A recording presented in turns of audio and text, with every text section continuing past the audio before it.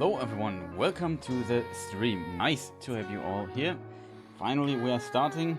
Left to download some games in the background, so there was some delay, but yeah, here I am now, and you hear the music of what's it called? Sable and the Japanese Breakfast, I think, is the singer here. I hope she hasn't licensed her music on YouTube not too well, else yeah, we might get screwed. So, but without further ado, I think yeah, it's for people wondering what's going on. Why are we not playing I don't know, Demon Souls or other games? Yeah, that is a good question. Why are we not doing this? So Steam has always this little fest thing going on with demos, where yeah, a lot of games, especially smaller games, are introduced. That's how we learned about, for example, Ghost Runner, which was my game of the year. It's called Steam Next Fest this time. I think last time it was Steam Summer Fest or something. And yeah, I hope everything works, right? But you can't see it. Huh. That's how it's called. Steam Summerfest thing. Pretty great. And yeah, we see some demos, and you can download all those demos for all those games you see here. There's also a list of the most popular ones. And yeah, I'm still downloading some stuff. I forgot to download this one here. What demo was it? It was 19 gigabytes. It was that one. It's pretty big. So yeah, welcome everyone. I hope after the long waiting process you are finally you're still there. Let me just do some stuff here in the background. I also need to mute myself for a moment again because I need to adjust my microphone height.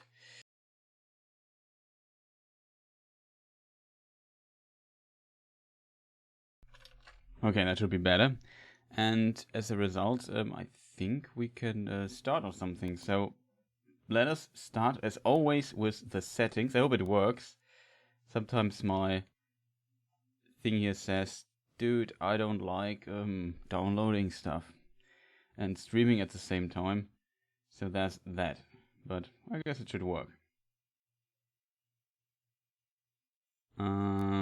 Settings. So we have sound.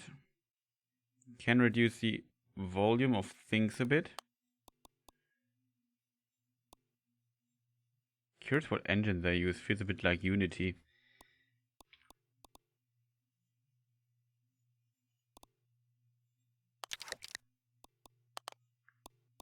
Display settings. I would prefer borderless exclusive full screen window. Yeah, that's correct. 30 FPS, people. That's just ridiculous. We go to 60, of course. Controller. Camera sensitivity. Okay, we have to find out how it is. Hold to hover. I don't know what that means. We'll find out. Okay, so this game is called Sable, as said at the beginning, at the introduction, and it is a very small game, I would assume, because it's just developed by 2 people, I think. It's quite small. It's in development for a long time, and I know that some people are quite excited for this game, because it has a very unique art style, and it's a sci-fi thing. Curious what you have to do in the game, though.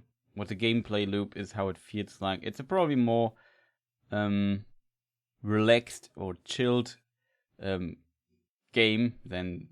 I think there's no combat. It's more maybe about solving some puzzles and exploring the area, talking to some NPCs, and as said before, maybe I can demonstrate this. The art style is inspired by a French artist called Moebius. Also Jean Giraud, I think it is pronounced. And yeah, if we just look at some of his works, like, okay, let me just try this. Where is it? Here.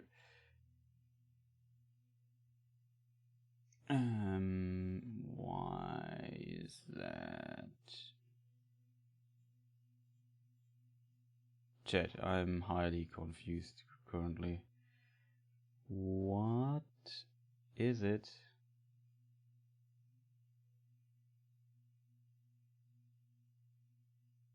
Huh? Chat, you have no idea how confused I am right now. Why is this? Oh, the window captures put on Sable. Okay, that's strange.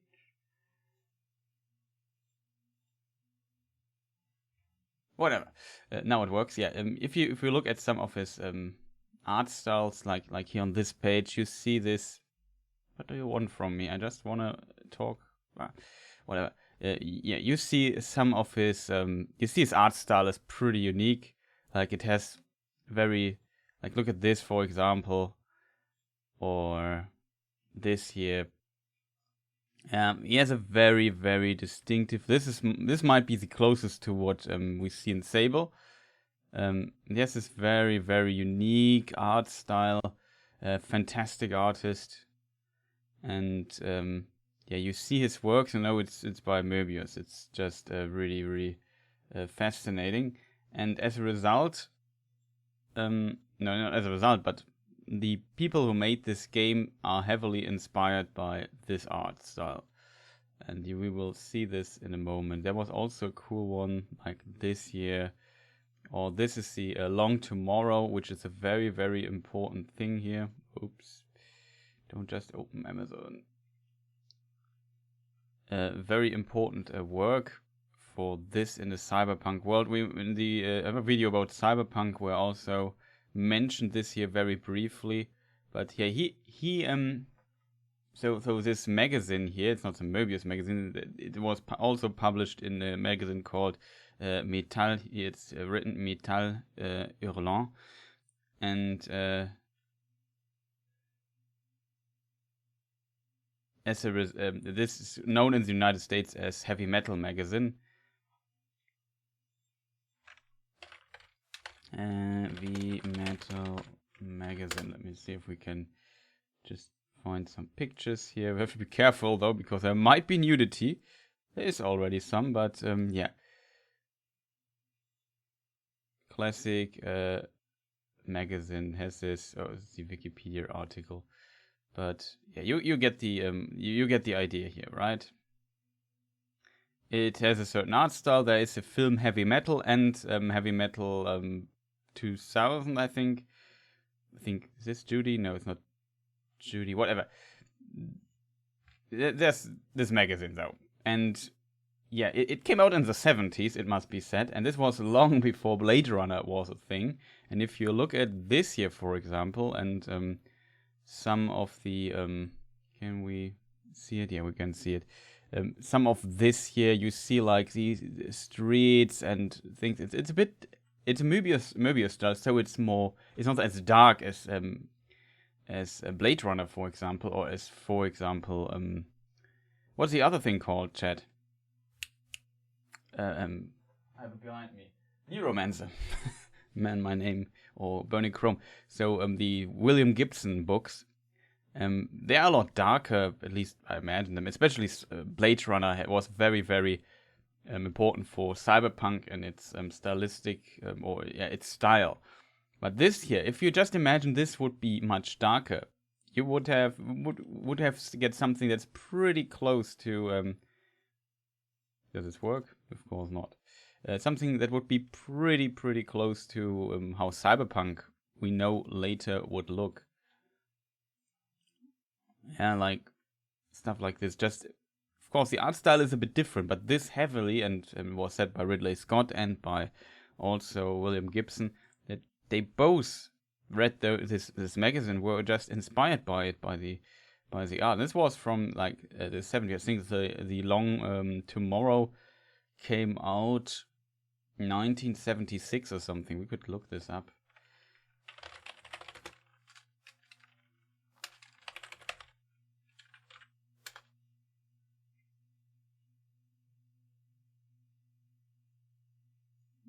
Is there a date somewhere? Yeah, here, 1976. yeah, that's when it came out, and it's also an interesting interview by some people here. For example, William Gibson. So it's entirely fair to say, I've said it before, that the way Neuromancer, the novel, looks, in as far as a novel can look, but you know what I mean. It means was influenced in large part by the artwork I saw in heavy metal. I assume this must have also be true for John Carpenter's Escape from New York, Ridley Scott's Blade Runner, and all other artifacts of style, something dubbed cyberpunk. Those French guys, they got their end in early. And yeah, that is pretty much, like I said, what you see here, it's pretty cyberpunk, isn't it? It totally is, in my opinion. And yeah, when we now start the game, you will see the similarity. So this as a little forward of what might happen there. And I mentioned this, sorry for the people watching my stream frequently, having to hear all of this like a bazillion times. I spoke about this a lot because I find it so fascinating that like some French dude and his friend made a comic back in the 70s that had such a huge impact, and nobody, these days, almost nobody knows about it. However, this game, it's not cyberpunk, I guess it's more sci-fi, but it's inspired by that. And let's click on new game.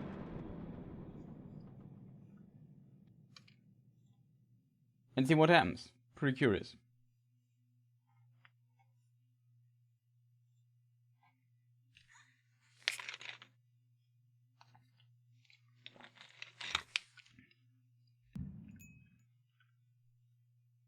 Maybe it's a bit not loud on hardware.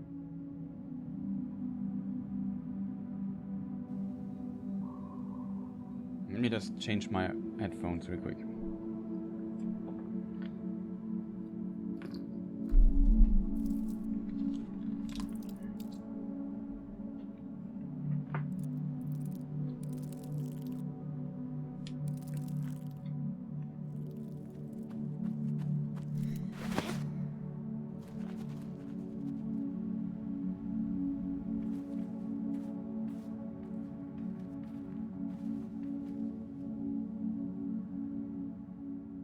Okay, it's gone. There was a trailer that had like a weird, very high frequency going on in this scene, like in the background, like in the, I would say, 15 to 17,000 hertz spectrum, which is hard to hear for some people already. But I could, with these headphones, I could hear it, but it's not in the game. I could make it a bit louder. It's not loud enough for you people, I don't know that.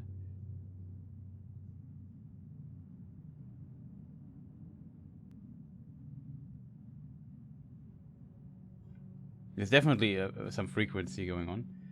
Okay, so now we can move, and you see, yeah, we have this very fascinating art style. I assume it's a woman, a girl, or whatever. And she wears this weird mask, and we can move around. The animation. Some say they don't like how they how she's walking. But I don't know. It feels like pretty standard walking, like from early cartoons. I really like that, I have to admit. Now that I see it and can play it myself and how it feels, I kind of like it, I have to admit. Maybe they also worked a bit on it, and some of the animation from what some early trailers and footage showed. I have to admit, though, the mouse stuff is closed. You know, here is the thing I need. I need system controls. I want camera sensitivity way up. We could make it a bit louder. Didn't I change this volume here? But yeah, it already see how this game just oozes atmosphere. Really fantastic. I hope now my ears don't explode. Exit to title? No, we don't want to do that. There's also like a hidden option.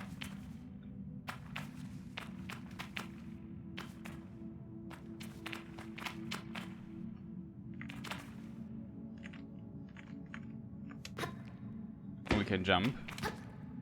Let's look. Oh, we auto climb. I like the drawn particle effect. It's pretty beautiful, I have to admit. Yeah, here is the sun, casting some shadows and so on. I did not expect that I could climb here.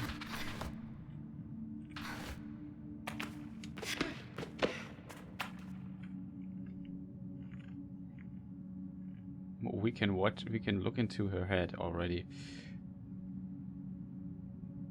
And see how this model works from inside. Okay, so we already cheesed the game. We are just a few minutes in.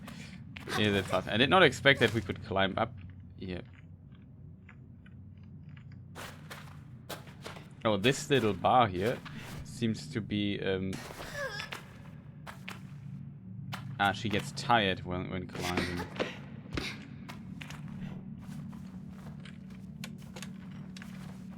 Okay, I should stop trying to cheese the game already. It's just a stupid habit. I just have to cheese the game. It's just me. But yeah, we have particles here in the air. I assume it's dust particles or something. They're a bit choppy here and there.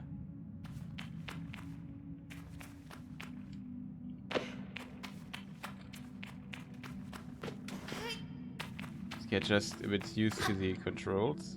A bit floaty, the jump, but I'm okay with that.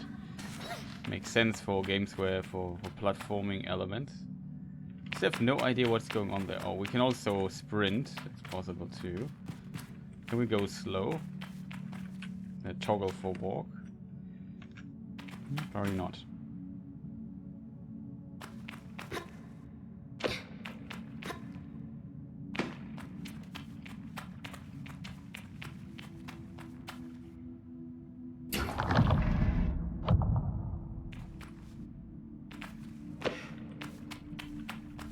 Okay. And we seem to be like in a temple. Maybe we woke up there, maybe we went there by ourselves. Space. And now our task is to... That was a weird camera change. Can I repeat this? No. Strange. That was close.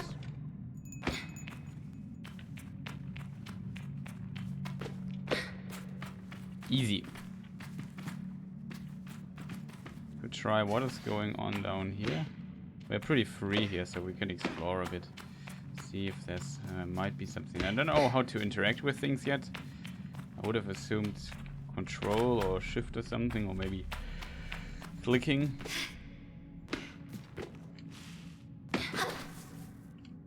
But yeah, we can also climb up here if we want. Interesting. There's a ladder.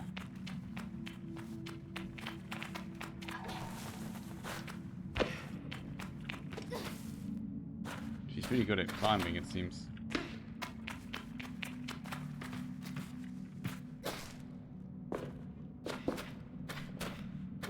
Oh, wait, I finished the game in the background. Just let me tab out for a moment. See that the next game is downloading. Okay, next game is downloading. It's relatively small. So this was the 17 gigabyte game that I just downloaded in the background.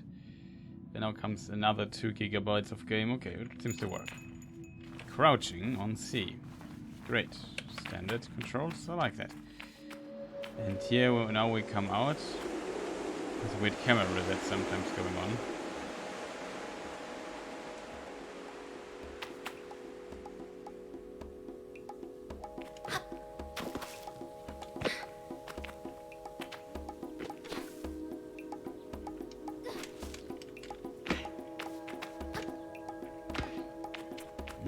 Will be difficult to climb up there. I already tried to cheese and get up there, you know?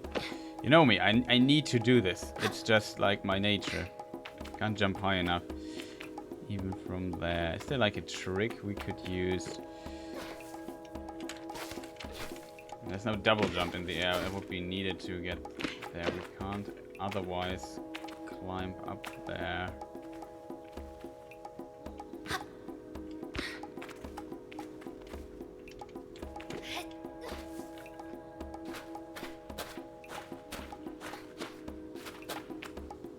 Now, if I'm out of stamina, just to regain. But you see the similarities in answer almost.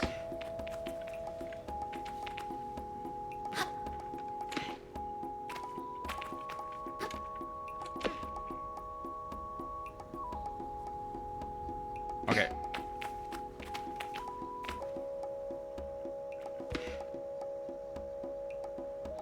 I assume we're not supposed to get up there. Oh, here's a weird camera thing happening. I don't know why that is.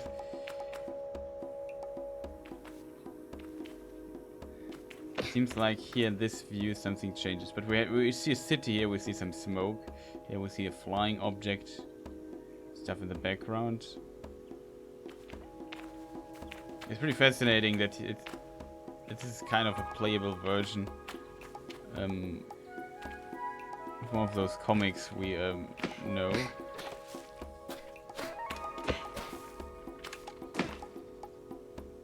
Okay, we can stand here.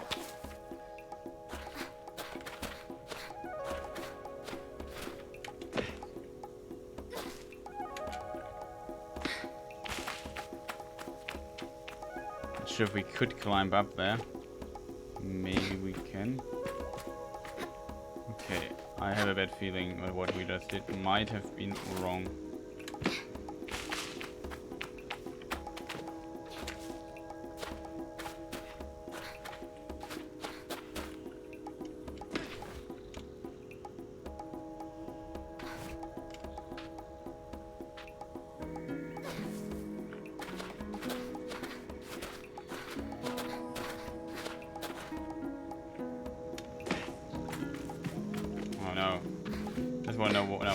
What's up there? She needs to rest a moment.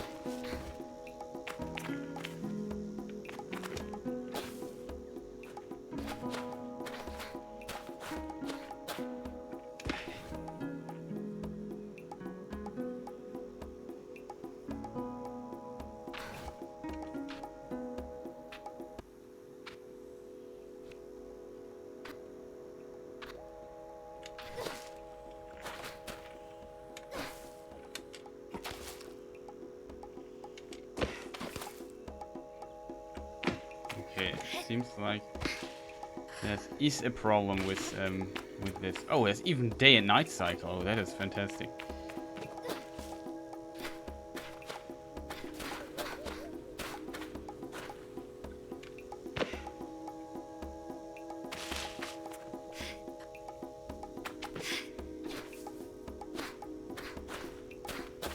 We can't climb that much, but here it's we found the cheese of cheese already. No, we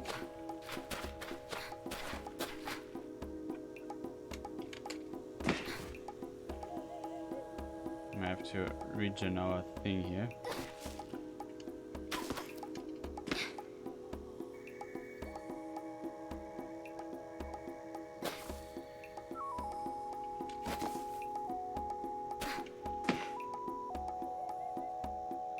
Question, can we climb up there?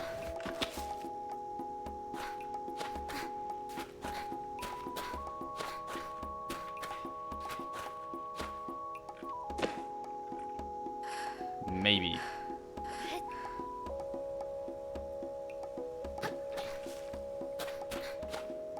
Now we can climb up there. No, we can't climb up there. But you're pretty mobile. I like that, to be honest, on this game.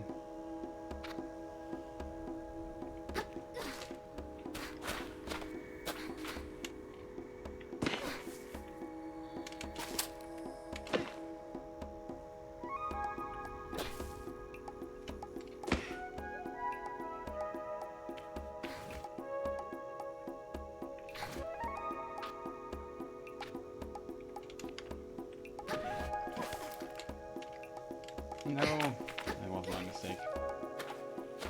Hope that's enough stamina to... It is.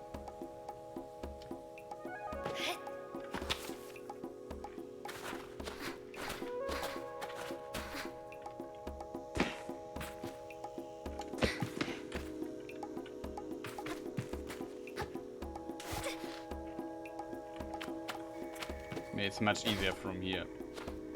That's the sword.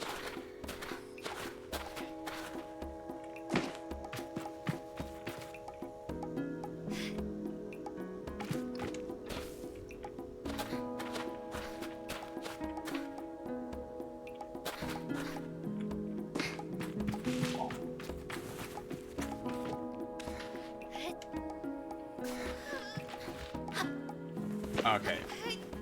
Sometimes things are easier than I think. But I don't think we can climb up to where we came from again.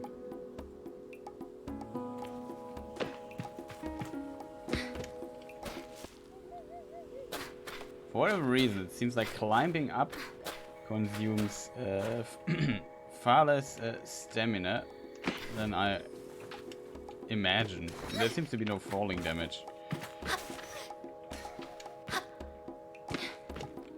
Pretty fascinating.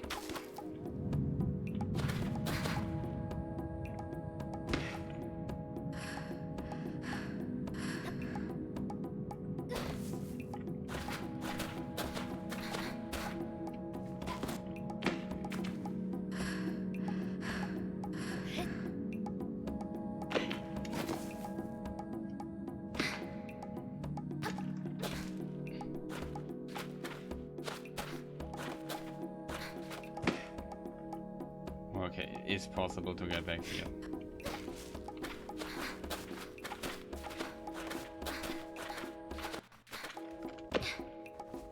Okay, we're up here again. It is possible. Okay. Floaty little planet.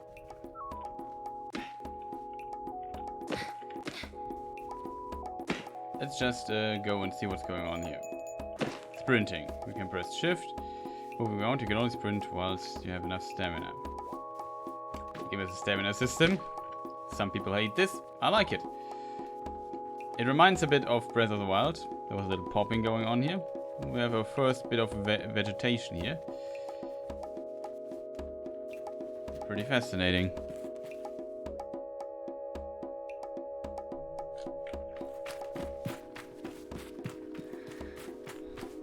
So yeah, here we see already smoke, so that means civilization. The Ibex camp.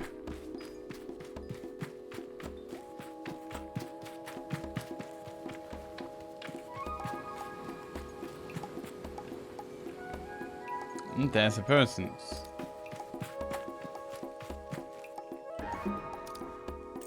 We got something. Money, maybe.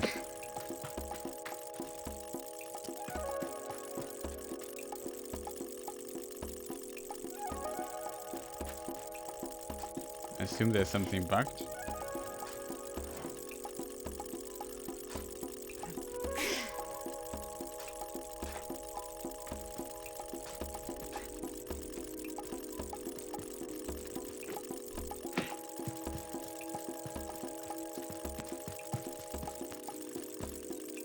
Okay, the number slowly increases. So there's a little bug in this thing here. We have a map. Quest. I should head back to the camp. Okay, she came from the camp. That means something. There might be different clothings. Child's mask. A blank looking mask worn by all children of the dunes. Most kids customize theirs for fun, but more traditional clans frown on that sort of self-expression. Frown. I assume it's pronounced. My old Ibexi top and hood and me down from Yara. The scratchiness reminds me of home. Comfy sandals for exploring sandy places in, not the best for climbing. Okay, so we maybe can climb better if we get better shoes. Fascinating already. That's our stuff should get back to the side.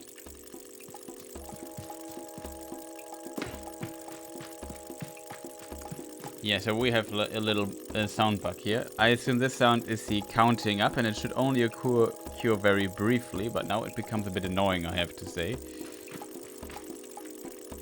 Something we can do about this number getting up. I think we can't save though, else I would have just saved and loaded, and then it probably would have been gone.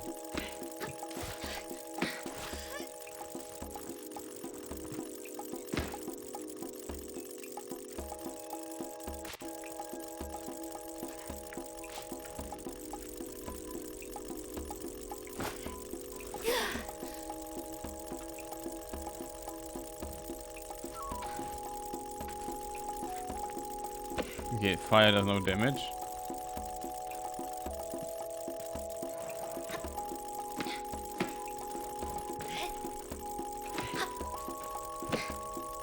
Cannot stand on those things.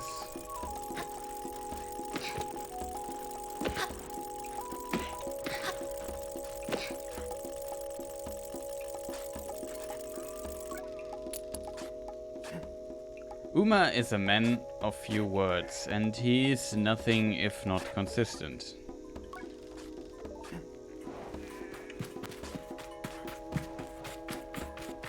Look over there, there's a Stargate. That's pretty cool. I think we can also go up there, but let's explore here the other place.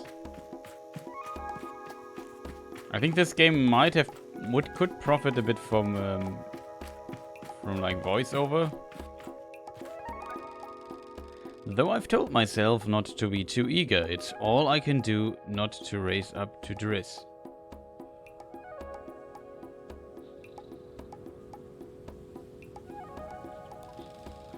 Driss is a camp manager. He's been difficult to get a hold of lately, but now I strongly suspect that he's been working on my bike in secret. Perhaps it's extra beautiful or has some custom feature. That's what will its name be. I wonder how fast will it go? Will my legs feel sore or will I get used to it? Driss turns with a bit of a start. Sable, hello. So our name is Sable. Oh, we have even dialogue options that we can have. Hello, how are you today? I was told to have something special for me. Juddy sent me to speak with you. I asked Driss how he is. I'm well. I let it hang there a moment, but I can't do it. I'm too keen, and the words spill out. I asked Driss if he might possibly may have a bike for me. Your bike? He yells. It's like it's an idea he's just had. Your bike? Yes, of course, right. Yes, your bike. That I was meant to, that I prepared for you because today is your...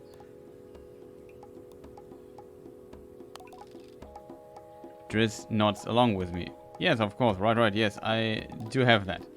My blood runs cold. Has he forgotten? By which I mean I arranged it for you in a, well, it's sort of a tutorial for you. Yes, exactly, a learning experience. You see, Sable before Warden can own their own bike, they must prove that they can ride a bike by taking a test ride on a different bike. I think about it and find I've never heard that part of the gliding, but Driss does seem earnest, sort of. He has forgotten. So instead of worrying about your bike, I would like you to try this bike as a test. Driss gestures to the sand cutter at his side. It's quite old and a little shabby. A tester if ever I've seen one. What's the bike's name? Driss seems scandalized. That's a bit personal, don't you think? Just Sandcutter will do for now. Youngsters these days always asking questions. Now ride the bike to the ring and back. And here's some advice for you, my young glider. Don't fall off. Okay, don't lose your bike. When you are not riding it, something. Okay.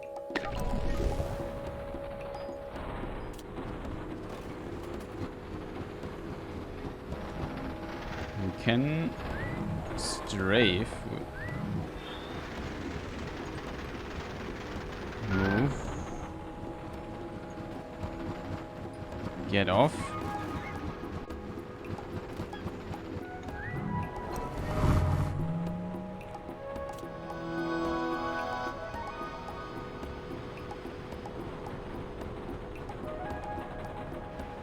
It's really slow. I think I can run faster than this. And somebody is whistling if I press the... Oh, there are different modes. Oh, I get it now.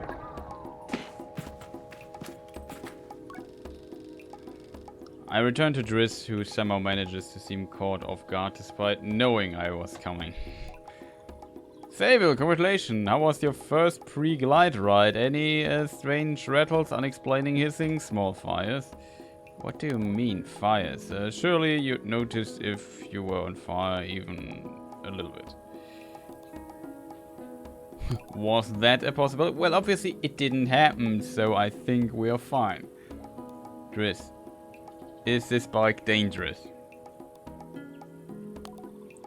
Well, the scent cutter must like you then. It's usually a little more temperamental with new riders, but you are not even a little bit on fire. Have you already been by Hilal? Already been by Hilal. Oh, right. I've forgotten about Hilal and thanked Drisk for the reminder before. At least nudging him a little about the bike, I asked him if I'll still be getting one. Well, you are getting use of the sense cutter, that's something, yeah? You can borrow it to run your little errands. My little errands. And Hilal's got something to show you to help you out with more of that mobility you're after. With my confidence in this exercise only lightly tarnished, I thank Drisk very much for his help and his bike, and I depart to Hilal.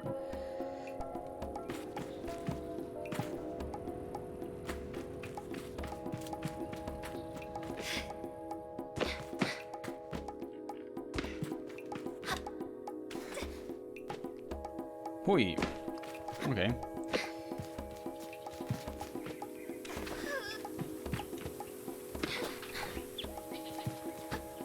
Seems like dialogues seem to cut out the counting thing. But really, I like the day-night cycle thing.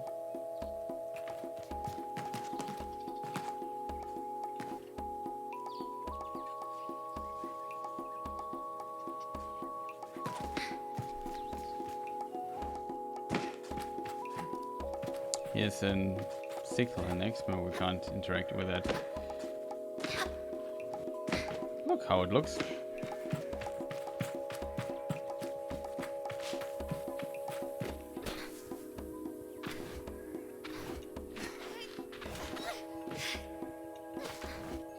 Alright, we just go up here.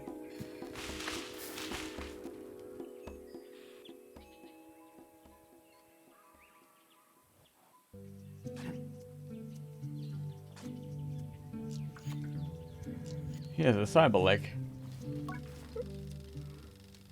I can feel Juddy smiling behind her mask, just as I know she can feel the teeth bearing little grimace behind mine. The teeth bearing little grimace, okay. I'm nervous and she's softly, sweetly amused in her eyes. I probably have very little to worry about. So that's Jaddy. You know, you are having nothing to worry about, don't you, Sable? And yet... I shrug, but any attempts to act casual are fruitless. The moment is jerky and I don't think I've ever been more aware of my little shoulders. She laughs. I mean it, but I do know how you are. You're going to be nervous until you've started, and then you will act like you've been doing it your whole life. Remember the first time you rode a bike? You wouldn't even let me put you on the seat. You were so afraid. Your hands were like little claws gripping into me. I feel the memory in my fingers. But then I promised you it was going to be alright. I told you how much I had loved riding my bikes as a young woman and how wonderful the wind felt through fabric. Suddenly, there you were. You sit down, you lean forward and put those little grasping claws on the handles and you were off. And I remember thinking, just watching you tear over the sand. Look at her, she can do whatever she wants. Juddy reaches out and places a hand on the edge of my mask. And you can, Sable. I take a breath.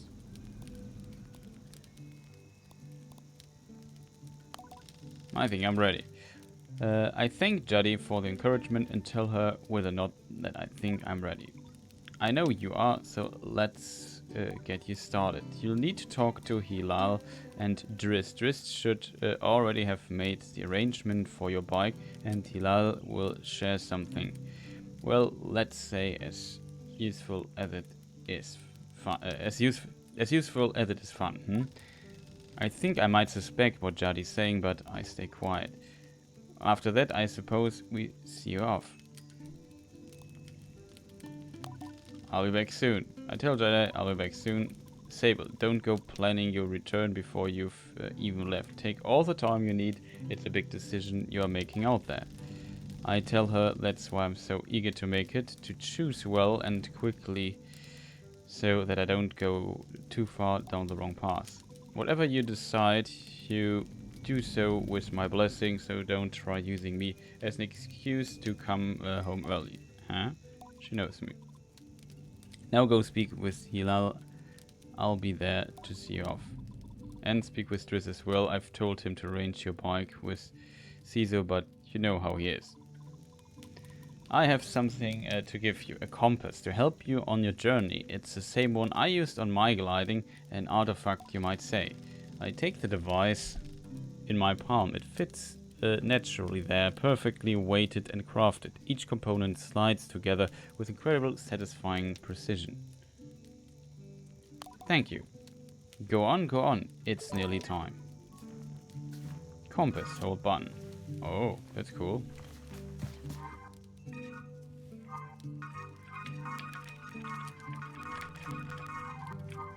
Like I would also cast a shadow.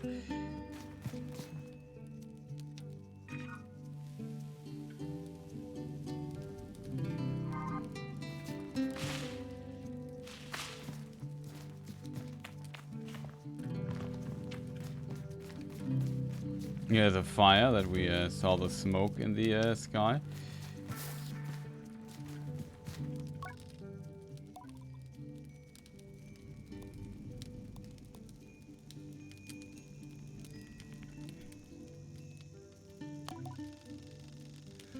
I decided how strange it's being called glider instead of Sable or even clan child. Just trying to get used to it. She seems to really like it, and maybe I like it too. My little glider. It seems like there's what is this? Logging in? Post box. Hello Sable. Unread messages. 0. Have a good day. No messages for us. So Hilal is here, I think.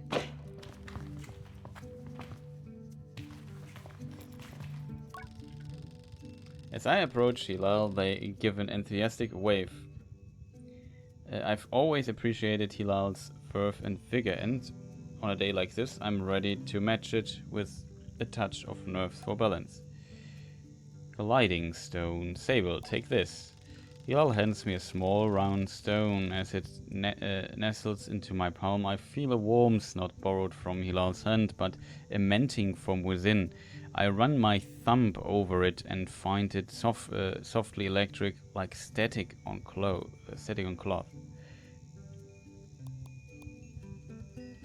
I didn't bring anything for you. What is this? I try to sound less confused than I am, but I ask Hilal what it is. Oh, Sable, you can't leave without it. What I've just given you is a gliding stone. What do you feel?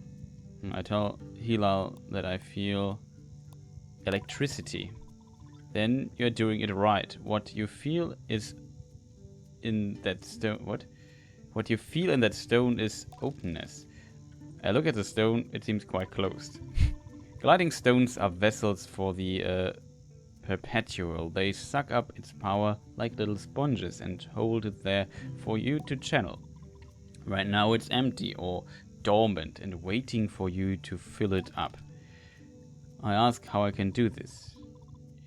Take it to the temple ruins at the edge of the canyon. You'll be able to activate it here. Hilal claps their hands twice and bobs a little. I appreciate their good mood at a time like this. Come back to me once that's done. I want to hear all about it. Whispering Stones. New quest.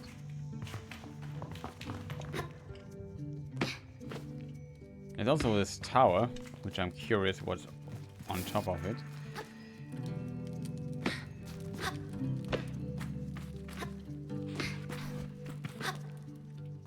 Okay, there was a staircase leading somewhere. Well, that's not what I wanted to do.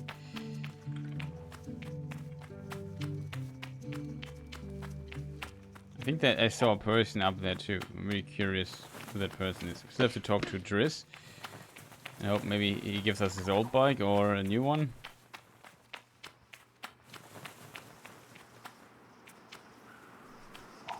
This loot. Uh-oh. Okay, this part here seems a bit bugged. We have a nice chat together.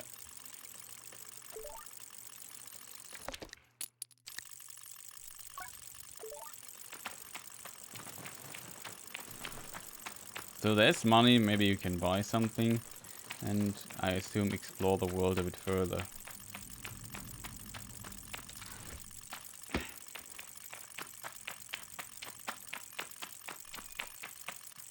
So far collecting stuff seems to be in parts annoying.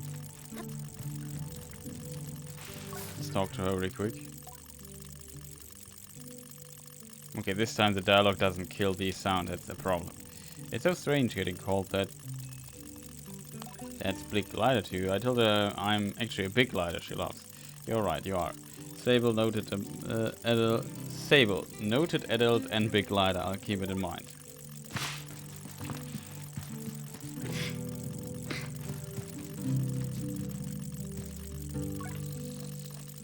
As he looks out across landscape, Zeki's shoulders sag a little. I wonder what he's thinking about. What are you looking at? Zeki's voice is weakly incredulous. I don't know how she's done it. That's Ilaria over there.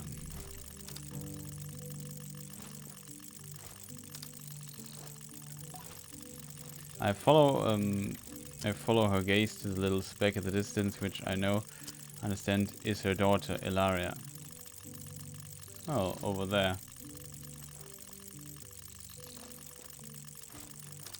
Does she need help? Vicky shakes her head.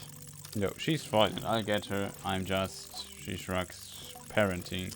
I suppose I know more about that when I'm older. We have a short chat about nothing much in particular. I say goodbye to Zeki. Okay, it seems like...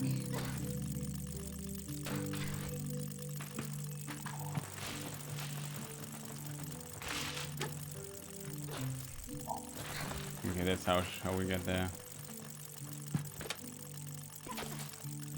Uh-oh, that's not good. Close one. I love climbing. Okay. Thanks for nothing. I'm really surprised that you can go there.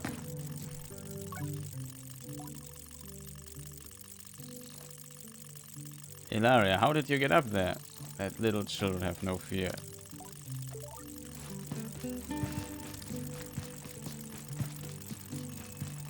Okay, so now we go to Driss. I think he's here on this side. Yeah.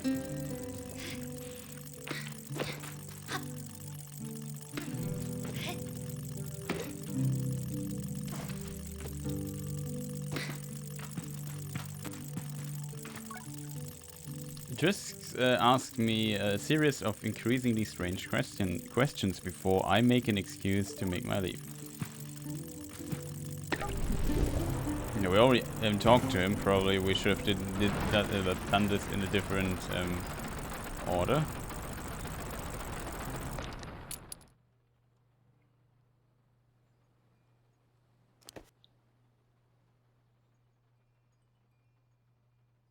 Has a marker. Our quest log. Activate the gliding stone at the altar. Ceremony spoke to. I need to complete tasks for Hilal and Drisk.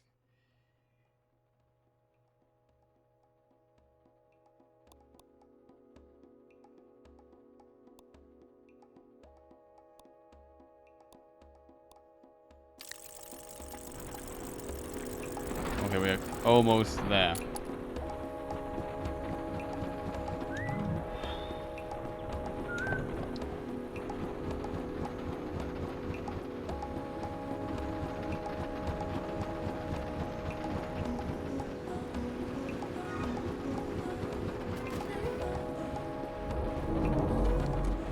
I like how it bubbles. Can we go over this?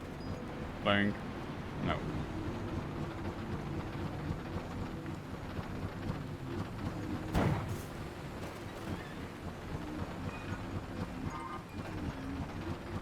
Activate.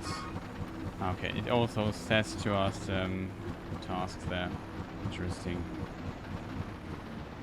I really like the art style of this thing there. This over there looks like a temple entrance or something, but the compass says I have to go here. Okay, this thing is really slow if you have to go uphill.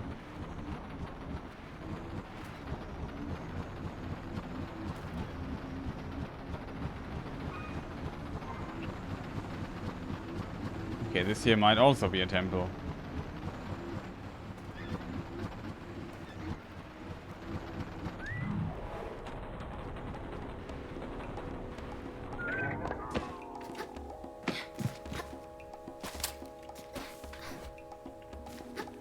Very interesting. And we found a bug. Yeah, it's still not out the game yet, so there are of course little animation bugs and so on. It's also developed by 2 people, so I have kind of more kind of respect for that. Compared to when you have like a full team developing this. Oh, by the way, this doesn't work. To make a little break here from all the climbing.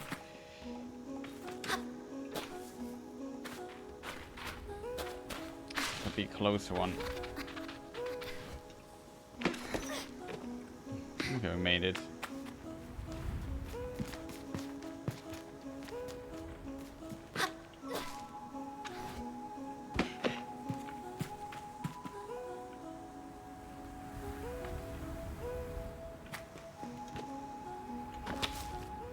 Uh-oh. I think we make it though.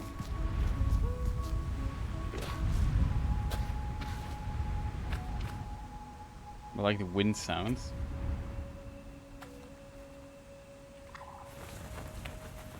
Not all of them, but some.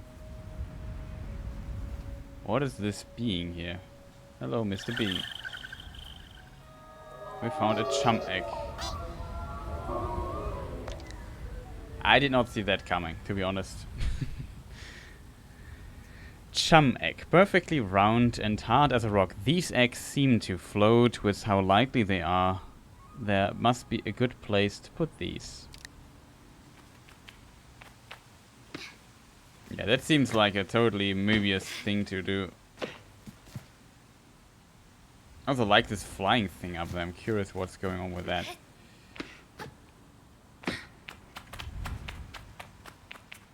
So far we can have a good overview here. We see our little bike down there.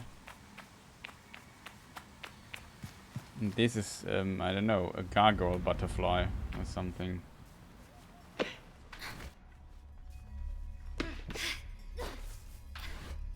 Well, we get the... I assume... I saw this in the trailer already. It seems we get like gliding powers or something. Hello. That will be very close.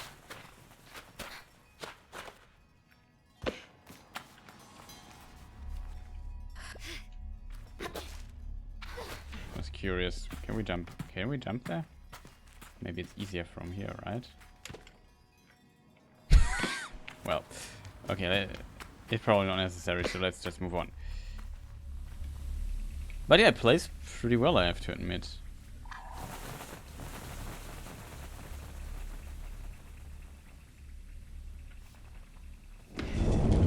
No.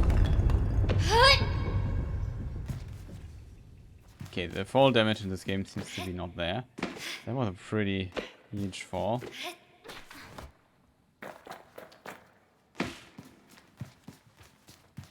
Also saw this in the trailer, so I wasn't too surprised to be honest, but it's interesting. I think we can't climb up there. We could try.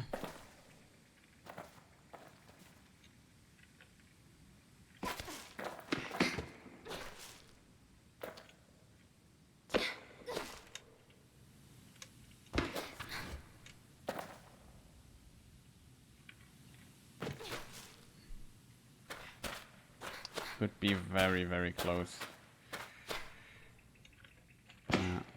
Would need to climb a bit higher, jump a bit higher.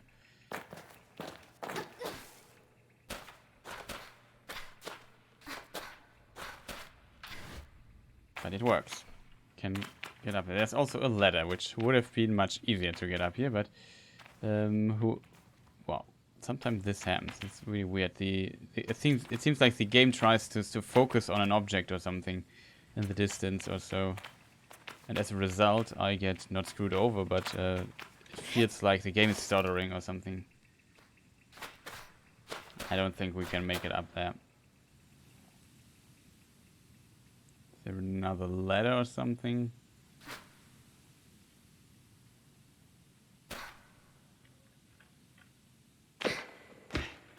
That doesn't work.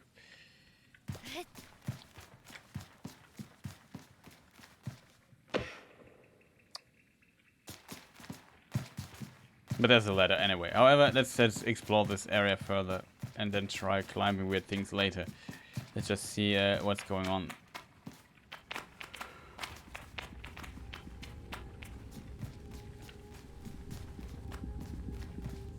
I assume the game wants us to go here.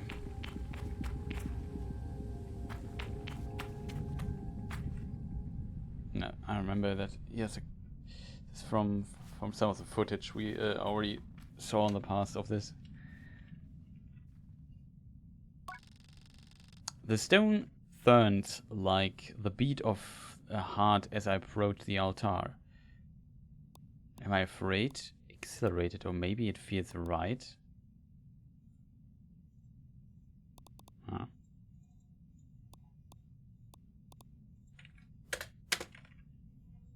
Okay, we have a problem. I can't click on the answer here.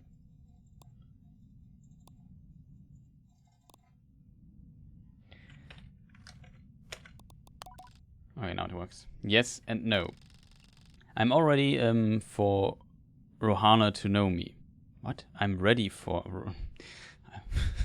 I'm ready for Rohana to know me. I'm ready to know myself. I feel her curiosity in this sacred place. I know I'm in her sight.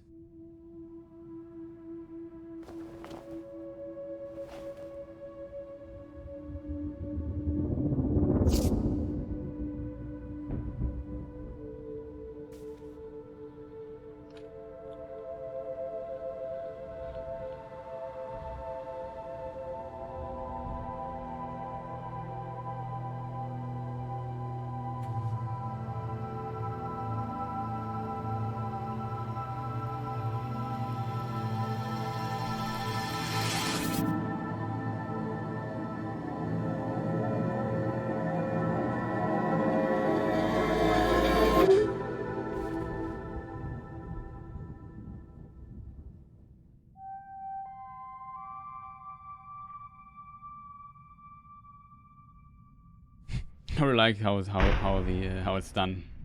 Oh, didn't expect that. Looks pretty cool, this flying thing there.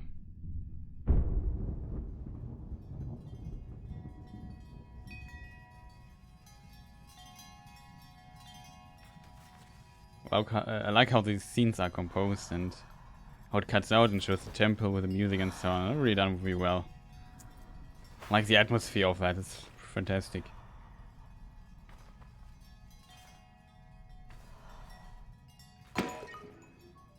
Gliding. Press space to glide midair and hold. Now we have the ability to glide around, so we have new movement options, which is pretty great. Press and hold space to glide midair. Yeah, we know that. How convinced am I that I... Okay, this is not solid. I did not expect this. Okay, I would say we just... Oh, it's closer than I forgot to have to hold the button, but still made it. Now we can get up to these places that where I tried to get up to. I would say we do this, and I assume we can also combine this with what's it called, climbing.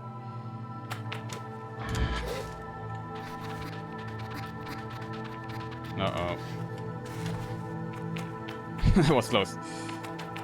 Yeah, the game is not out yet, so still development. Some bugs here and there.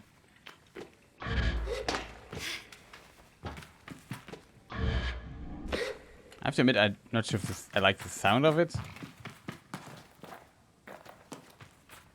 I think the footsteps are okay. Like, there was a trailer that had this weird high, as I mentioned it at the beginning of the stream, high frequency. I also like the sound of this. The weird high frequency thing going on. That's a ladder though, so if we don't make the jump but make it to this thing, we should be fine. But we are so proficient now, that's not a problem. And this is just how we get back, right?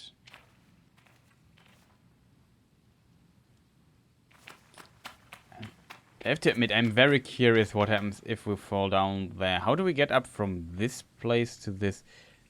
Yeah, maybe with a jump we can now keep the height from there and then climb the rest.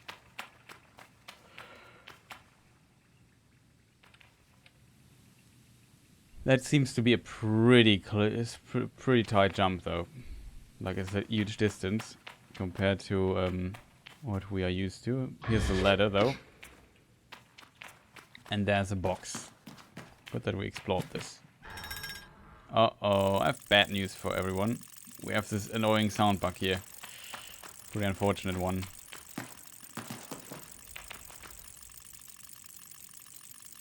Okay, shit, I'm too curious. Sorry for that. I need to find out if it's possible to get up there from here.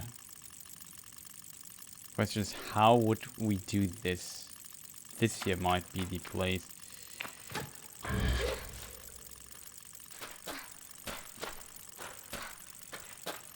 Come on! Close. It is possible, okay.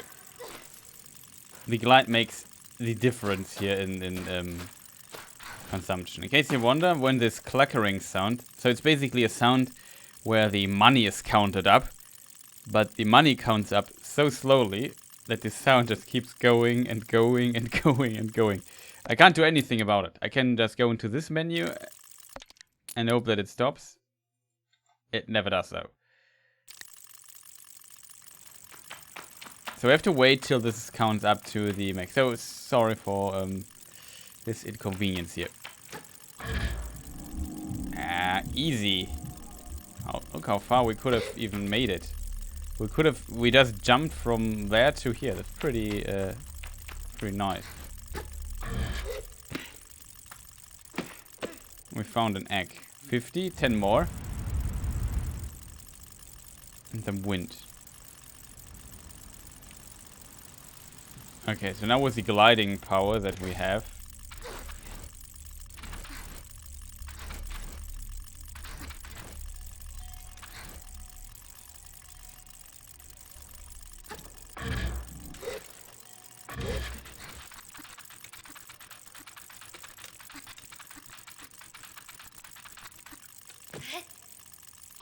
Nope.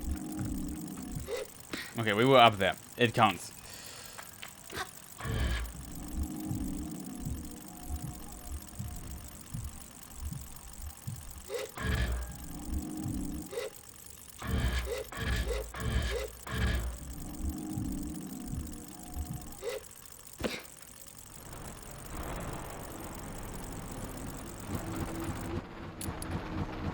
Finally, the counting is over. Sorry for this little inconvenience here.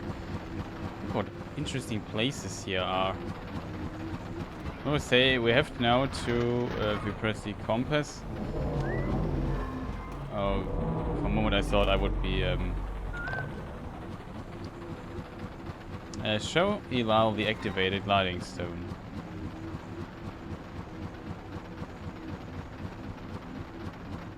There we see our camp, where we came from.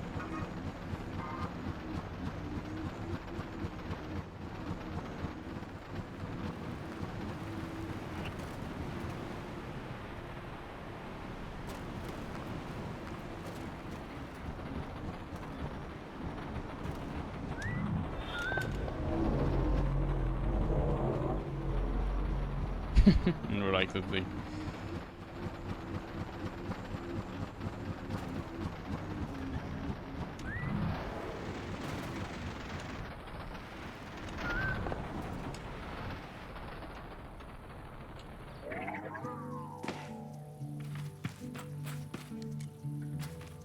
Okay, we do the quests this time by order. We go to Hilal first.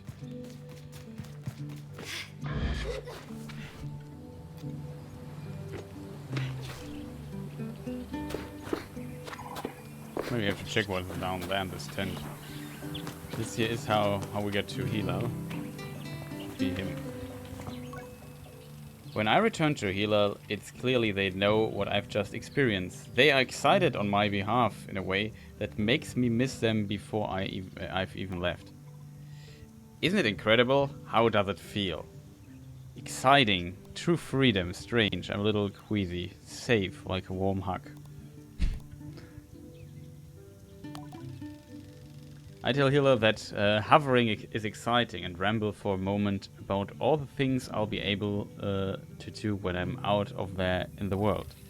Most of them involve me falling on my head and not getting hurt, but I'm sure I'll come up with more in practice. Right, you can do anything you want. Hilal's mood doesn't darken, but the sigh they let out holds a bit of sorrow. You're very lucky, you know. I miss it so much, that feeling, just floating on the breeze. But I suppose it's best that it fades with age, or else I might have never have come back from my gliding. I just be out there heaving myself into chasms. I will leave myself into chasms for you. Is that really what you would do? I wish we could all do it. I tell Hilal I will throw myself into 1,000 chasms on their behalf, and they giggle. That's what I like to hear. I know people manage to keep it up, but I don't know that I've got the time to practice as much as they do. It takes a really serious focus. Hilal laughs even if there's a bit of regret in it, and I certainly haven't got that. Still, I suppose the gliding wouldn't mean much if it were all gains and no loss, I think about that, but decide that there is already too much loss on my mind to consider it much further. I'm saying goodbye to my clan, my family, my home, my childhood. To lose the perpetual is a sacrifice for another time. You are going to love it out there, Sable, even when you don't. My advice, try to have fun. There's a lot to be said about the ritual and independence and all of that out there, but the world's an easier place if you put joy first. I thank Hilal for the advice and for their help, and tell them I'll miss him. It'll be over before you know it. A warning and a reassurance all in one. I say goodbye to Hilal. Before I go, Hilal gestures toward the tower. It seems Ciso wishes to see me before I leave the clan.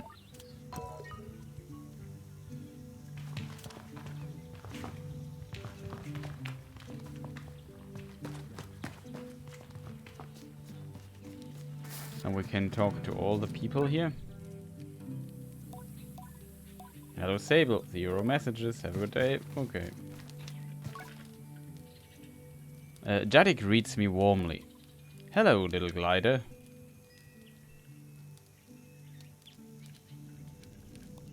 No, that's my mouse cursor. What was your... I asked her about her gliding.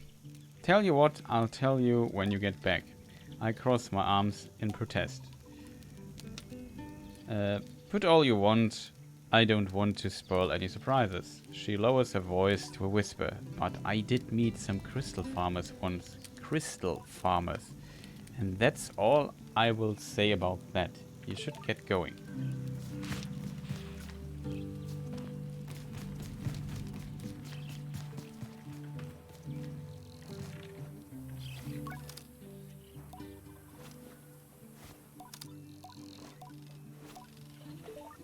We already had this dialogue there.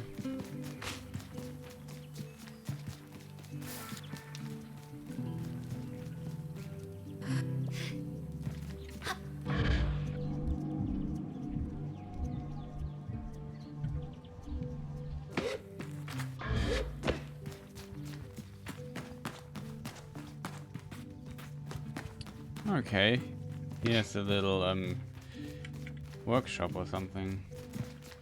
That's where we get our bike.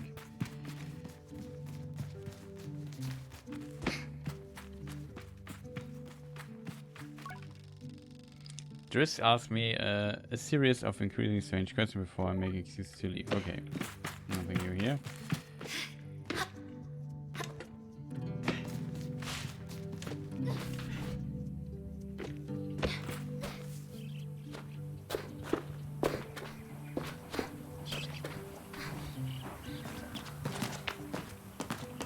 Oops.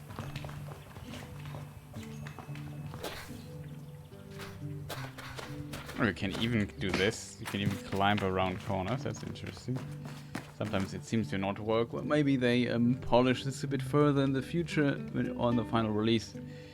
Or for the final release. There's a tower we have to get up to. Okay.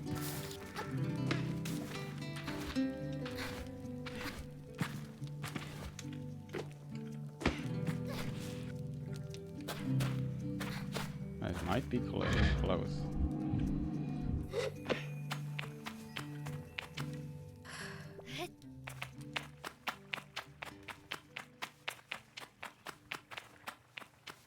Hope there's a way to increase stamina or something.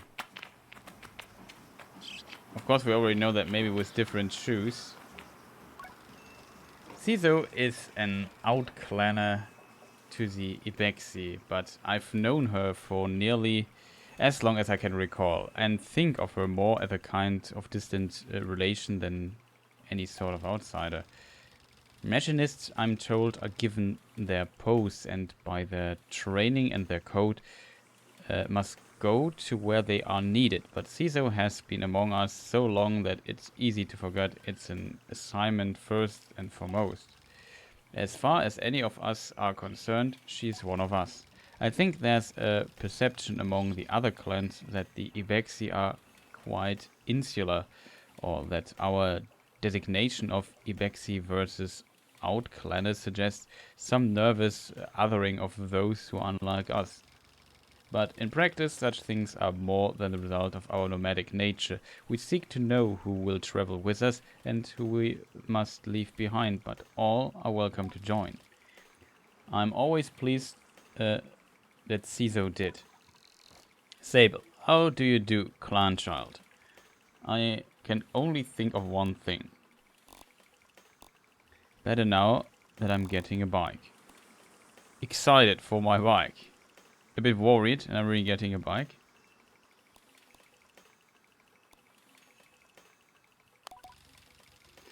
Ciso has a throaty quality to her voice, and it rumbles through her mask when she laughs. She's quite a serious person most days, and I'm always torn between pride and alarm when I manage to make her chuckle. Yes, Daddy told me how excited you were, Ciso sniffs. She also told me Driss would be coming along to get your bike together, but think he may... But I think he may have... I knew it. What? I did meant to say that out loud, so I tell her I was just clearing my throat. I don't begrudge this is forgetfulness, where I task with so many odds and ends, I might be just as scattered. And besides, this will be good for you. I want you to scavenge the hoverbike parts yourself. I'm going to make my own hoverbike? That sounds like an adventure. Technically, shouldn't Driss do this? Okay, what shall we answer? I'm going to make my own hoverbike? I asked Ciso if I'm expected to make my own hoverbike. No, you are not going to make your hoverbike. You are going to build your own hoverbike. Of course. To make... what? To make suggests? Oh, to make suggests you are creating something, but your bike already exists. They simply haven't taken form yet. Here, take this. The navigator. Ciso hands me something. This is a navigator. You can use it to mark waypoints on your compass. It should be useful in finding the old parts. I asked Ciso where I might start looking.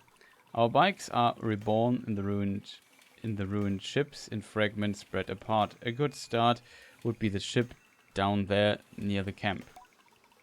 You'll find another one up the great rock near the other side of the canyon. And another behind the old dam on the hill. Use your navigation to mark that down if you need.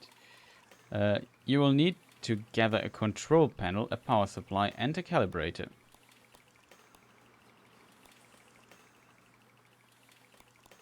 I'll be back before you know it. I tell Ciso I'll see her soon and head off to search the components. Together we will create something new out of the old. Navigator.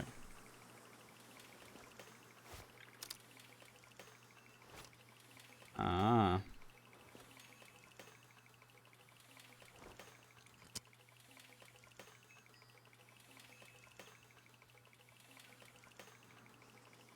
We placed this marker already.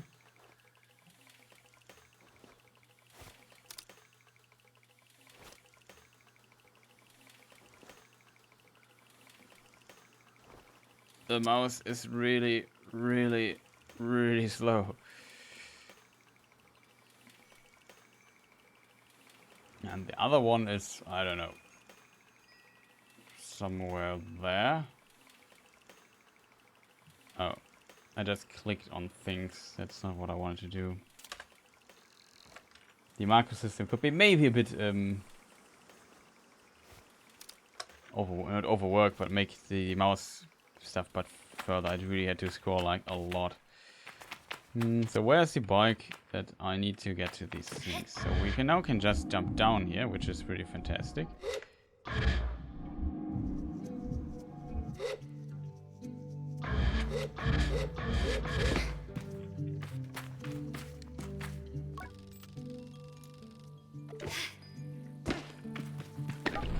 Okay, we go to the next closest thing, which is over there. Okay, so now we have to build our bike.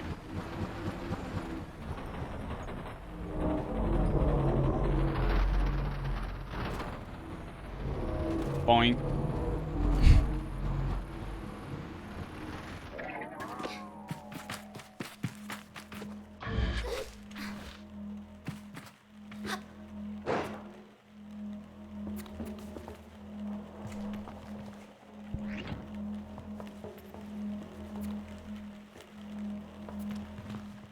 Okay, it's pretty sci-fi, I like that.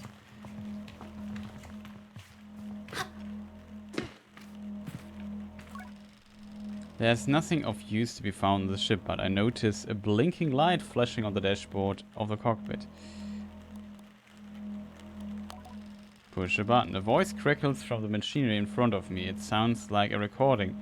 It is barely audible. Stop messing about those buttons, you absolute idiot. The distinct sound of someone slapping somebody else's hands crackles out of the speakers. Sorry, Ramen. Concentrate. I don't think I have to remind you how much work it is to get this far. We're almost there. Alright, let's see if if what that old machinist told us holds up. If not, there will be... What? There will be hell to pay? What? If not, there will be hell to pay. Okay. Some sort of mechanical adjustment seemed to be behind. It seems to be... I can't read today. Wow. Some sort of mechanical adjustment seemed to be being made. I hear the sound of 3 clicks, buttons being pressed perhaps. Okay, when I push the orange thing, pull the lever hard. Okay, yes, Ramen. The sound of a click and a loud grunt before a snapping sound. Oh, on Rohanna's mask. Oh, okay, the mask you see was probably Rohanna at the beginning. Not that hard. You've torn it out. Suddenly the speakers are filled with static crackling and a low rumble that seems to gradually increase in pitch and frequency. And then the sounds of something cheering. It worked! We're flying! What sounds like an ungainly person dancing around on the metal surface plays out. Okay, let's focus. This thing is moving fast. We need to slow it down a bit. How do we do that, Ramen? Let me check what the mechanist, I think that's how I pronounce it, mechanist wrote down for us. A long pause. The whining static sound that started playing when the ship took off seemed to be increasing in frequency. It sounds like the ship is picking up pace. Suddenly, what sounds like something pulling and pushing on every button, then they can as quickly as possible plays out. Ramen? That lever just ripped out. The lever you just ripped out, Toma. That was how we slowed this thing down. We're going too fast. We're going to crash. We need to try to... Recording cuts off here. Okay. So somebody ripped the lever out, which you can't see.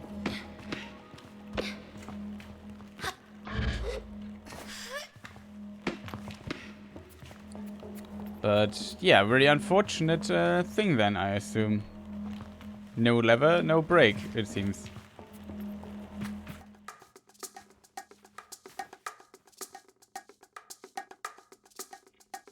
Okay, it's a cutscene, I didn't expect this.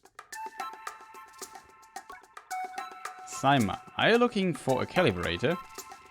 I nod and Saima looks gleeful. She's always been a mischief maker. You won't find it here. I've hidden it. You'll never find it. Never, never. I need it. Do you? Or well, maybe you'll find it on your own, but I don't think so.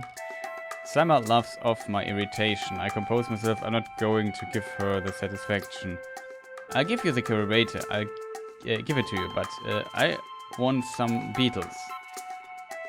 That's a fair trade, isn't it? Something you want for something I want. Beetles.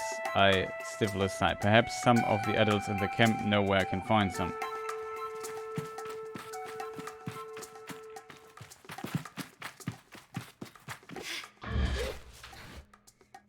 Okay, that makes things complicated.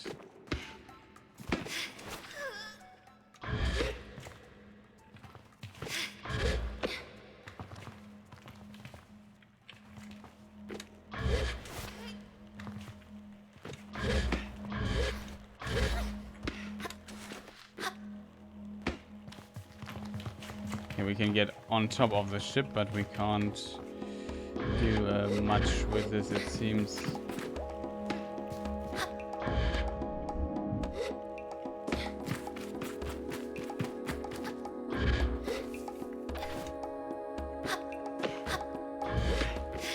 Interesting, jumping does not eat up stamina.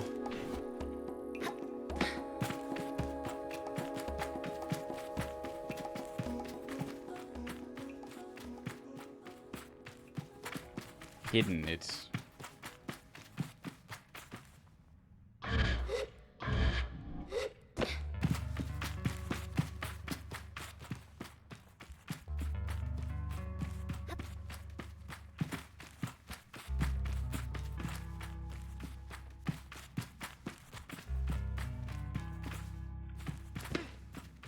Uh-oh.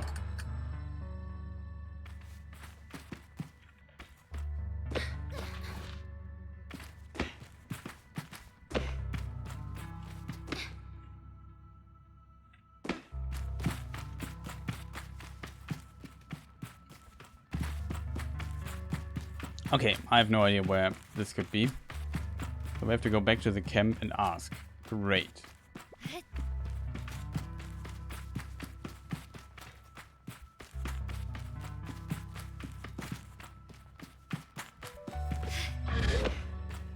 There's a weird shadow.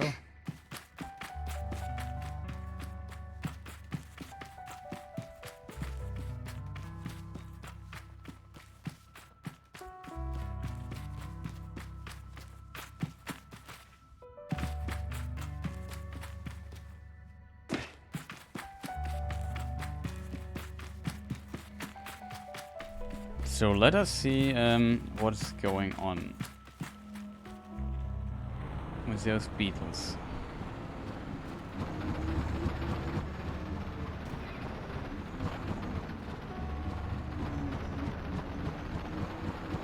We found an egg already.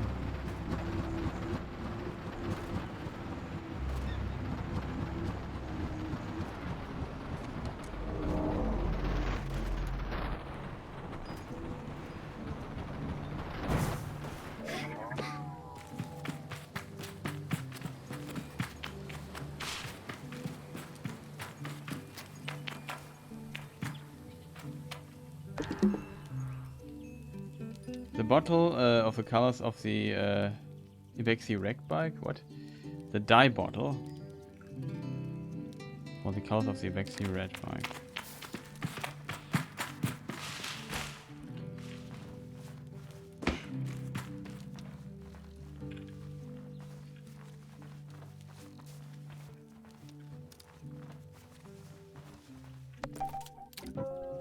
Atomic calibrator. Okay, I found it.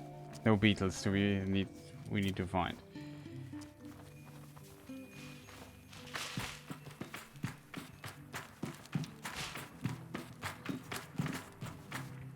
Let's have a look at the inventory here.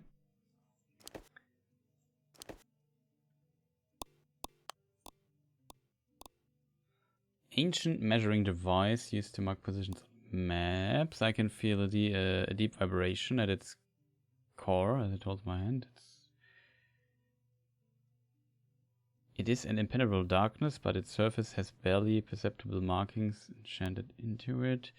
The compass device given me by Jardi. It helps me to find ways as I explore. Strange. The thing we just found is not showing. Oh, here it is. Quest. Atomic calibrator. Some sort of calibration device. Ciso asked me to retrieve from a ruined atomic ship.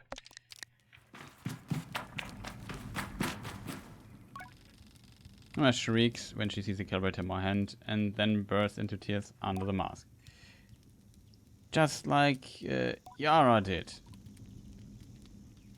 Don't you miss her too? You were her friend before she left.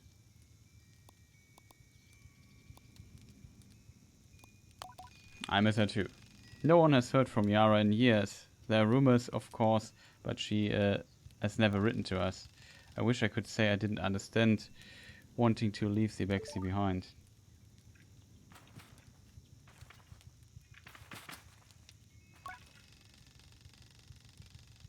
I ask why there's such an interest in beetles in the first place, only to regret the next 2 minutes. At least she's enthusiastic about something.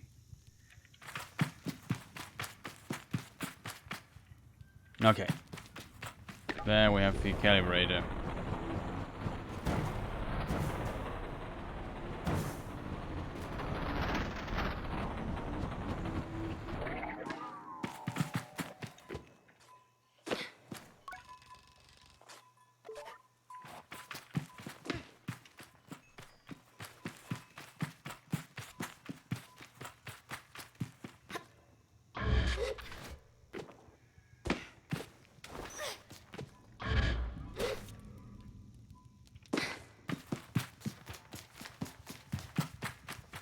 What's the fastest way to get up?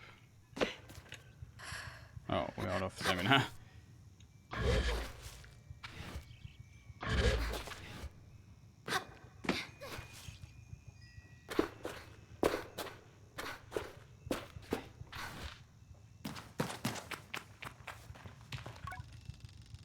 Here are quotes from the selection of obscure, lyrically mediocre Ibexi historical ballads whenever I pass by. There is a great verse that says much about our folk, buried under sand.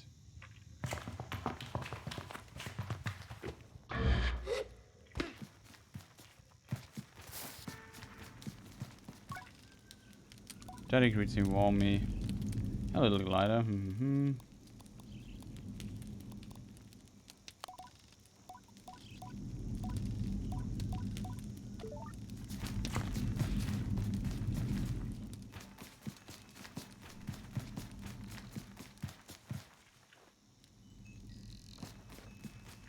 I assume we don't need to ask about beetles anymore.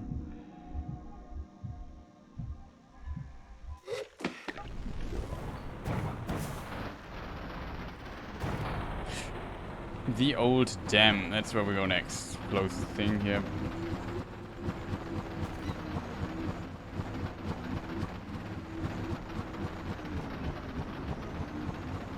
And also another Stargate here.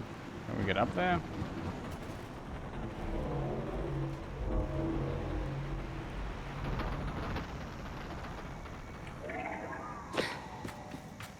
We can get more of those eggs. Chum egg.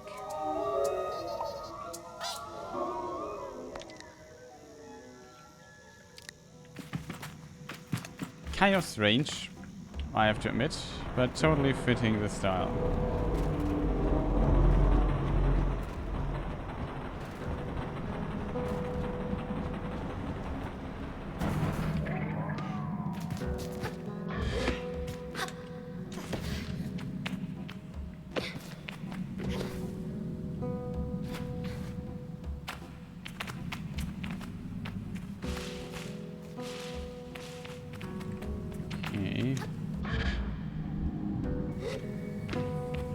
An entrance. A ladder might be helpful.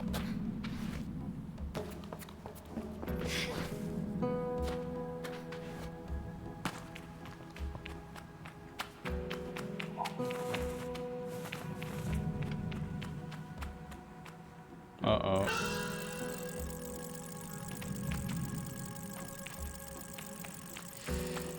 Sorry.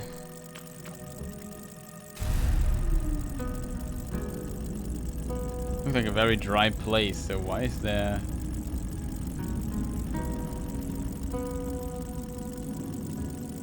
a dam here anyway, right?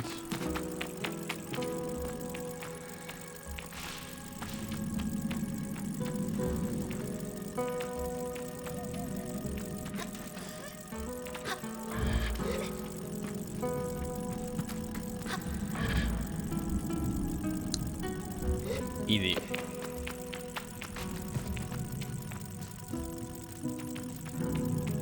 Oh, that's another quest ship there.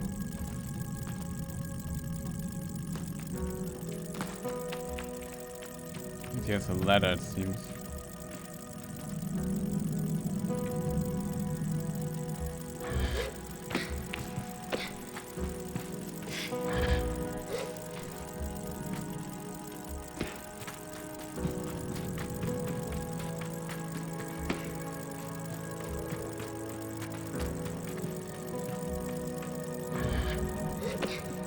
I have to admit, that's pretty cool looking. Really like that. Finally. I think we have to put this in to open this door here.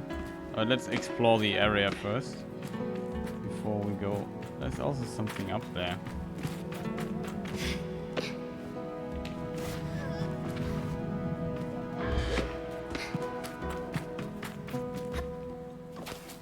Very interesting. Okay, let's open the door by placing this red thing into this other thing there.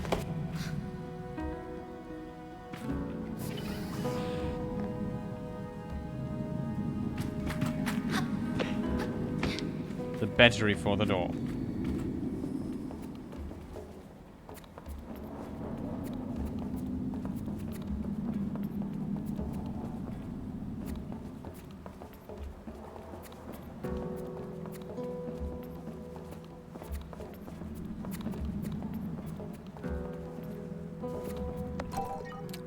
their atomic control panel. Found it. It was easy.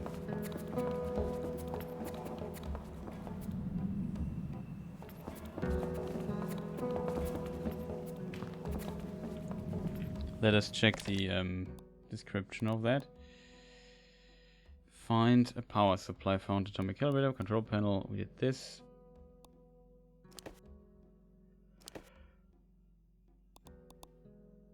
Atomic control panel, internal control device for allowing a machine to monitor its own mechanisms and make adjustments where needed.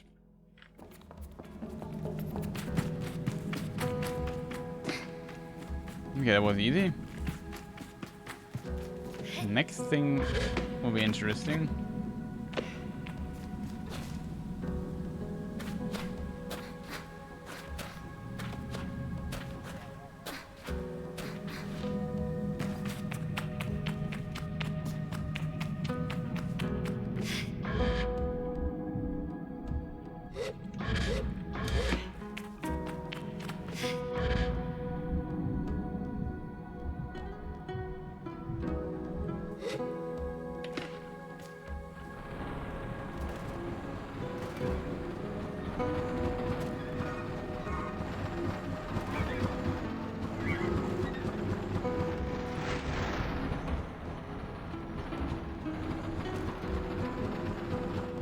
There's something glowing over there.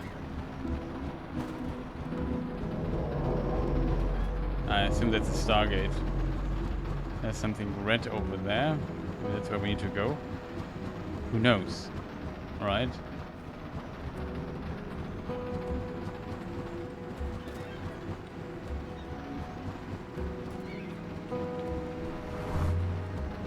Vroom. Good sound.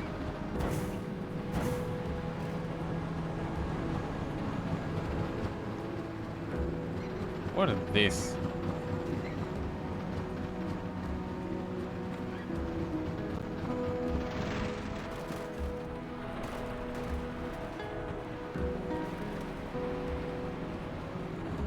Okay, the door. Maybe this leads to the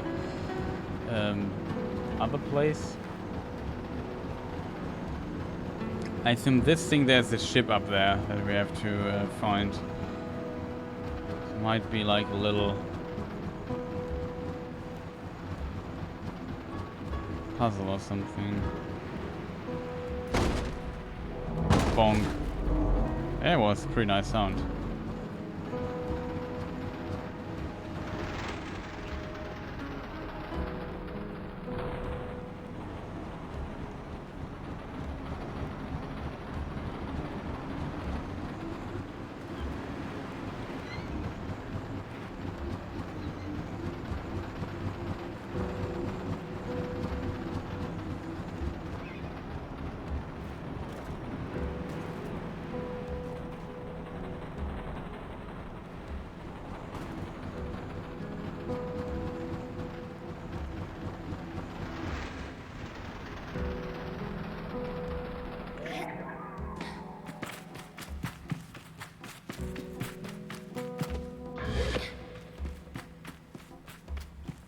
Can we climb up there? I don't think so.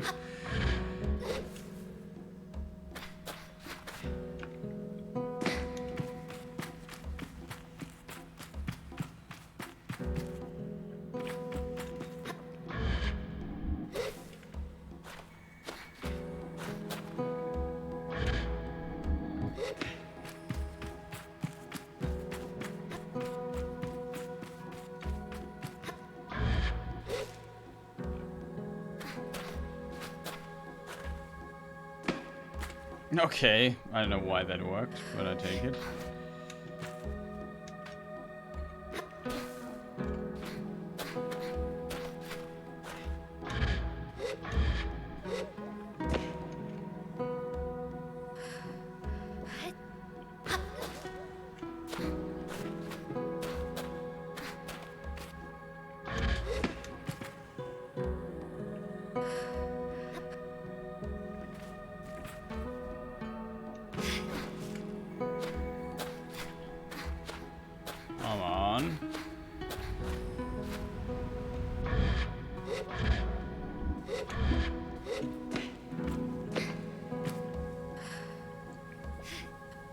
It doesn't seem like we can climb up there.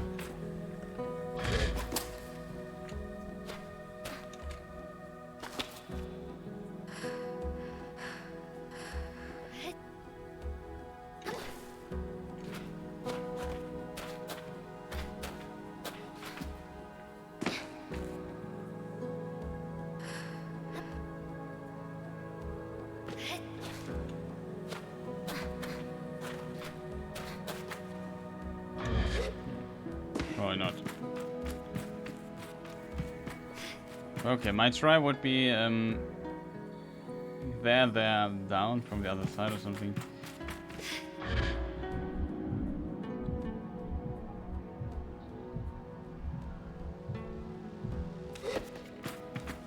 I think that should work.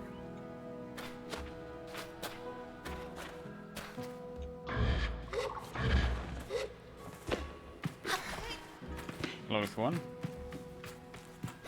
I feel like the stamina consumption for climbing is a bit inconsistent. Know what I mean? Yeah, this is probably what we were supposed to do, but that would be too easy, right?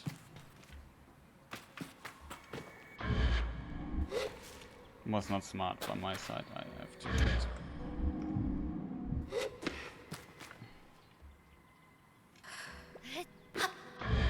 No, no, no, no, no, no.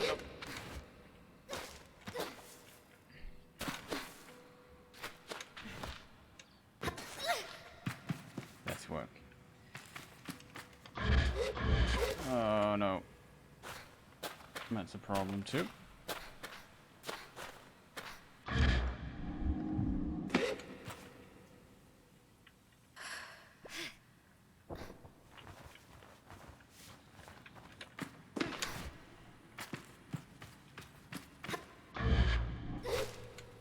That's how I want to see it. Okay, it's much closer than I expected to be. Like I said, it feels a bit inconsistent. The consumption. Now we have daytime. I pretty like that they have day and night cycle in this game.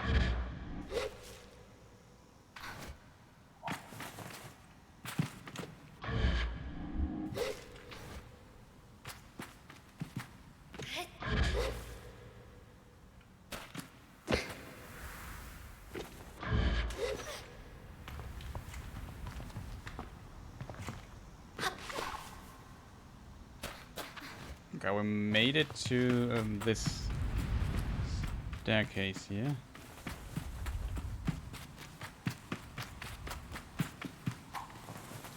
Looks like the birds flying away. You know, these are not the birds I would expect in a desert place like this. And here we get over to Mr. Ship. That is where we wanted to go, right? There we see, I think, our motorcycle, or yeah, a hover bike.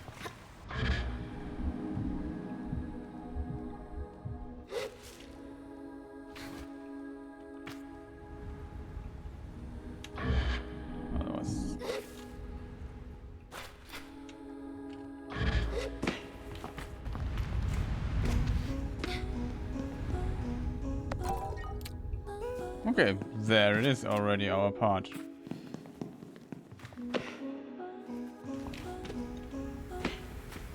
To be fair, I expected that we have to go like down here.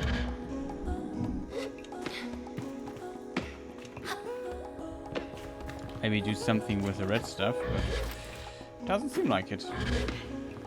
But here's a powerful chest. Cuts. A cache of 100 cuts made from metal harvested from crashed ships. They have holes punched through the middle where a rope can be slid through for easy and convenient transportation. Oh, it's the first time this works. Fast. So cuts is the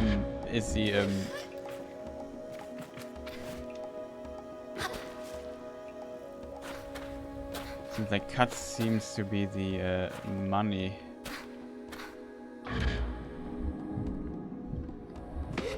can't climb. Question is, how do we get up from here? Uh-oh.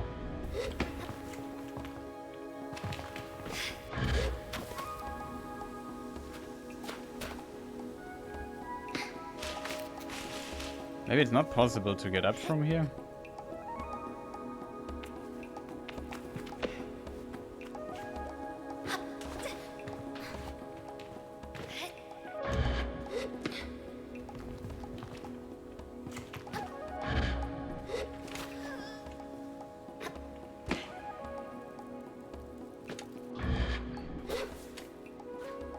Wait, this might work. Maybe from here we could get to the other side again. You know what I mean? And then go back on top again. I think we can easily make... I'm not sure if we can make it... Yeah, we can even make it to this thing here.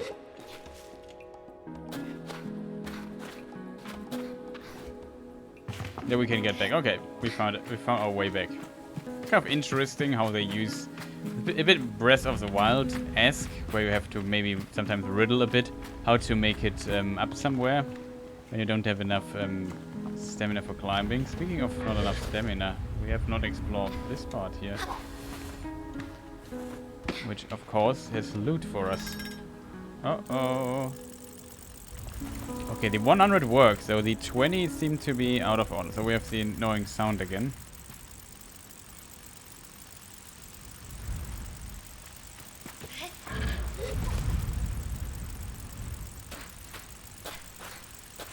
Might be getting close. No, we make it up here.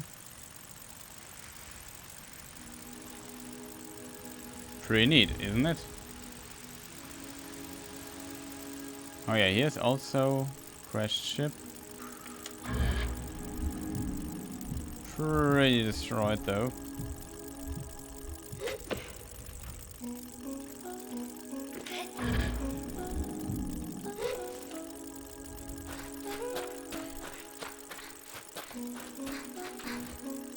Yeah, this works. Can get up here.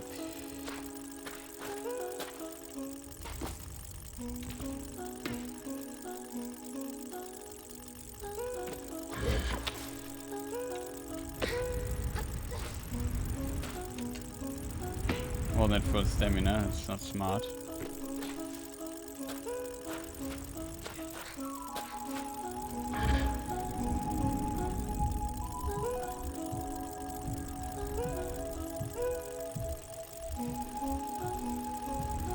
Okay, we found cheese.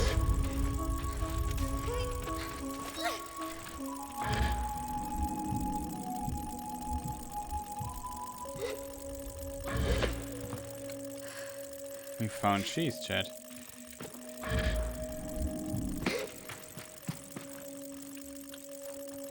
If we have enough speed, it seems.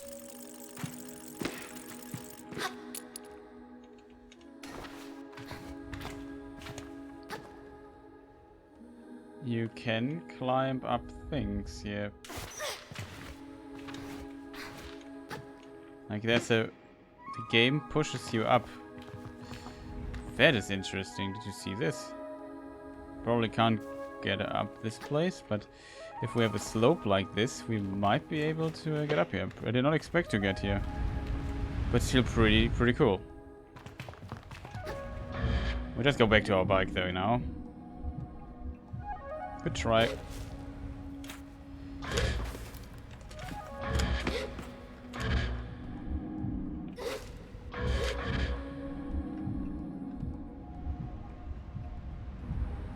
think the slope. It seems to be possible if we have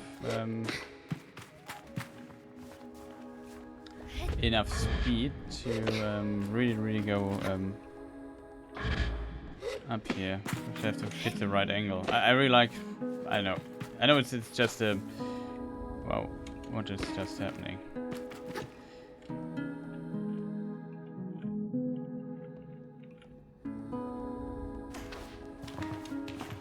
Like, this is pretty neat trick in my opinion.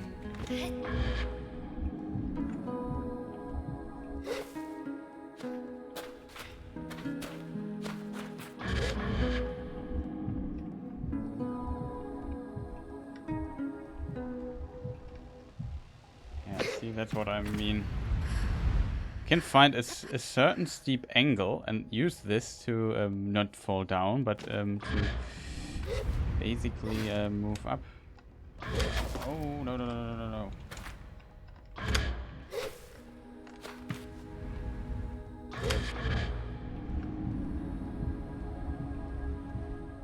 It's too steep. This here might be the trick.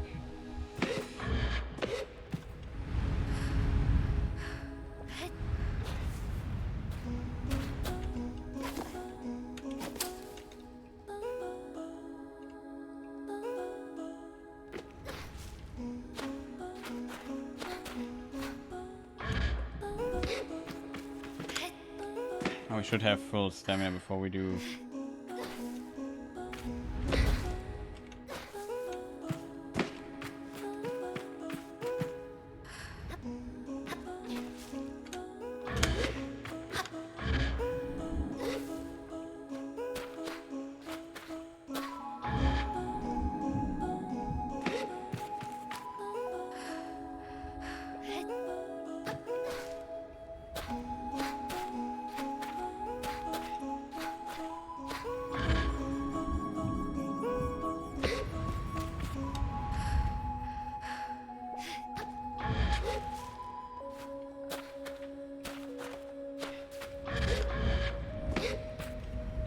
Not high enough.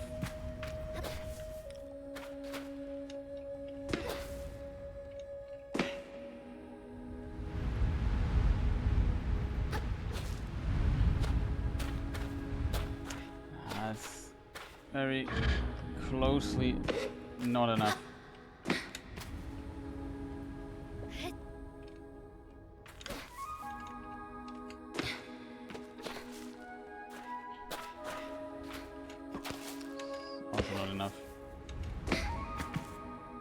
We get a bit higher, maybe here to this side.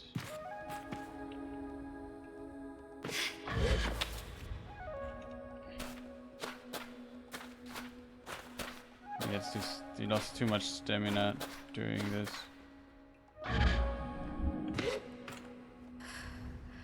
I'm curious if we can get up there. I assume there's nothing and it's not supposed to get up there anyway. We lose so much stamina at this part here.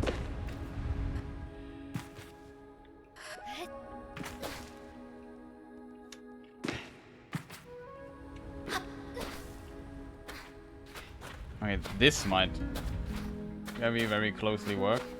Only if we can stand there. We can't stand there. Okay, that's a problem then.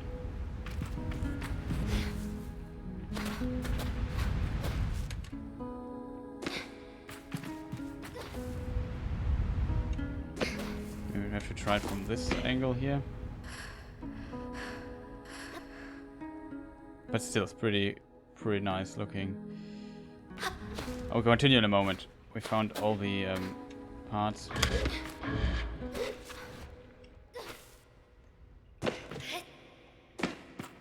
Okay, just have to wait till we have stamina again. That will be not enough.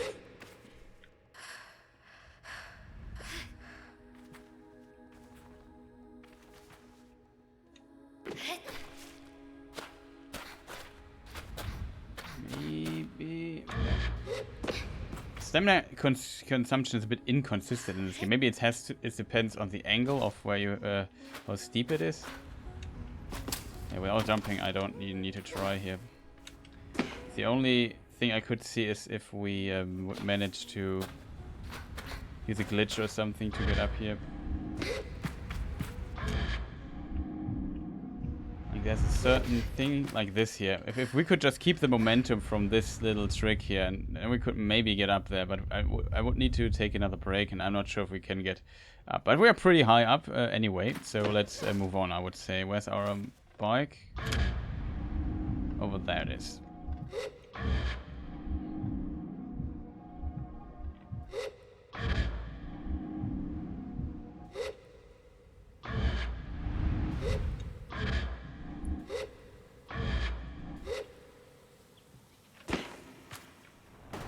Okay, here we are. Now we go back to the camp and then we get our bike, I think.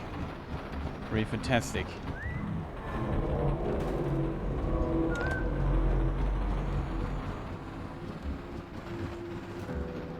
Oh, Birchman is here. Welcome, man. Nice to see you.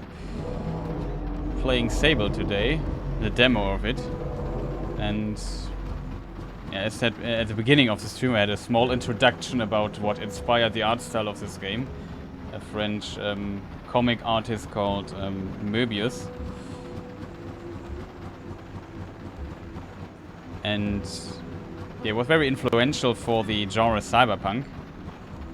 It looks pretty much like playing a comic of him, which is pretty neat, I have to admit. A few bugs here. One is quite annoying, but beyond that, oh, that looks funny. I have to admit, I really like it so far. So let's go to... Who is our quest giver? Deliver the parts to Ciso. Oh, there was a weird lag. How are you doing, Birchman? Hope you're doing well too.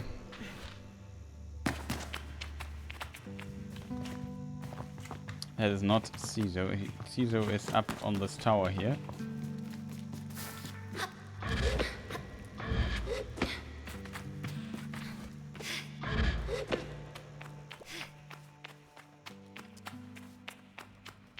Just came home from a week by the sea. Okay, that sounds relaxing.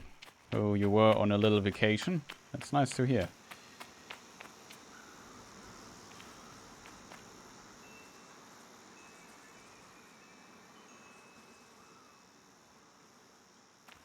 Wait a moment. This object there is new.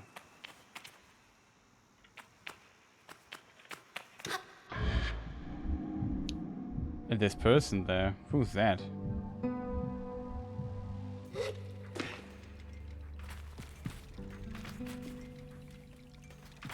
Is it a ship or whatever?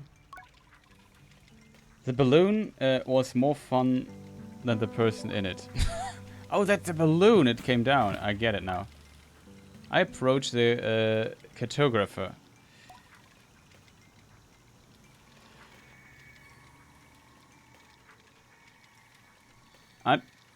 Art style looks very nice. A hit Borderlandsy. Well, then, yeah. Well, I can. Wait, do I have it still up? Of course not. Wait, I can show it to you in case you're interested.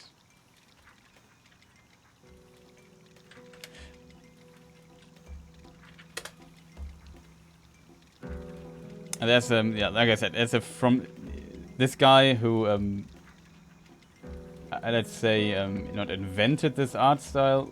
Let's switch over to it again. There's the site. Let's Google it really quick. Like if you look at this, it looks somewhat familiar, does it? And this is from the 70s, so far, far before Borderland was even a thing. I guess it's cell shading. Yeah, probably. But yeah, you see where this stuff got its inspiration from. Like if you just scroll through it, that is Moebius, and he made this stuff in the like 76. One of the famous things is called The Long Tomorrow, that he did with I think his name is Miss John O'Bannon. I forgot what his first name was. Something O'Bannon though. He worked together with John Carpenter, for example, also on a very early student work and so on. And I think he's a writer of Total Recall, if I remember correctly. However, they did together this comic book, and it was also published in a magazine, a French magazine, which Moebius is also one of the founders of, called Metal Hurlant, and in the United States known as the Heavy Metal magazine. And Ridley Scott and William Gibson read this and were heavily influenced by his art style as a result, and that is why Cyberpunk looks like Cyberpunk looks like. Blade Runner would not like Blade Runner if it wasn't for this comic series. Also, this head here, we saw it at the beginning of Sable, like as a huge reminiscent of this here, and so on. Like you just see, this is a pretty cool art style. I like it a lot. This here, yeah, you just see how it's so similar to what we just saw in the game. Like, it's like you would play this. And that's really fantastic. Let me see if we have some Long Tomorrow stuff in it.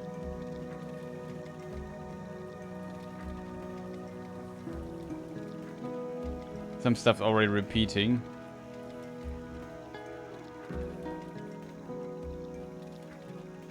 And yeah, here, this is the Long Tomorrow. And you see, if this would be not so colorful but darker, this would be, then would start, we have these mega city and flying cars and so on. This would become pretty cyberpunk-esque, if that would be the case. Kind of interesting what he's doing there. It was a huge influence on sci-fi and how the stuff looks. It might be pretty impressive. Well, now we start here again. Can I go back?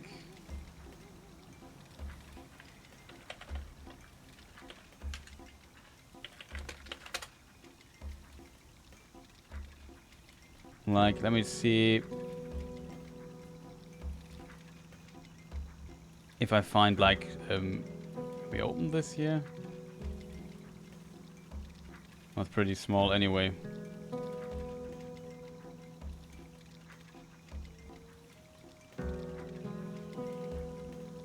I should add Long Tomorrow to it.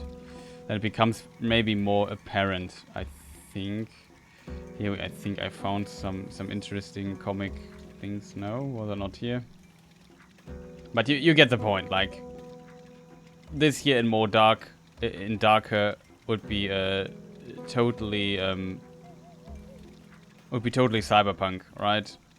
Just a bit different, less colorful, of course, but you get the point, I think. Also be careful, there's some Unity sometimes in it. Yeah, let's move back to the game and.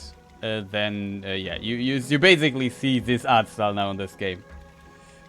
It's pretty nice. I like talking about, and it's interesting that this comic stuff was so influential in so many ways, but a lot of people don't know about it. Even though, like it was very influential for sci-fi. Even I think John Carpenter must have known it. Some people suggest, but it's definitely true for Ridley Scott, he said in an interview, and for William Gibson, who also mentioned it in an interview. Okay, cartographer Jordan. Ah, greetings, child. I saw you looking longly at the great balloon. Quite a piece of work, isn't he? She really is. Bigger than I thought. I nod enthusiastically. It really is an impressive vessel. However, nervous I get imagining being up there all alone. I wonder if anyone's ever fallen off one. Best not to ask right now. Well, good to meet you. And oh, I should introduce myself. I'm Jordan. I tell him I'm Sable. Suppose if I've come all this way to see me, it's probably a map you are after, Sable? I would love a map. I'd tell the cartographer I would love a map. Of course you would. That'll be 50 cuts. If you're leaving on your gliding stable, you will will definitely need a map of the Ever, at least, or Ewer, however it's pronounced. And I'll sell you one for only 50 cuts. To my ears, it's a fair price for a map, but too expensive for a pre-gliding glider with empty pockets. I tell Jordan I'll be back. I will need to ask Jeff. We have the money though, interestingly.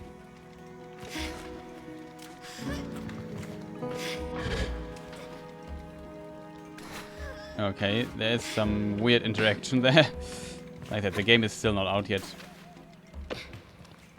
Maybe doesn't want, but this is a balloon. Very nice. However, okay, we turn to. Move. Stop that. We return to our place now here and talk to this Sothi. Yeah, when I read Neuromancer, I imagined it a bit in that style. Yeah, absolutely. There's a story. Maybe if you've seen by any chance my video about the origins of the cyberpunk subgenre. I made a video a while ago. Not many people have seen it. I'm a bit sad about this, to be honest, because it was a lot of work, but still very fun video to make. And yeah, there I talk a bit about this too.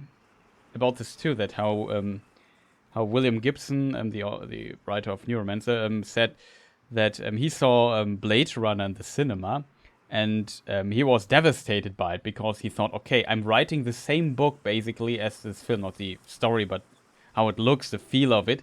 And he said, okay, everyone will think I rip off Blade Runner now because Blade Runner came out 2 years before he released his book. And then he went home and started writing parts of his books. And maybe that gave it a bit of a different style compared to Blade Runner, even though it's still similar. And later it turned out that both of them, Ridley Scott and William Gibson, simply knew the heavy metal comics or the Metal Hurlant comics, especially The Long Tomorrow and so on. Pretty impressive stuff in my opinion. There's also films from the 1980 that even predates Blade Runner by 2 years, that is also called Heavy Metal and has small stories of these Metal Hurlant comics just as a little animated film. Like it's a film consisting of several different short stories, you could say. At least that's how I remember the film. There's also a Heavy Metal 2000 that is also based on this. Much later. Okay, so let's talk to CISO. I returned to CISO. Oh, I forgot something to. Oh, whatever. I returned to CISO with the parts, and it's as she waves me over that I feel a pang of sadness in my chest. When will I see her again? Once I'm gone. Well done, Sable. Yes, this is everything we need. Are you ready to assemble a bike of your own? Actually, there's something I need to do first. Very well. Return to me. I just want to check the inventory. We found the atomic power supplies, the last thing we did not find. This device supplies power to whatever it's plugged into. CISO will have to show me how it works. Okay, that's just what I want to read. I think we have done a lot here already. I'm ready. Then let us head to the workshop. Okay, the cutscene even, or a teleport.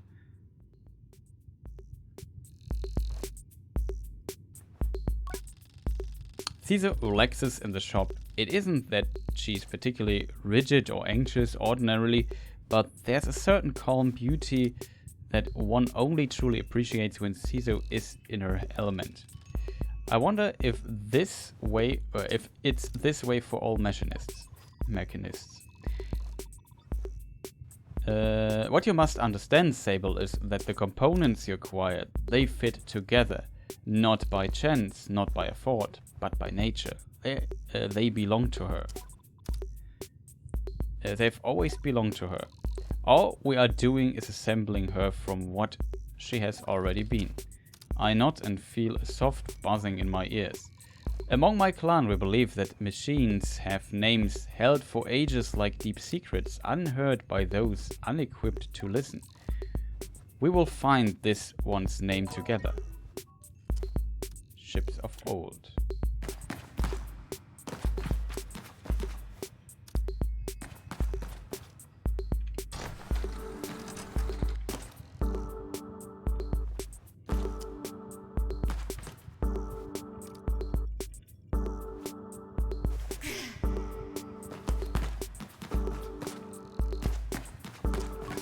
The music. It's a bit loud, I think.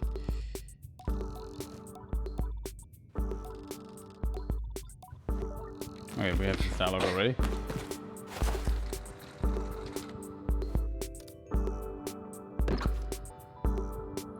Gliding by wings.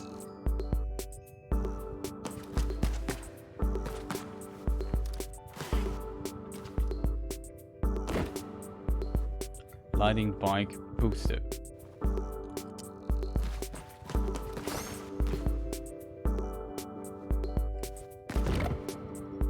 Gliding bike front.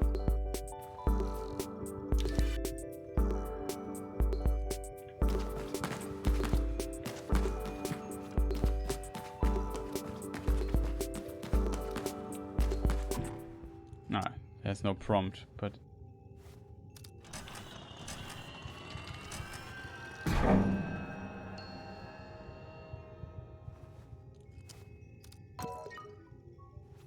Ships of old. Speak to Caesar. Okay. Listen. Caesar tilts her head a moment, leaning closer to Simoon. All at once I know the hoverbike's name. Simoon. Simoon? However you pronounce it. I say it in a whisper to let Caesar know. Simoon. Simoon? Well done, Sable. What sort of name is it? What does it mean?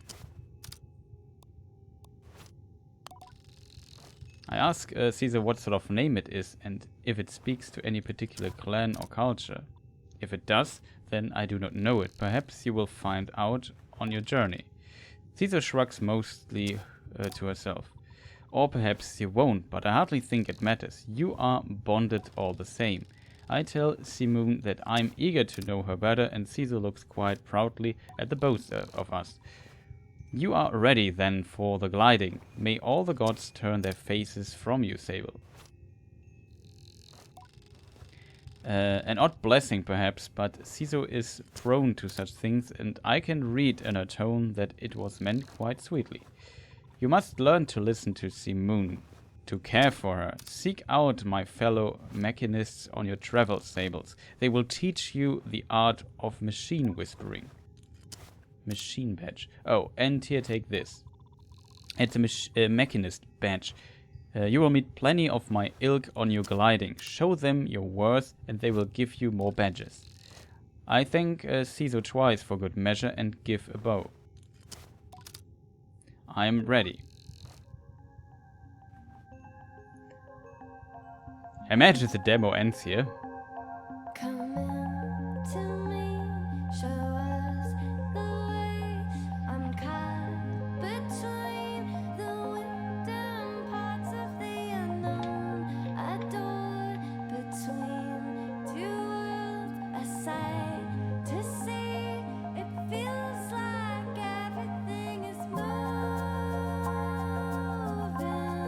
Demo ends here. A bit sad that we couldn't ride the new bike, to be honest. That makes sense. I have to say I'm totally hooked, if I'm honest. Let me just switch my headphones really quick. Yeah, I'm totally hooked by this. I love the art style. I love the slow pacing of it. So far, I really like. I don't know. It's kind of special. Like gameplay-wise, it doesn't seem to be that much, but still, the exploration and the climbing and so on, the gliding is kind of fun, and very curious what it is. I really like the world. So the world is really something that that it works. Yeah, you know what I mean. It has a certain vibe, exactly. Like, it gives you that vibe. You want to explore that world. You want to know more about it. And I think they nail this pretty well. And I have to admit, I really enjoyed it. I was a bit worried that the game wouldn't carry this. And it would be maybe only the art style. But I have to admit, it's still fun to play in a weird way. Even though it's very slow. There's not much. Of course, they maybe have to increase the pace if you want a bit, or to make a bit more out of it. That might be needed throughout the game. But so far, I want to now leave this area and explore maybe this wide world and see what's going on there and talk to the people and so on. I like how the dialogues are written. I have to admit, it was fun reading them, even though I read them sometimes quite bad. But that's another story. Even though I have to admit, there was what do you call it? A star falling down. Sternstuppe, German. And yeah, as a result, I just really want to explore the world and learn more about it. I would say it might profit from voiceover. That probably. But I also have to admit, it worked quite well without a voiceover too.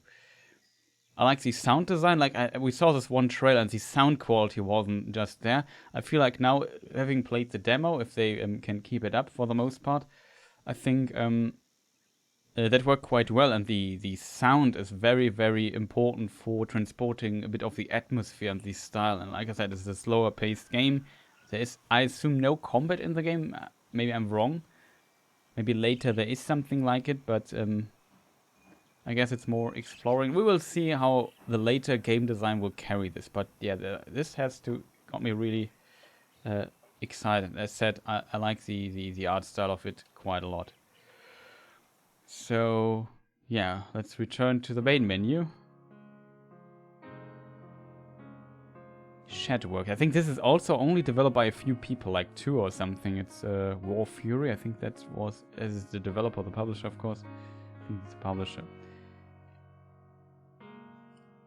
Press any button to start.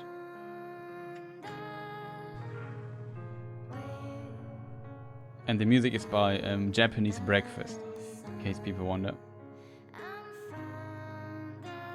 Yeah, and just if we go back to the beginning of the game, let me see if I, well, of course I've closed it again. Why am I such a foolish person sometimes? But there was this one artwork in particular where I thought, oh, that looks, here, this one. This is like the start of the game again. Don't worry, we won't play too much. It's also the first time we see it's like little beings here.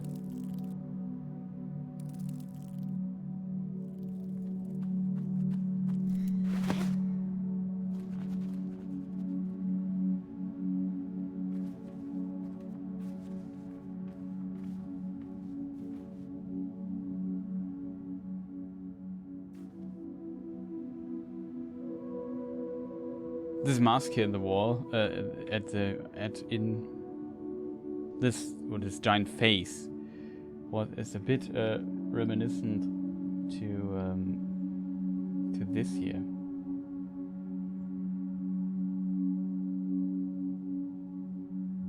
But yeah, as you can see, how it's done, it takes its time. The cutscenes are slow. It has a certain pace. I really like that, to be honest. Oh, they changed my mouse speed again. But yeah, this seems to be, I don't know, distantly reminiscent to this picture here. Like you also have this face in the wall. I don't know, like kind of a Moebius thing. Just the idea of it, kind of fascinating. Yeah, well, we already played the demo. Won't play it again. I hope I can leave from here. I can exit to title. What is this here? Okay, it's nothing. That's a bug.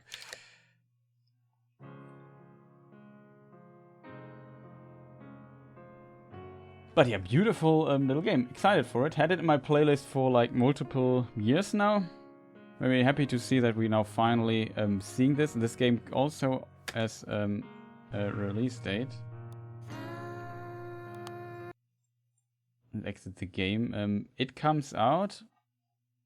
Wait, I can show this in a moment, I think. This here is my games to play list. Is it on here? That is Sable. No, I have not updated I think it has a release date though.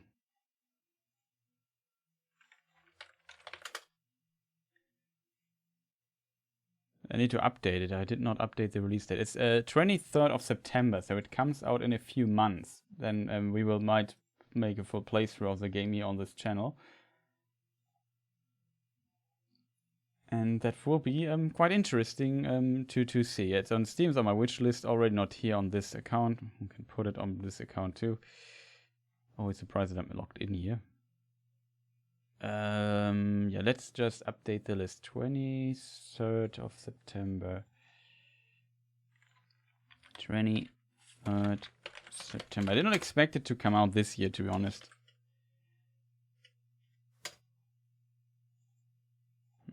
That works. Yeah, Shadeworks is the developer, Raw Fury the publisher. I have one worry about the mystery of this world. I was playing this other game, Lust from Beyond, that had this mysterious world and a lot of unknown to it at the start, and I think it was somewhat ruined by too much lore. Like, they could keep it all more mysterious to keep it interesting. Yeah, I think I know what you mean. Sometimes you have to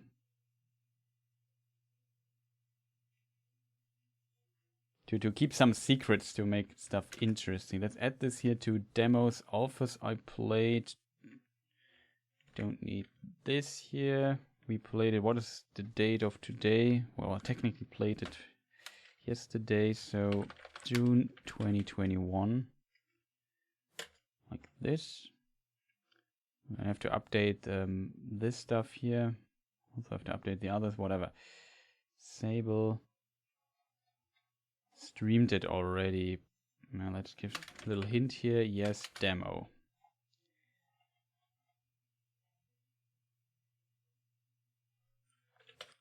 /20th June 2021 demo. Well, there's a dot missing, of course. It's right. Okay, so here we have it, and I'm very curious what happens when this game comes out. Is there a price for it already? No, there's no price tag, but we only know the date. I assume it will come up at some point. So that was. Oh, you don't see anything, right? Let me just switch to this here then. Sorry for that. Didn't notice the black screen. So yeah, this is Sable, comes out 23rd of September 2021. Maybe wishlist it. I'm not sure if it comes out on other platforms too. We could find out.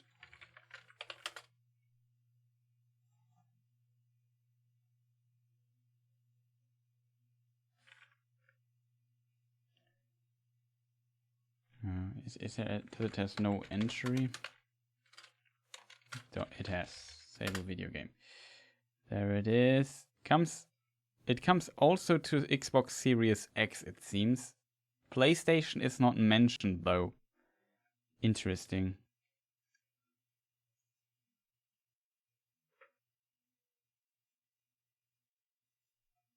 So yeah, there's that. The question is, what are we going to do next? There are some other demos I downloaded. I also really need to create like a demo folder here for this. How do you create a new folder?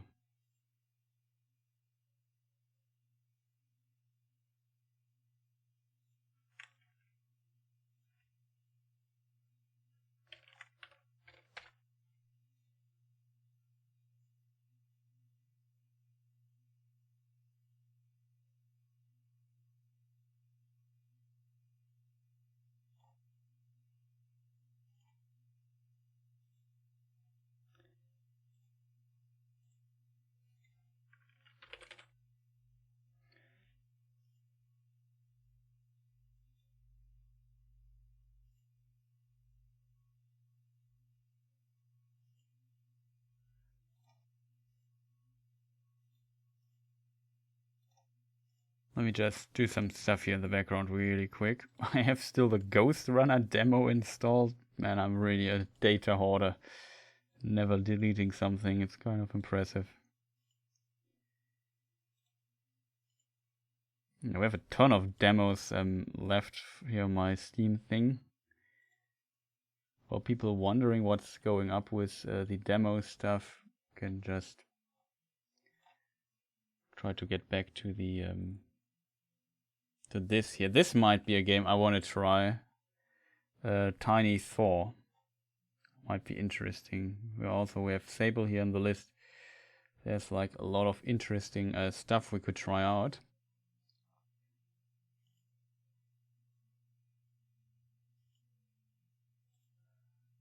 The Last Spell, that also looked interesting. Also demo from the last fest. It's simply not enough time to play all those. We played remember playing the little...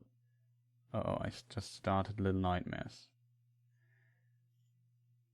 Here's the demo though I wanted to play.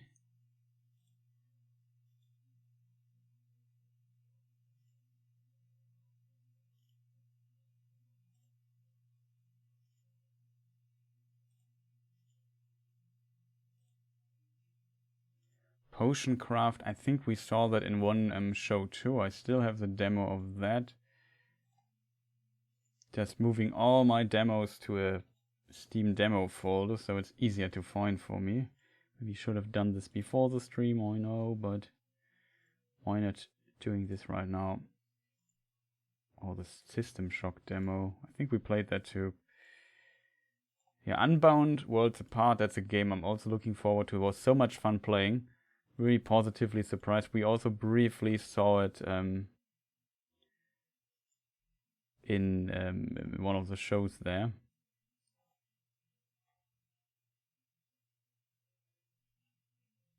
Okay, so Little Nightmares running here in the background. Just quit out of it really quick. There is Nakara Blade Point. That is an option we could try out.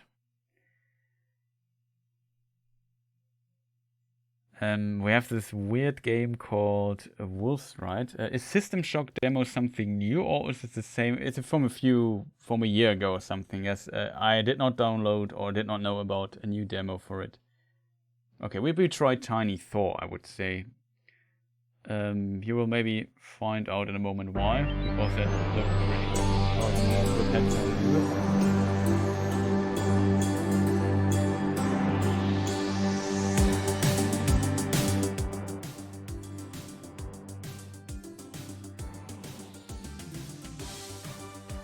Okay, I like the sound already.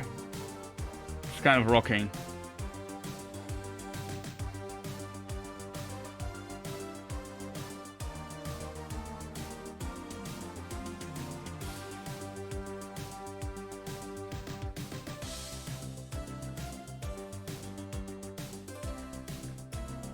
I assume you need a controller for it, right?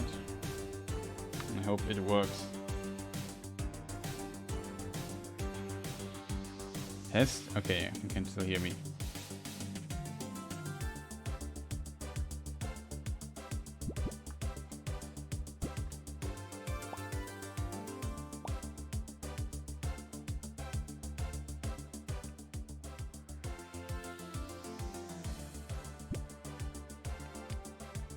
Kind of weird, I can't control the menu with the digipad. I have to do it with the analog stick.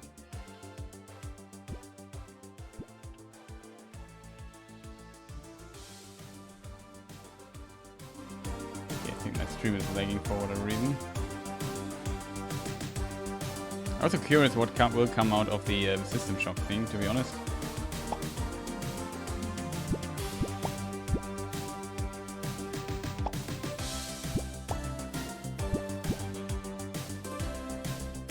Windowed. What is windowed 1 times, 3 times?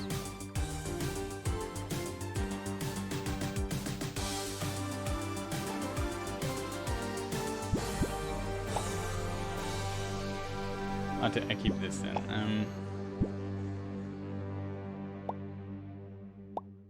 New game. Very curious. I hope I don't have to play with the analog stick.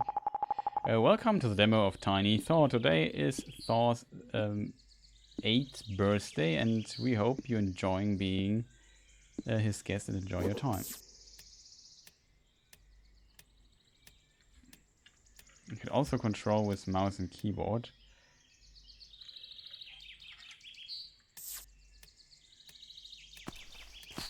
That's a jump button.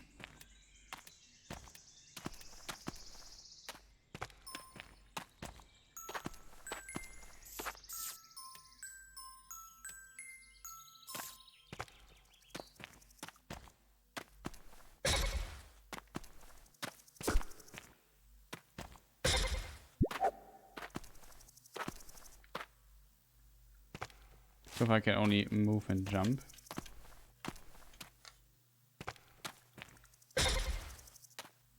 This is similar to Mario. There's the mechanic. Wait, I can make the game a bit louder. Oh no, it fades to black. Similar. If I hold, I think if I hold the button on the snake, I can determine how high I jump. So if I hit on the head of an enemy or on top of an enemy, save point. I can hold this. You see, I just get catapult.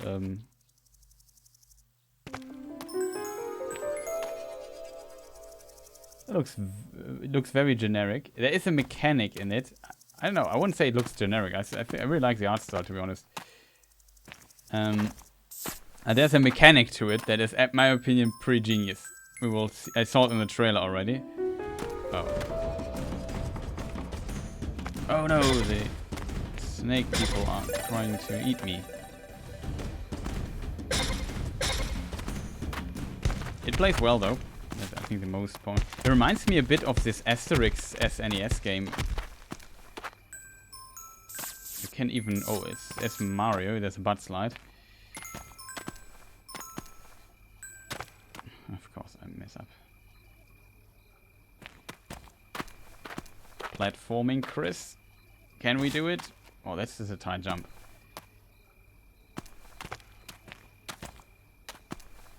Oh, we hit it.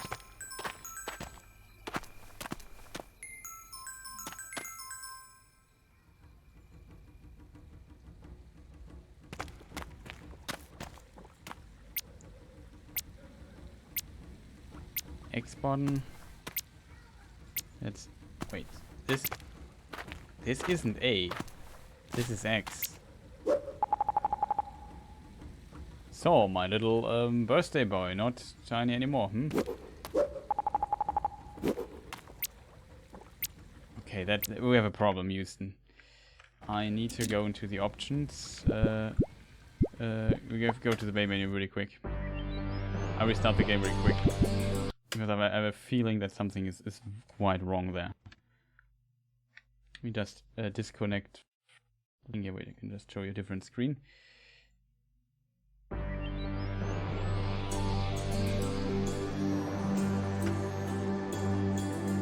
It's developed in Germany. I just saw it at the beginning. Like there's like some funds the game used.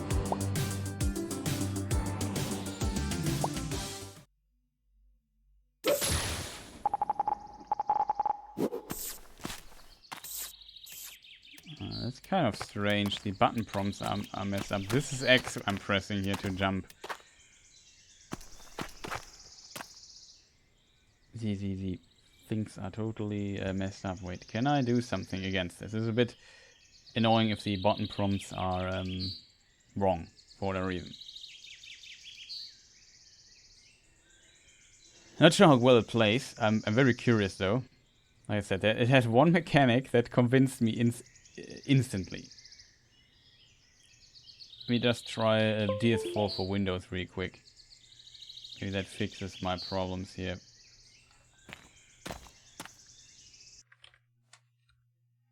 Let's just connect this here. Profiles, DualSense.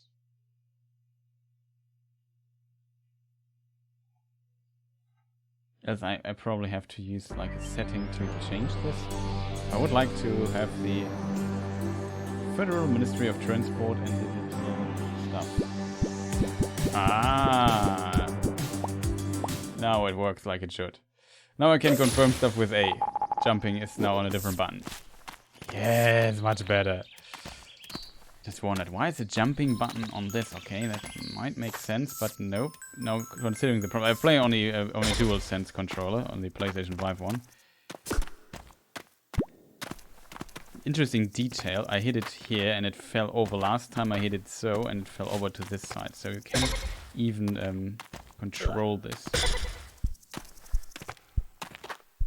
No. Yeah, are you kidding me?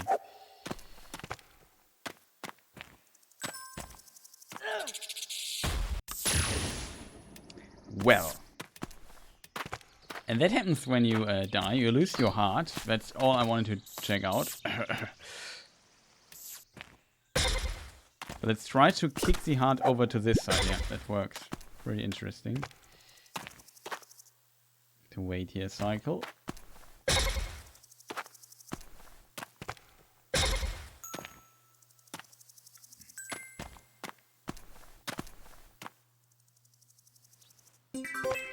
Really a bit reminiscent of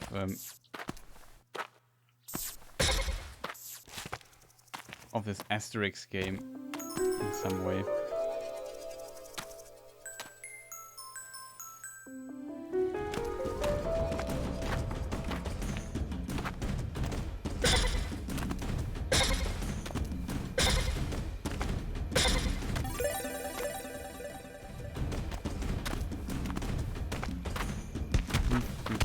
destroy some stuff here too.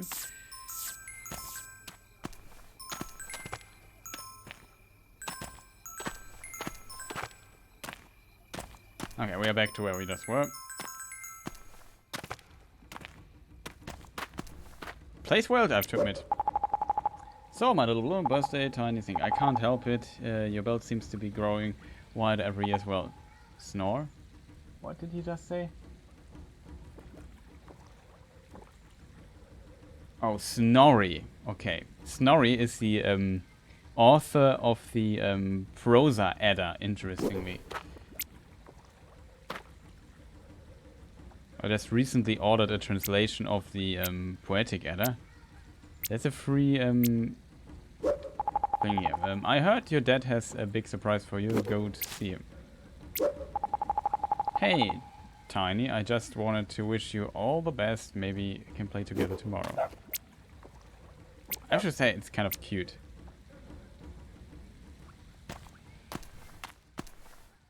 But I can already... that is, I assume... Wodan or Odin. My son, I can't believe it has already been 8 years. Come, enjoy one of my famous crushing embraces.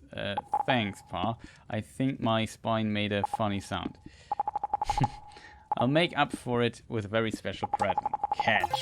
New item obtained. Mjolnir. Ah, good Mjolnir. And now we have the hammer. And this thing is, in my opinion, the best thing ever. Because it does this all the time. Isn't it fantastic? It comes back to you, but the game is built around the idea that this thing here can just move around and hit people a lot. And it doesn't stop with it. And it's the best part about it. It's fantastic. It really is. What a weird lag.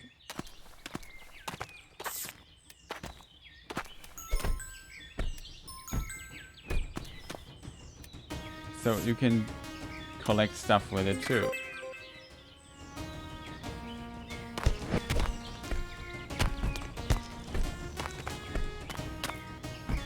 Uh-oh. Okay, I like it. I have to admit I really like it already. Like, the idea of it is pretty neat. Like, it doesn't come back to you automatically, it just bounces off all the time. Which in my opinion is quite funny. Uh-oh.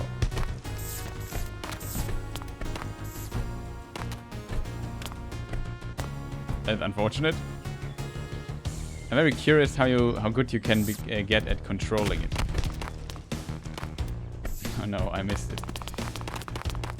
No! Go back! Got it.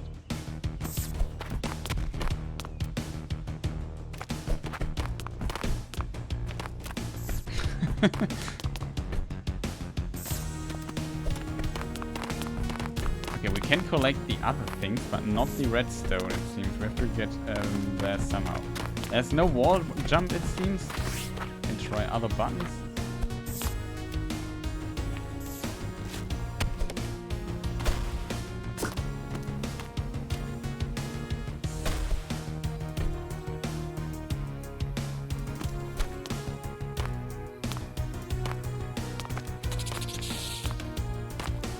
Did not. I'm not sure if we can. Can we swim? No, we can't swim. Okay, so water is dead.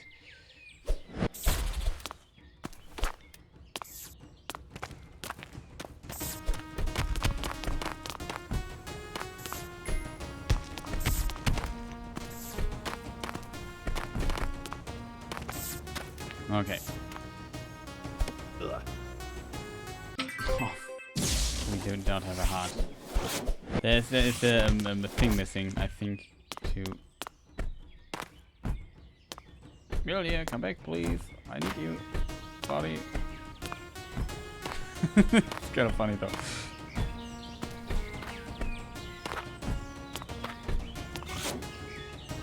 Oh. No, I don't have to wait. If I press it again, it comes back. Oh, okay. That makes things easier.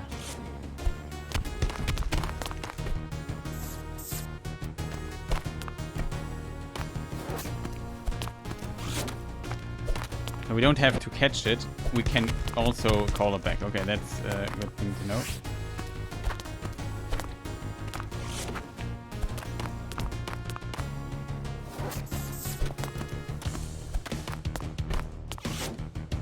Okay, when it's called back, it does not do additional damage, but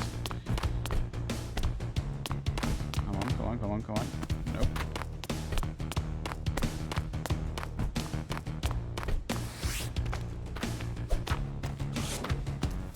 Let's try and it works. Still works.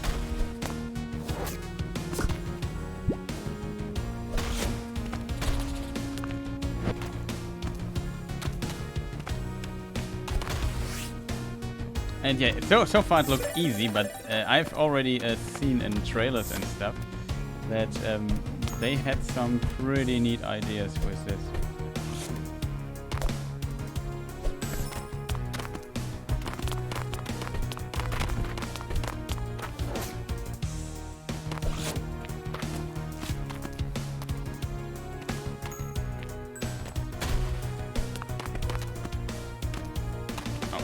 We can't get it out of screen.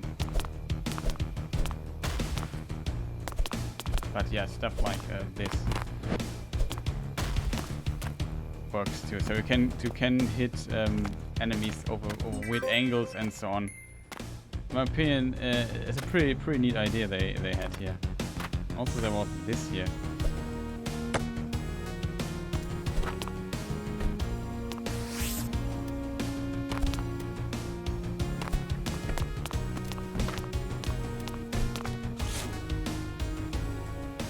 I have an idea. Nope, didn't work.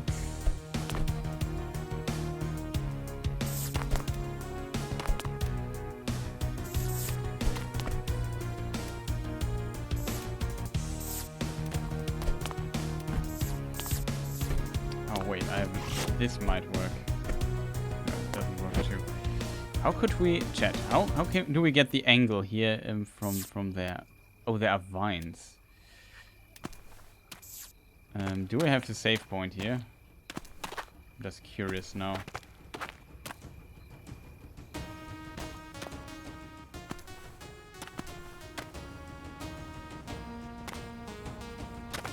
Wait, here is another vine. This is a bit finicky, unnecessarily though. No, we can't climb the vine. Hitting the ceiling. Yeah, I would have thought like something. Ah, this is how it works. There's like a certain angle.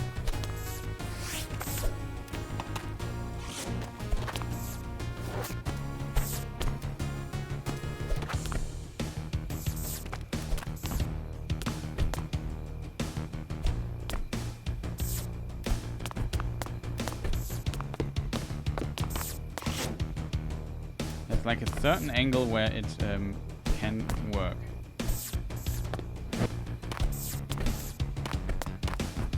Wait, that is maybe an idea.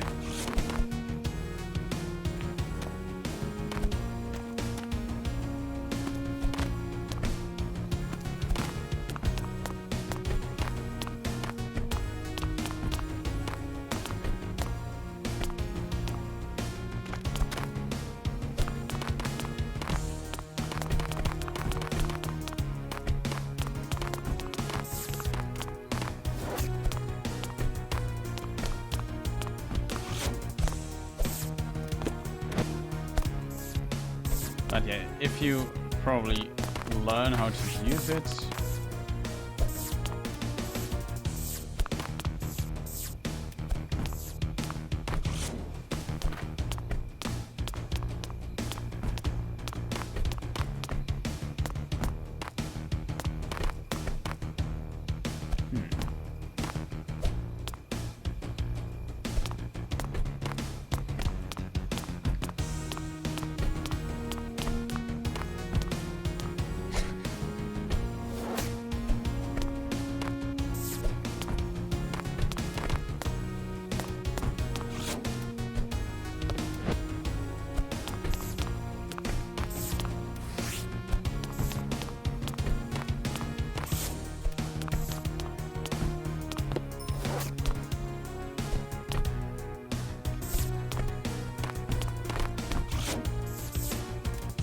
very specific angle. I don't know, whatever. Let's not waste too much time here, just on a bit.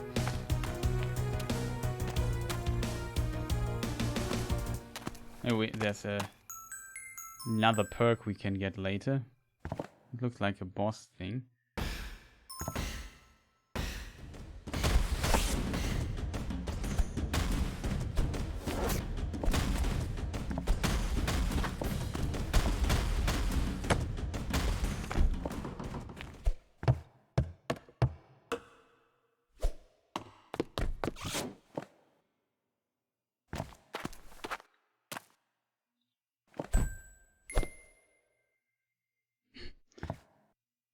But you see, you can like do little combos with the hammer and just kill all of that. That's kind of fun. Is this Loki? Tiny, I'm so grateful that you saved me. So small and already half a hero. You are just that strange guy in the village. Everybody thinks you are so short and odd. That was uncalled for. Anyway, I see your father has granted you his famous hammer. How about you put that weapon to good use and go on real adventure instead of playing make-believe? I like adventures. Yes, of course you do. Something sinister is going on in the court of the Bee Queen. An ancient artifact has put a spell on her and Mjolnir grants you the power to destroy it. Okay. Will it be back for dinner? Pa promised roasted boar with cranberries. Of course, well, maybe. Consider it done. Bit surprised the music is gone.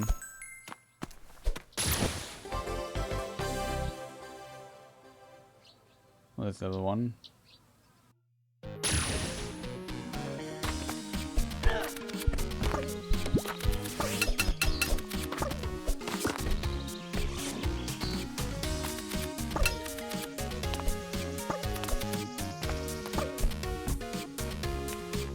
Yeah, see some enemies I can't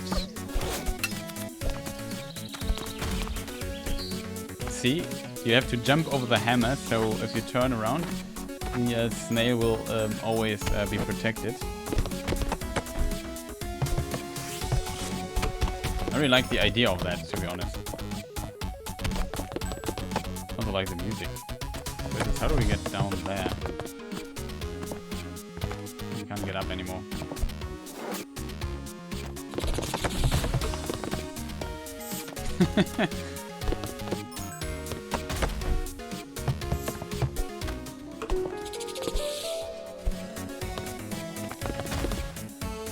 Oh, that's the secret thing.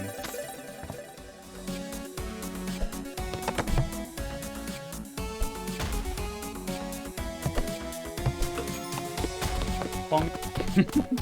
That's kind of great. I saw in the trailer like some dudes with shields.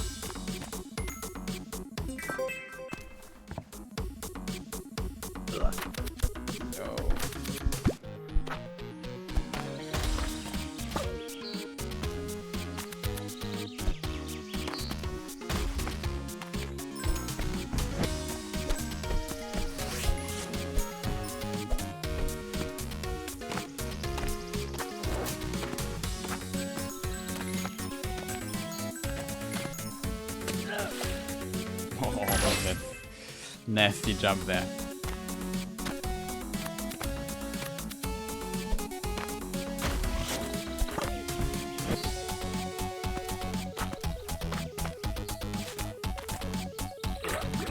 I need to be further. That's a nasty jump there.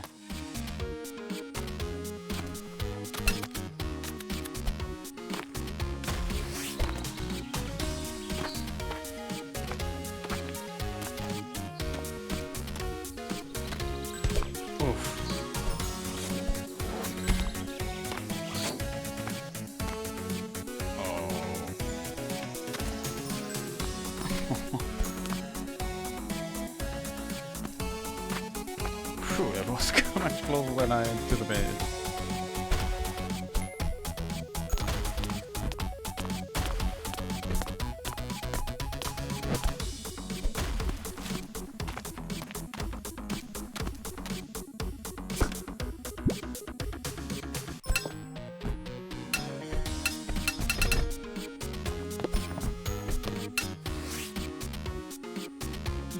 seen. What is on the other side?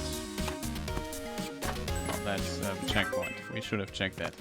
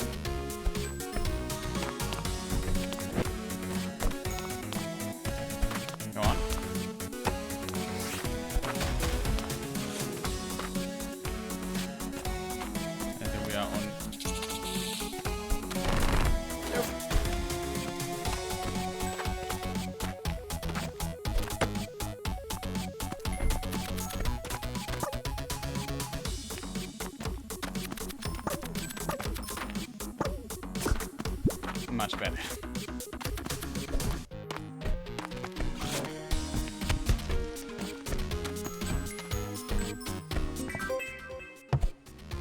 I have to say, it's a pretty fantastic little game. Might be not. Oh, chat, I forgot to switch the title, right? I would forget this. Tiny.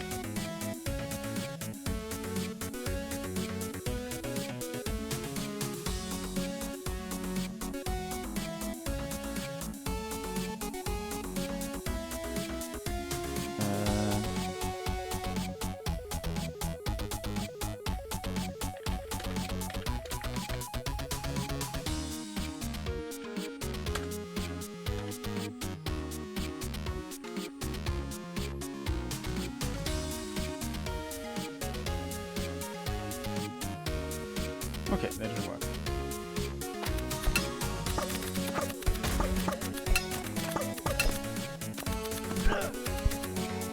Damage boost.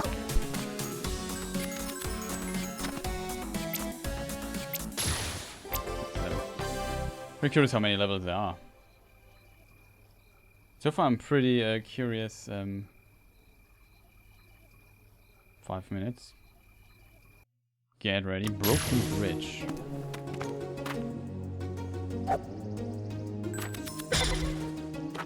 Oh.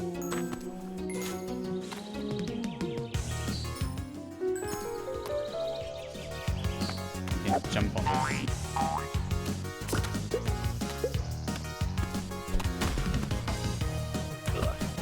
For real.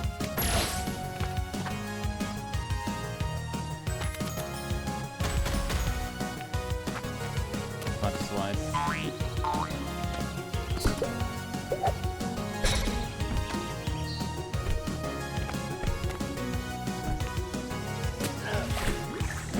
These jumps are so tight sometimes. But yeah, the butt slide is best to most people use.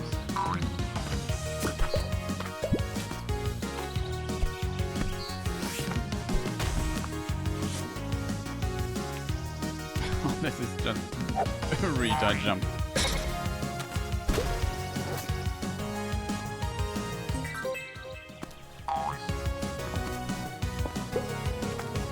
Wait. So these leaves are basically one cycle of leaves.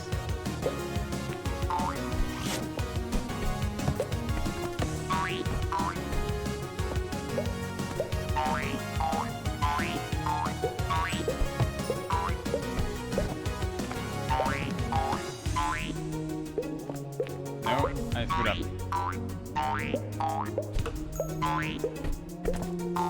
I need to. I can't save this. I'm just too stupid. Okay.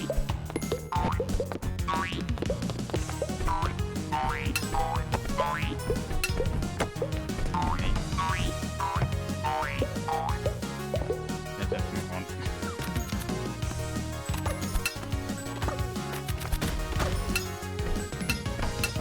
Oh no! That was so close.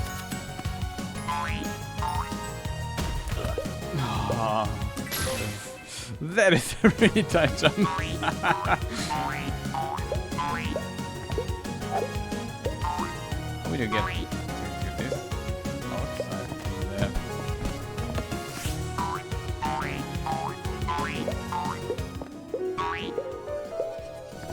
Okay, there is a secret. Good that we reloaded it. Of course, not on purpose.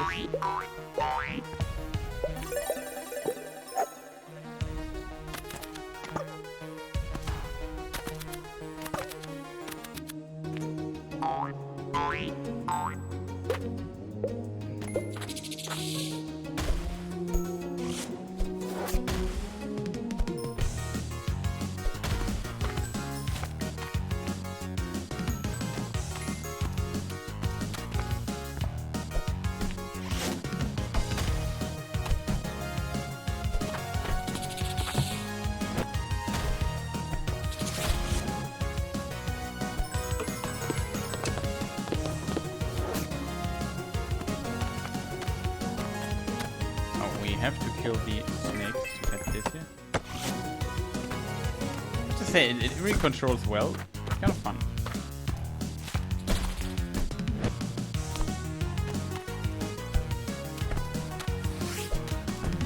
Nope. Come on.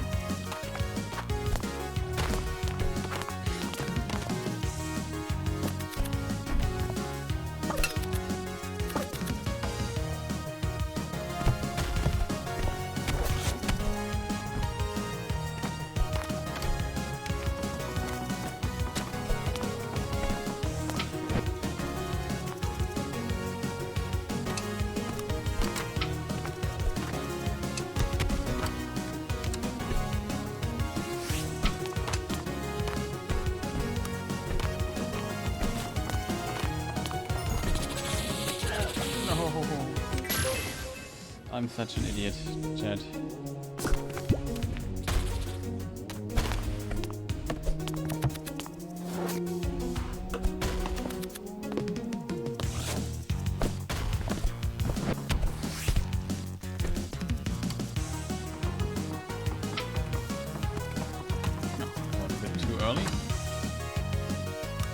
Probably you could even use the hammer to press the button.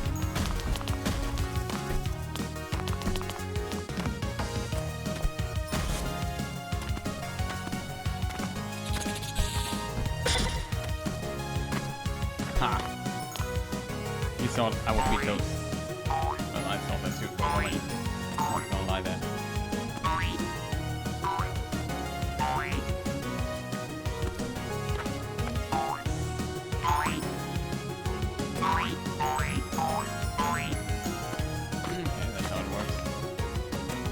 Against it, you slow down a bit.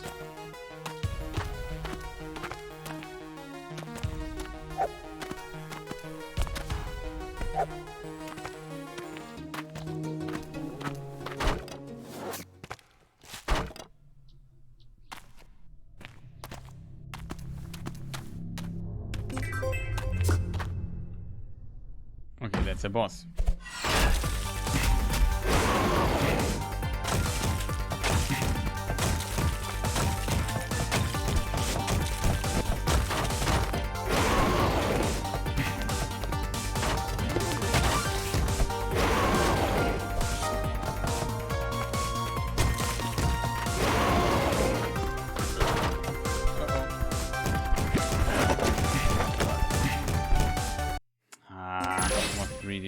Really unfortunate there. Want that heart?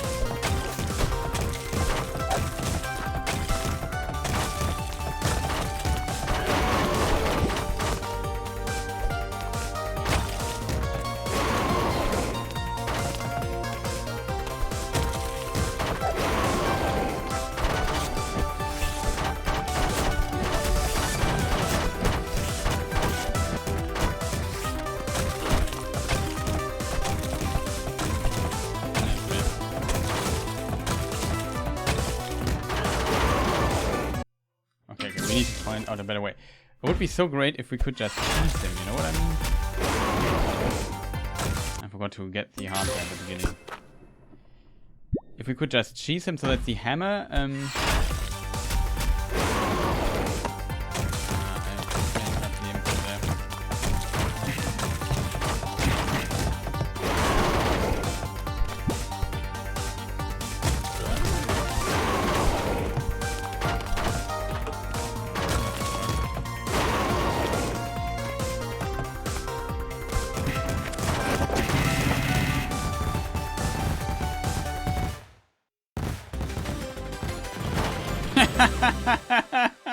That was absolutely fantastic. We managed to trap it between him and he just insta-died. That was great. That was also by accident, but I like the idea of the boss fight. With the had a bit of Tetris. I assume this could be the end of the demo though. We get a new ability. Sky Rune Absorb. New ability obtained. Double. Oh boy, you get a double jump.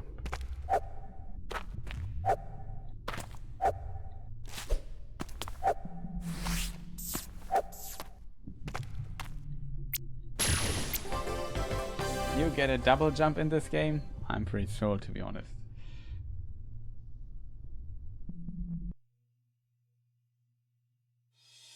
Thanks for playing the demo. Okay. So they say, hey, by the way, you get a double jump. And you see later the levels look kind of difficult.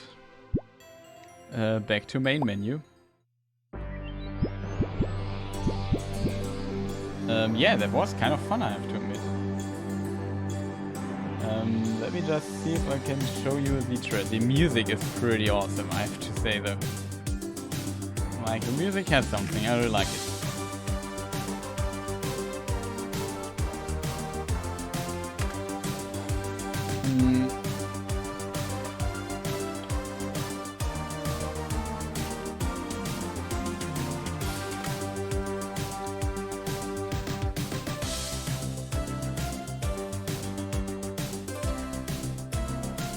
Let me just maybe find stuff here.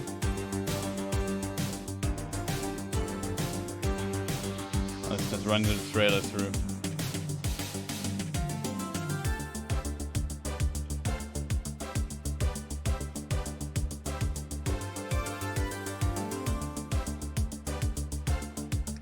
Oh, here they also show the angle. I'm not sure how you do that though.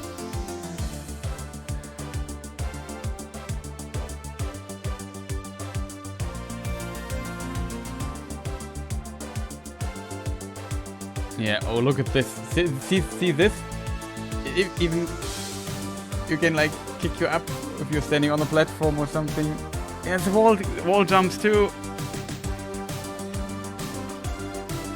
It was like a cool scene with a lot of dudes with shields. I found a really cool idea.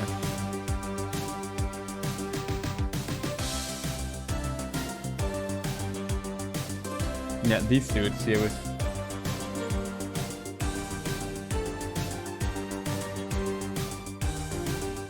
It also seems like quite difficult though. I'm not good at platformers, but I have to say the music and so on, double jumps, it controls pretty well. I can tell you that. Oh, you also have a dash.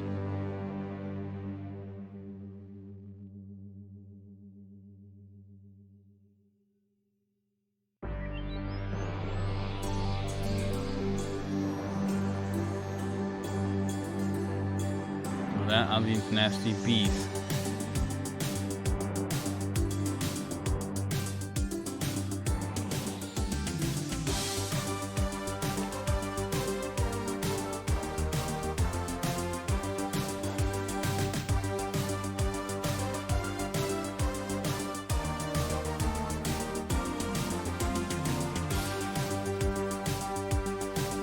Seems to be an older version of it.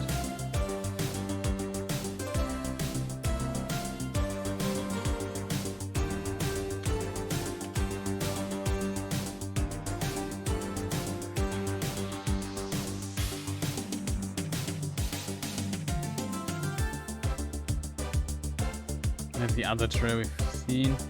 There was one trailer I saw somewhere. I don't know where I saw it. Okay, the craving is new. There was like a row of people and you just threw the hammer up and it just bounced back from the ceiling to their heads and it killed them. I thought, oh, wow, that's a neat design idea.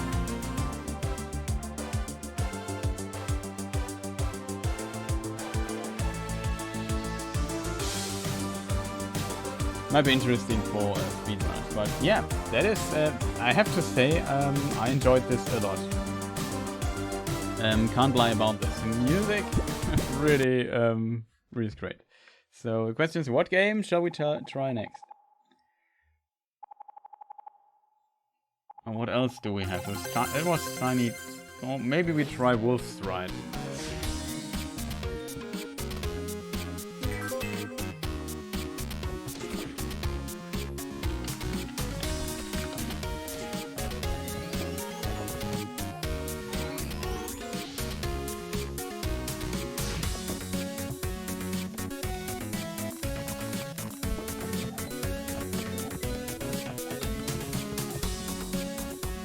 Like the video. Have to start it though.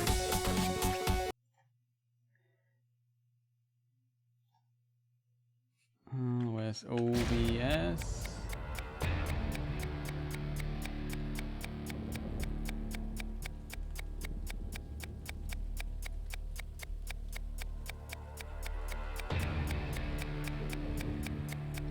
So this game is called Wolfstride. We have seen it during the E3. And I'm quite curious what that is. I'm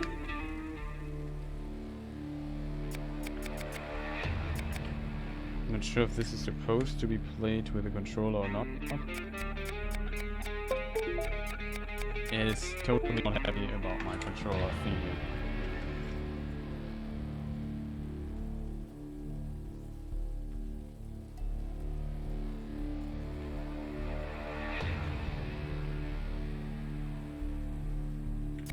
We can play it with a mouse and keyboard, I'm not sure.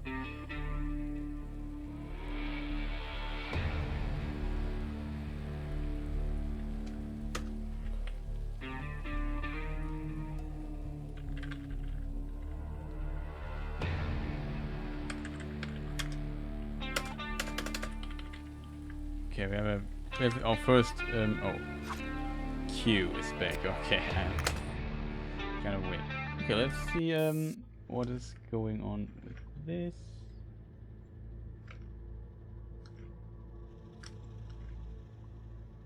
I'm not here, not yet. This is just a single, a sample of what has come to into a full album from the bottom of my heart. I hope you enjoyed.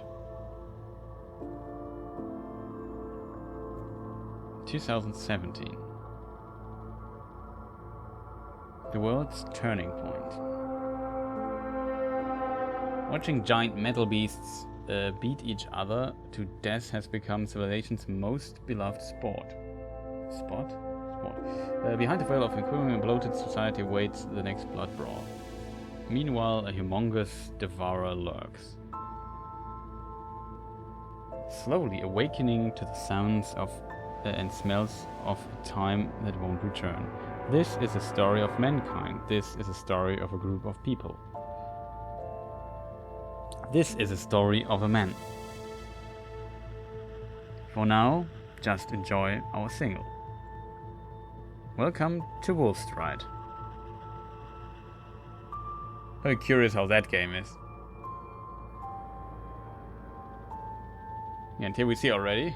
Pretty cool art style in my opinion. Kind of unusual. And it's a game about a mech. I think it's a strategy game. OODV Demo Volume. Pretty curious what happens now. Day XX days remaining. Forever finite. What? I'm broke. Better go talk to Duke and get back in action. This guy, the art style here of him, looks pretty much like a Jigen from Lupin. Like at least a tiny bit, I feel. Only very distantly.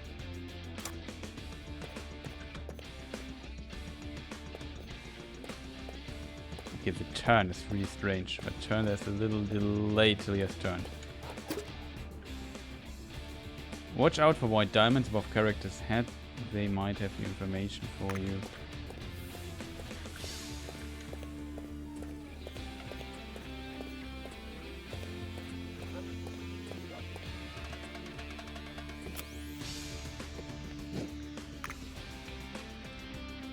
Knife Leopard. Hey man, I'm glad you're back. How's it hanging? Is you giving you some trouble? Nah, he's fine. Still pestering me about selling Cowboy though. Either way, he and ZZ really make a great team. Cowboy's ready for a fight. I can feel it. You should try taking him for a spin sometime. It's addictive. You're the one who got the short straw. Besides, it was the idea to keep it. I know I wouldn't go about it any other way. This is our friend's legacy after all. Let's talk to this dude. It's Duke.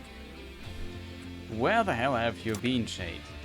I've been working my ass off fixing this pile of junk all day long. Did you finish preparations for our fight tonight?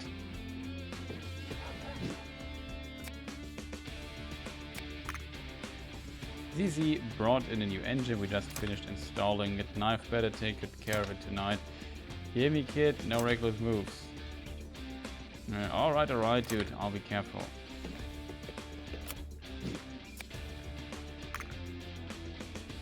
Well, we're facing Wormageddon and his crook pilot Godworm at Hawk's Arena. I made sure we got 50-50 shares from the Bounty Hawk. Now get your stuff together and let's roll, Catman.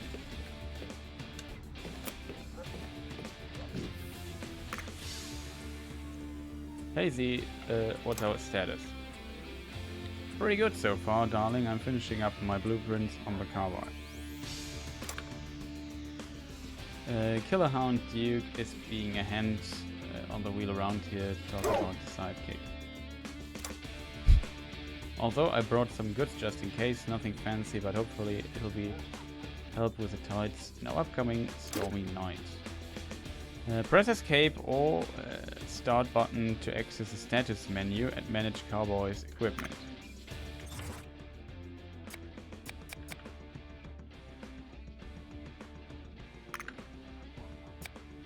Okay. No equipment available. Shop. Purchase items. Do we have even money? 150. That's not much. We can't afford anything. So we have to do fighting. It's a bit weird that I have to press Q to do stuff. So we go to escape, pilot.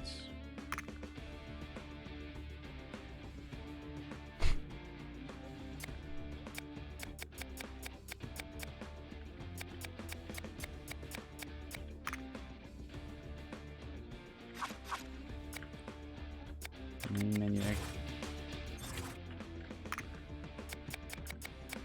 Garbage plate, trash plate. I don't. Okay, so there seems to be equipment stuff that you can do. I would say let's just get up here and figure things out.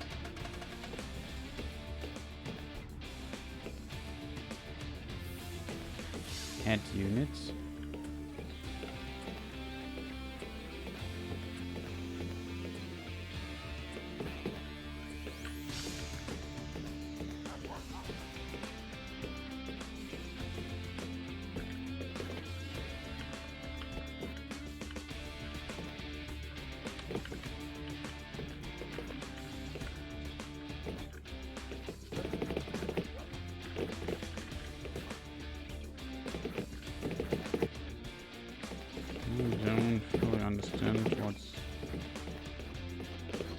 That's what's happening. You can sprint with this dude.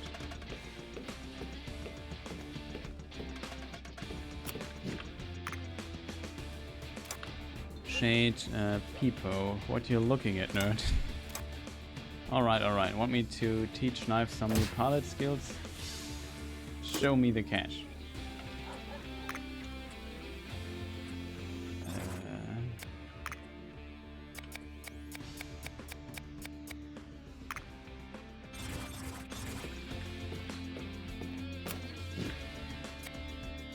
Okay. Let's do the fight. Oh, good. How is our pilot holding up? Ready to blast, dude. Remember our plan, kiddo, go for his chest, but watch out for the armor. Cowboy's rifle is loaded with piercing bullets, make good use of it. It goes without saying, but try not to get your ass kicked, and more importantly, get back safe. I will. That's what I want to hear. Let's go. Okay, Wolfstride is about turn-based battles. Destroy the target's chest unit to win the battle. Have fun. I'm ready to fight. Okay, let's find out what's going on. Godworm Wormageddon. Okay.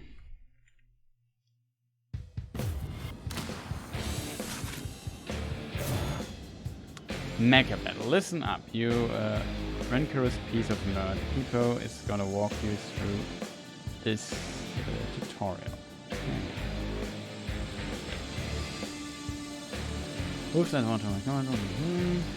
Each mech is divided a number of parts. For example, head, left arm, arm right.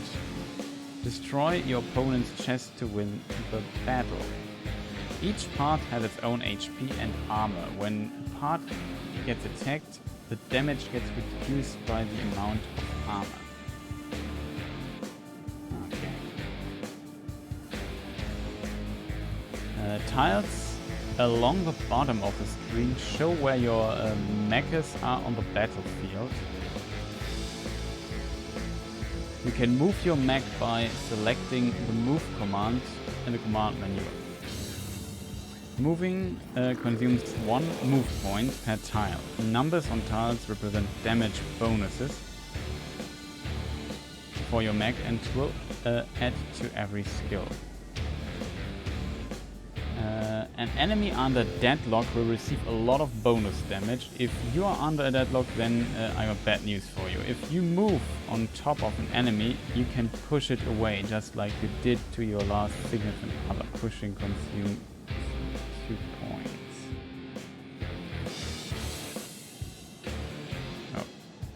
Oh. There are attack skills and defense skills. Skills consume AP action points. AP refills each turn.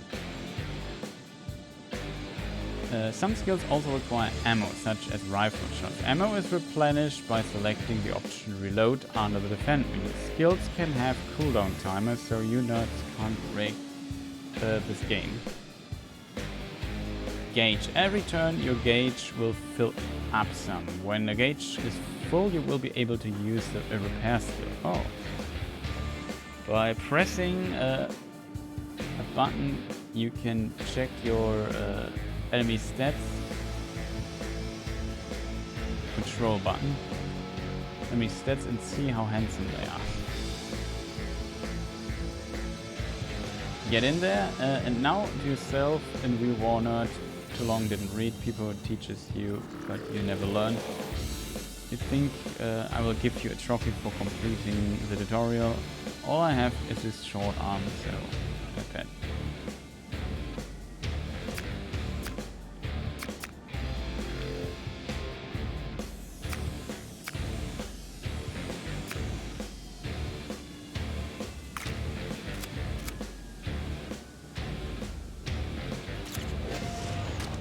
Move 2 forward.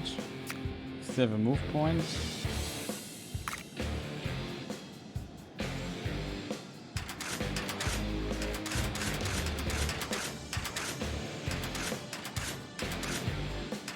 I can't hit him. Then we have to move. To hit him, we have to move.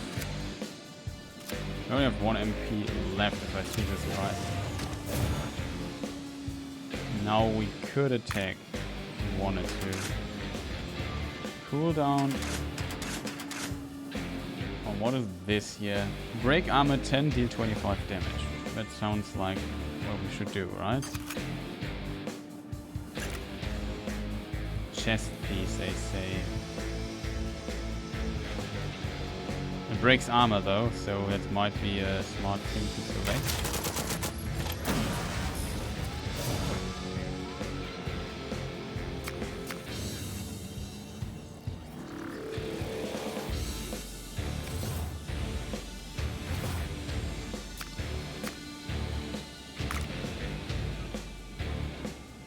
Taunt, apply 15 armor, right arm.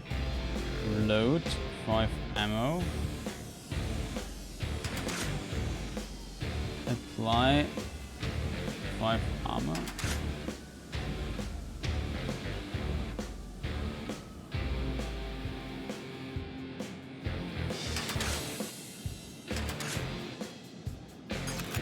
Try this.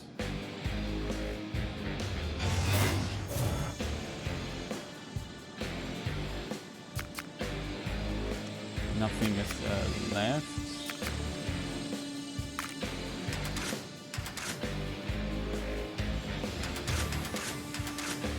Even reloading costs points. Okay, so we end our turn. Let's see what the other dude is doing. Knockback push.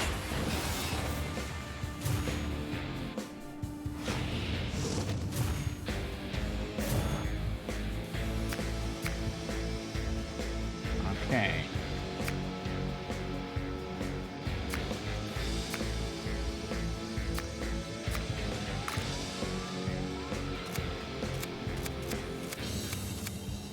We'll definitely move. Want that bonus knockback punch. You could knock him out of the thing. Do 30 damage. Break 10 armor again. Do 30 damage all units. Not enough ammunition, not enough ammunition. I would say we do the knockback punch.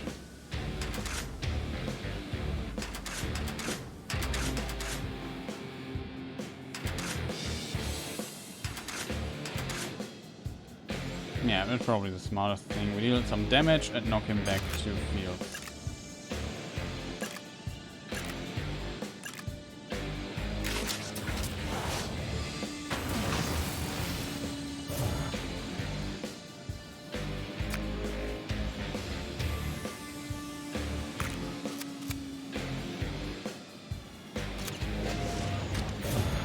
So if he pushes us back again, then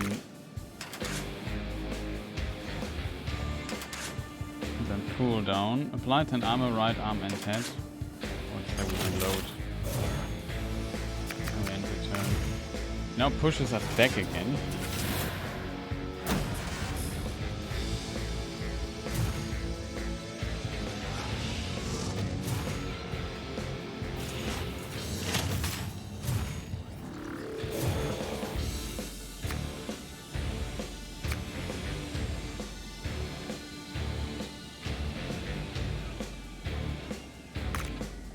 We definitely are still close enough.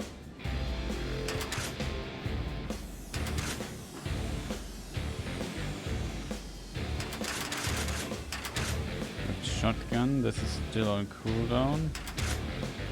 Deal 30 damage. Break 10 armor.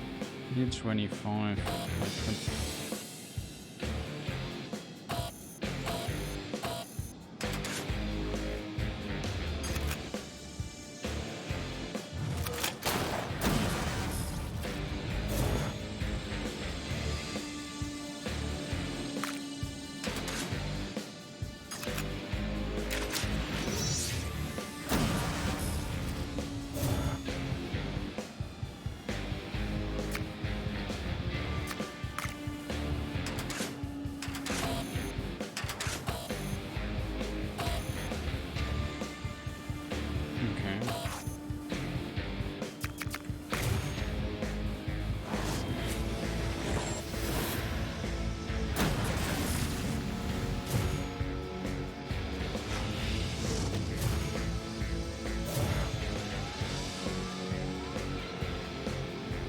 Doesn't do a lot of damage.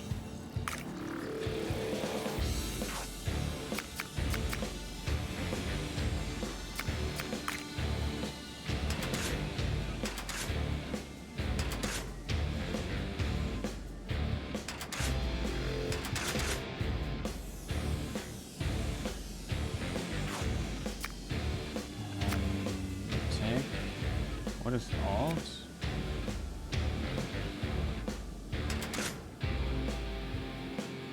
Store armor. Resurrect unit. Oh, that's interesting. So, nano repair.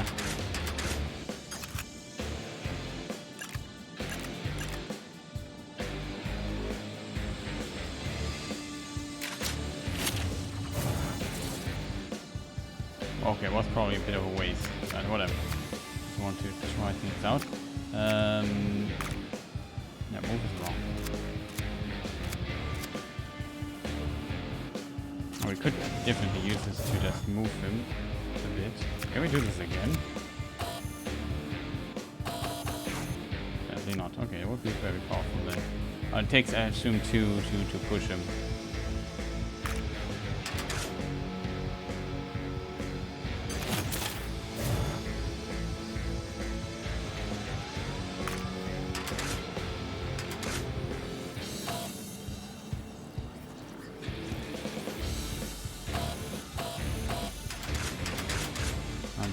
This again, we're still on cooldown.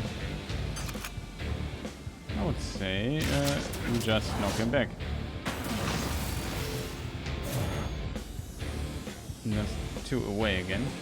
Now we can use our last move point to move out of the equation here. Another move point? No. So we stay on the bonus fields, not slug repair.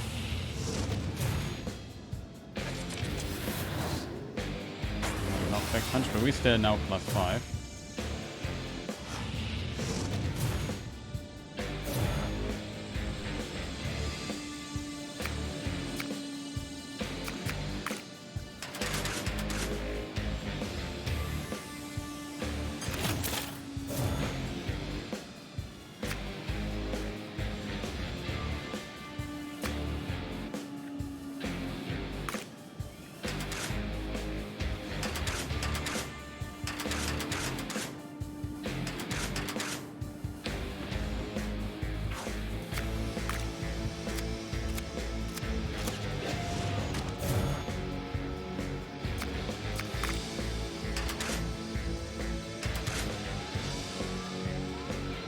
Okay, this time we can destroy more armor. Why can't I reload this attack though? I don't get this.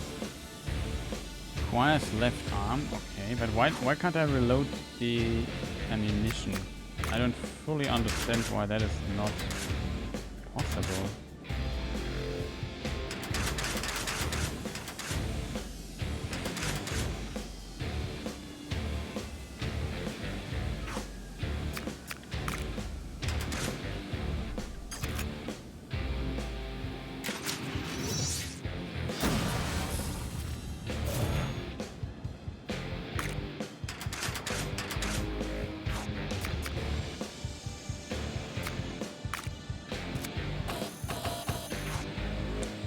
That.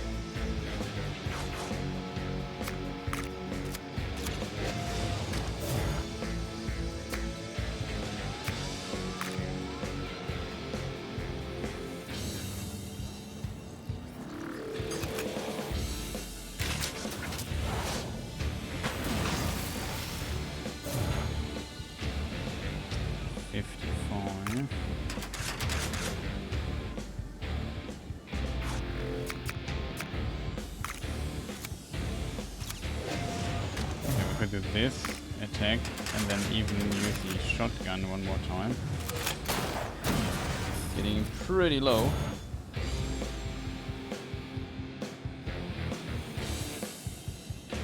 No actions left. Turn.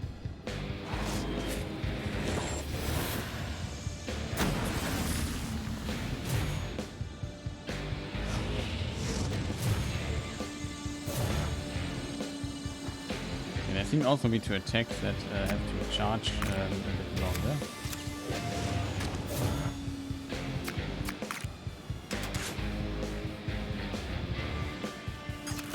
Damage that would kill him.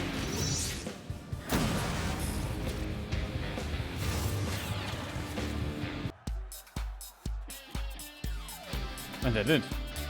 GG. Victory.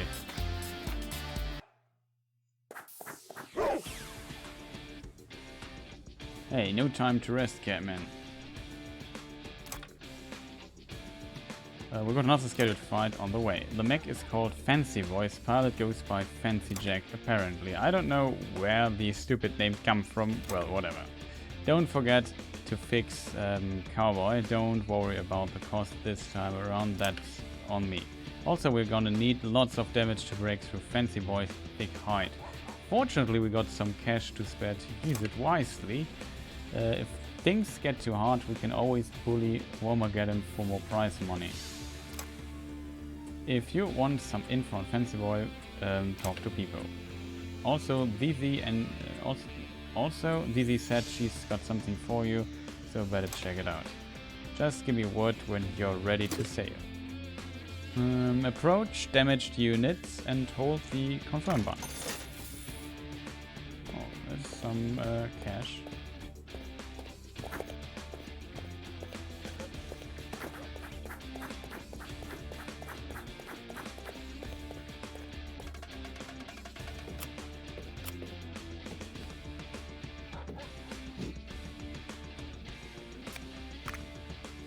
Listen up closely, punks. You gotta watch out for this junk shield. We won't get anything if we keep wasting energy on that thing. We're gonna need lots of damage to get through this armor. This ain't gonna be an easy fight. But remember, we gotta go for his heart. Once we take it out, it's game over. Doesn't hurt to break some arms in the way through, and watch out for his head. Secret weapon. Duke said you had something for me. Sure, darling. I think you guys are ready for this. It's a new operational system. It took me a hell and back to make it compatible with your Max OS. This is a Joe's mainframe. It will fairly increase Knife's measures, allowing him to do much more in less time. Use it wisely. Thanks, V. You're welcome, darling. Now let's kick some ass.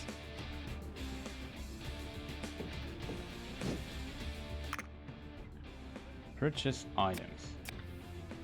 This is what we just got, I think. Joe shielding MK2. Not featured in the movie, but did you see episode 7 of the animated series? Carbon plating.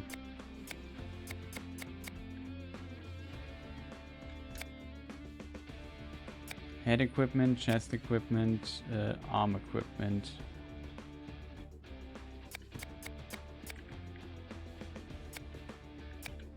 Base damage 10, Sentinel V frame, Wormageddon's frame type, base damage plus 20. The cool kids have it, so are you in? Reinforced plate, sturdy and ready to go. Joe plate, okay.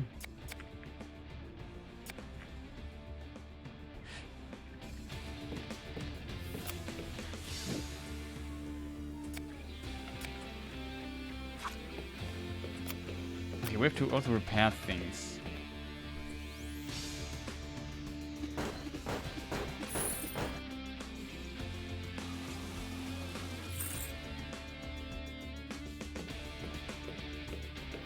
So when I don't have the money, it seems...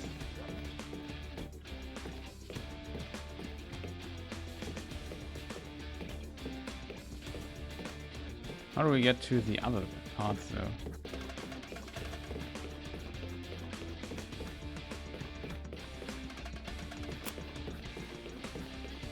Here it is.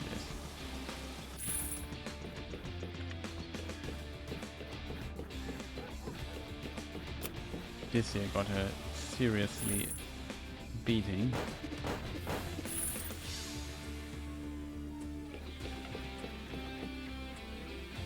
Okay, we got that.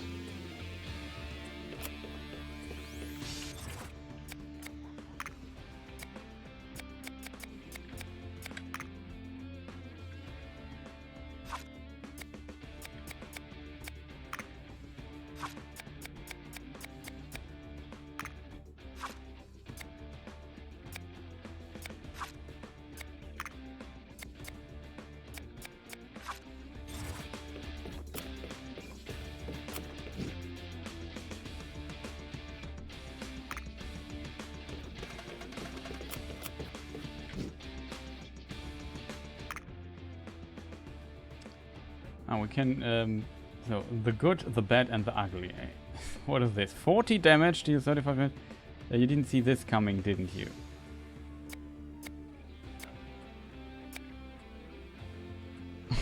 Okay, that's kind of cool. I don't fully get it, but is it random? Which start Nano 8 protocol with focus on damage enhancement. Restores 50 random duration, increase damage 30 until end of turn. Oh, not bad. Blast engine overdrives. Game 1 move point. Finally read the manual, huh? I'll use a secondary engine. Unnatural self-esteem. You are beautiful and perfect. Repeat louder. Increase pit stop by 7. Reduce enemy pit stop by -30. Writhing Sun. 90 damage. A deadly uppercut drawing in the early morning of some unfortunate chin.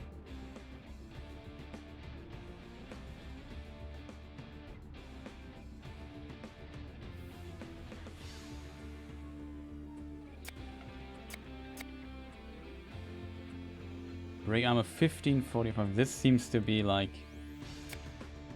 a break, another piercing shot to strip off, to strip stuff naked. Night Eater. I would say this is not bad. It does 90 damage, but considering that every time we reduce armor, we get more damage of it out of it anyway, like 50 more damage basically every time, considering how much armor there is. I think this, the armor break stuff seems to be really worth it, but I'm not sure though.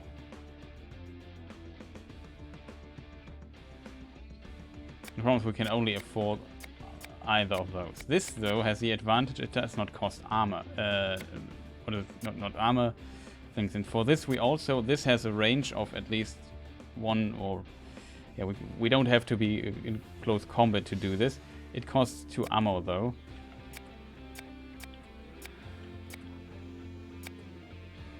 This here is close combat. That's a lot of damage. Like, it is twice the damage than this does. So we have just to get the same. Let's say he has 45 armor to get the same amount of damage. And we don't know how much there is. This seems to be really powerful though, so I will get it.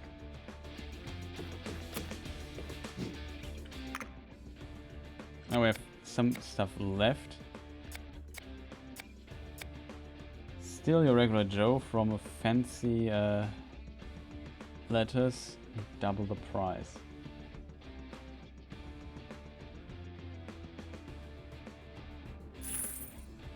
Seems like pretty decent.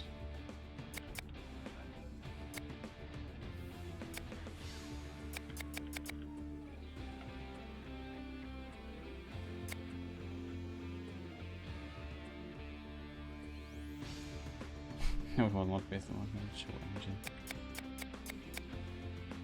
Made of uncleanable couches. 15 armor.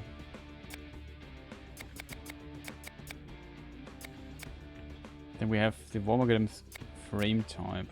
Scorpio plus 20, plus 3 armor, minus 1 move point. Is here...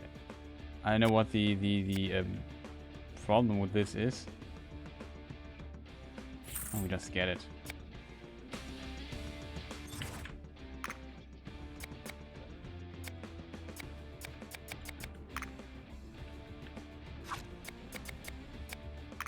Crappy frame.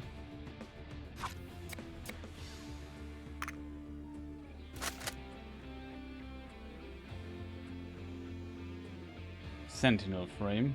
So we get 20 plus 20 base damage. In my opinion, that sounds decent.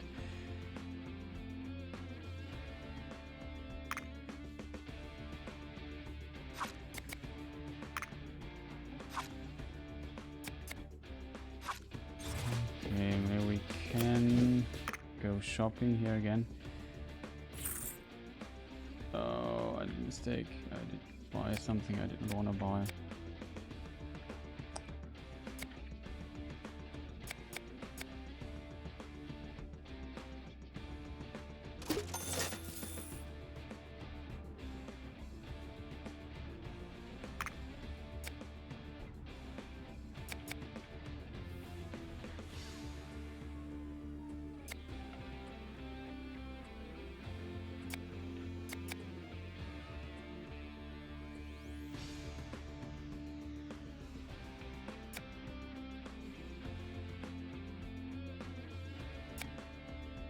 Now we got we got it completely back. Okay.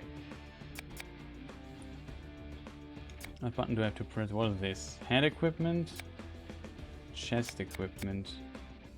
Okay, I can't afford like a better hull for the chest, it seems.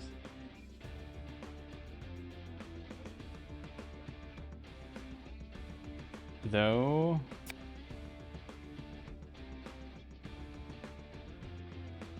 We could just sell this and sell this plate here again.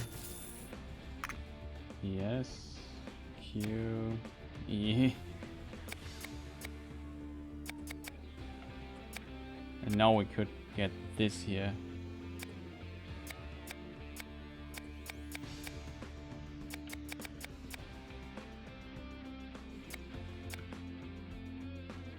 Maybe get a reinforced hull or something.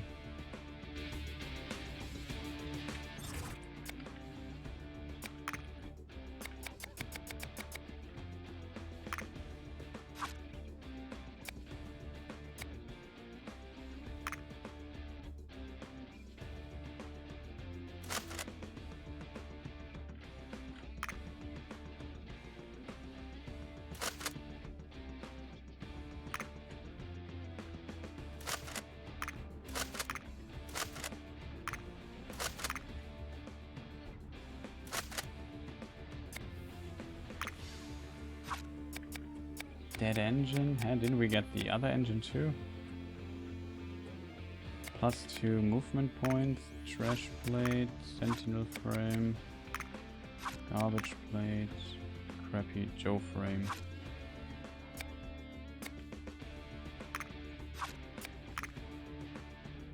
Ah, here.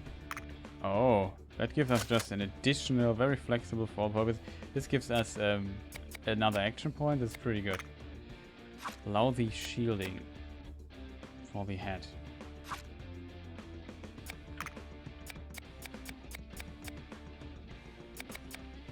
We have the shotgun, pistol punch, knockback we need, pistol punch we could replace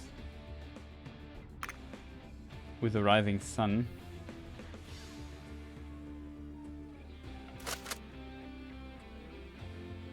That might work.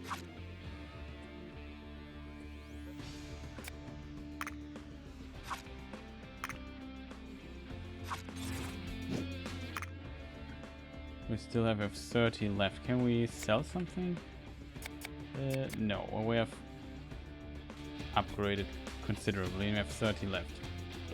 Well, I guess without further ado, I would say we move on and fight Fancy Boy. I'm not sure how strong the Fancy Boy will be. We have the option to fight the other dude.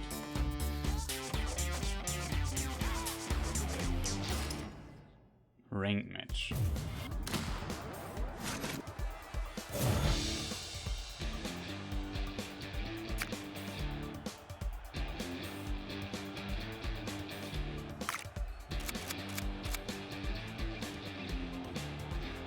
I would say we go to the +10 thing for now.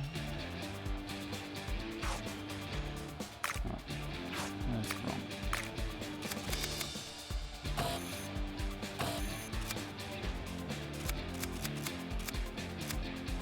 We only have 3 move points.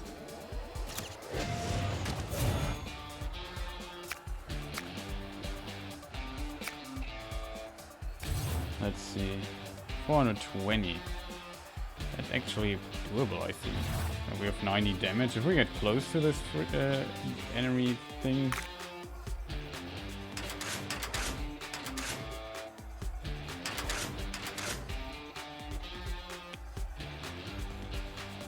Not enough ammo?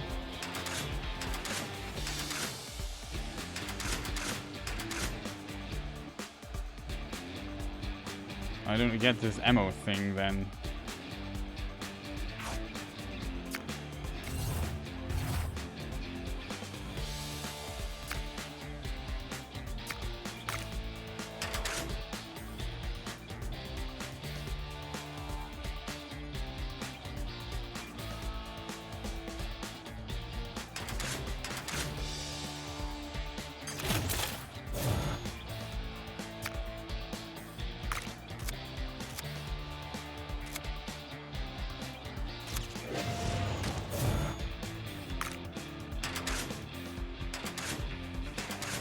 Still on cooldown? That's bullshit, game. Well, why is it when a new fight starts? Why is stuff still on cooldown? I don't get this, chat. It makes no sense whatsoever.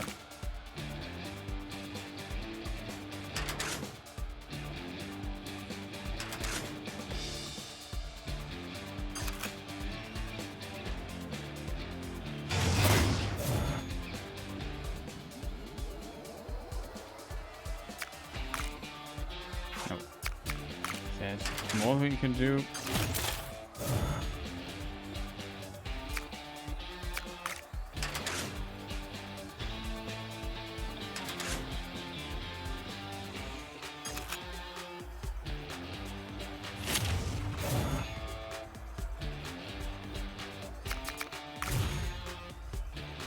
I'm curious what this thing does. Throws a card. That's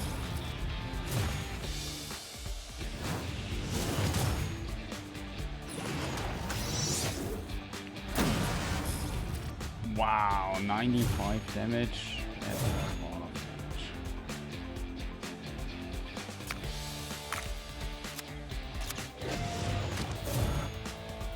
I'll definitely use this to move him back and get into a more comfortable position ourselves.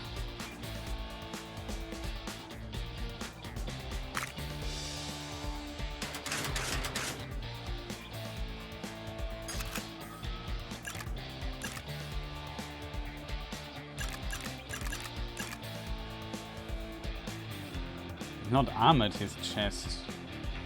Not sure if it would be worth getting rid of this.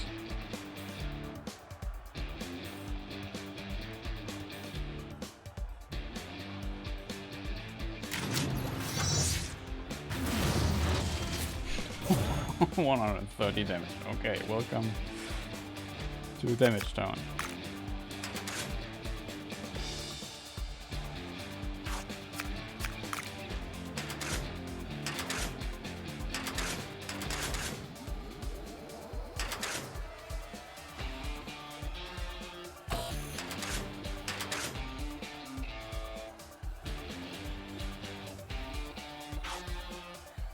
Something changed with our ammunition thing. That's the thing I don't understand, to be honest.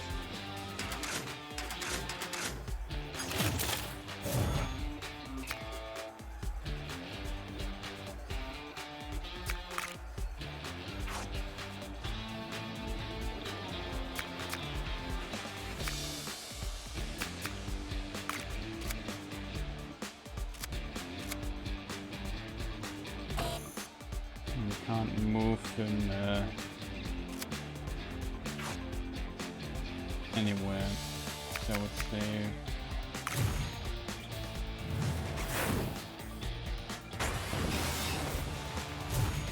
wow, he pushed us junk shield.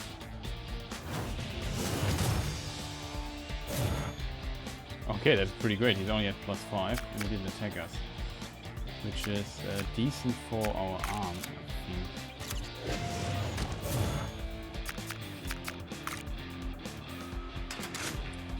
Not enough ammunition. I don't get this. Why do we have not enough ammunition all the time? But okay, whatever. Oh, okay. Now this shield he has, we have to punch through that instead of his chest thing. It has 45 armor.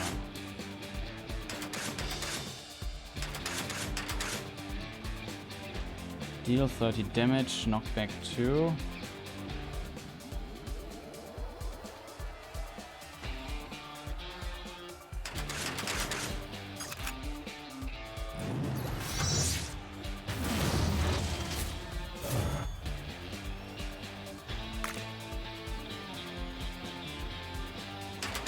Plus 3, I can't calculate correctly. We have a problem because I can't use my weapons. I don't know what it means I don't have enough armor. How do I get armor then? Ammo then?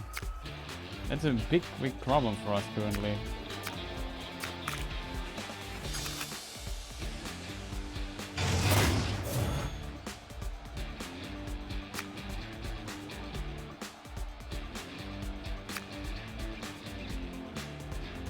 Anything else we could do? We don't have points, we only have move points left. Yeah, probably nothing we can do.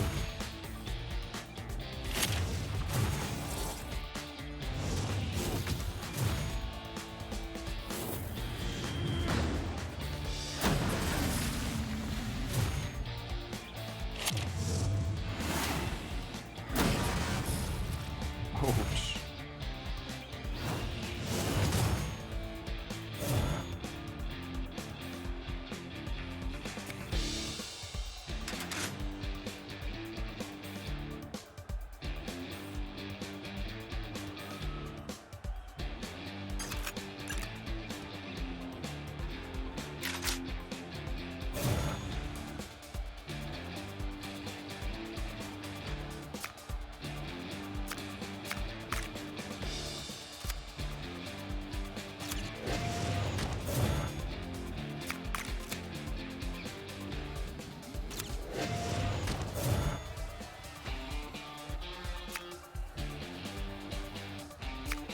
And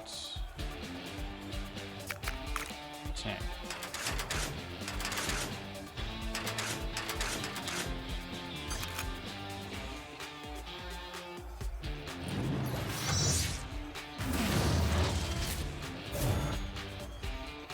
It's quite a lot of damage.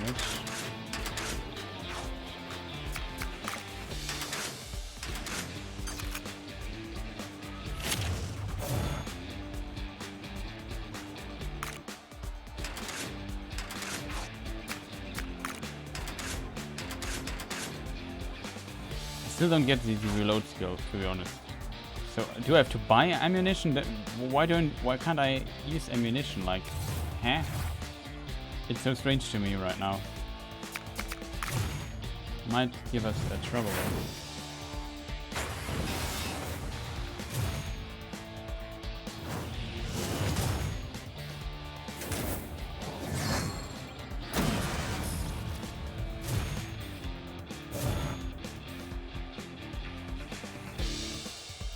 Okay, that worked, I think.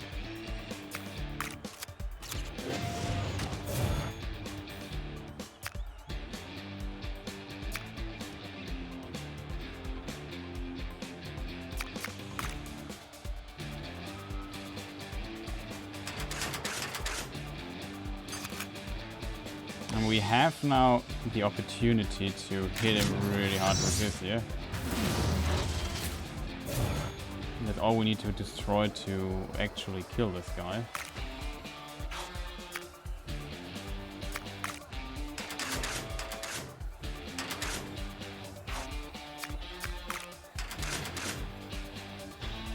We don't understand these other moves here.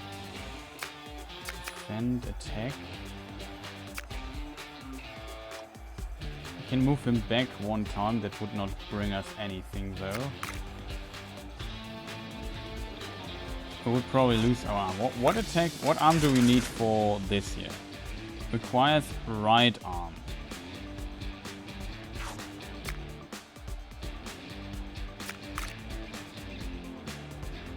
His right arm. We can't do the taunt then. Far too risky.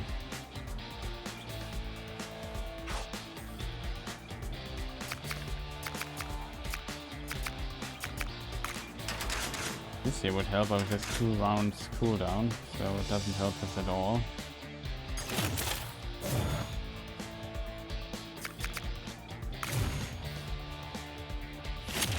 Slug repair. Look at the repairs and I'm jumping. Uh-oh. There's that thing again. Crossrow. Not good. Oh, sorry, I just pooped my microphone.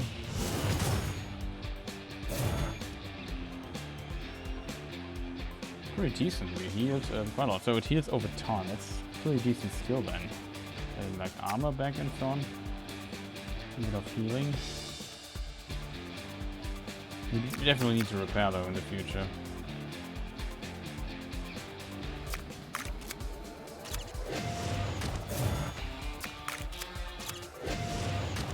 Get this guy out of the equation bag at our plus 10.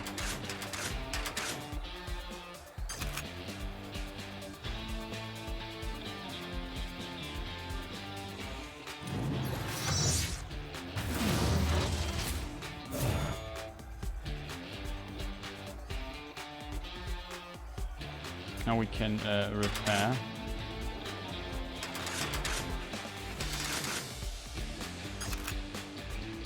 Think about, I mean, our other stuff is relatively low on health too.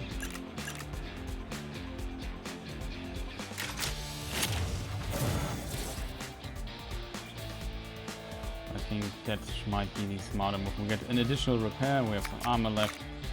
That seems to be all relatively okay-ish. We get an additional thing, and we get additional armor on it too. We don't have enough for another attack. So this might be smart to taunt.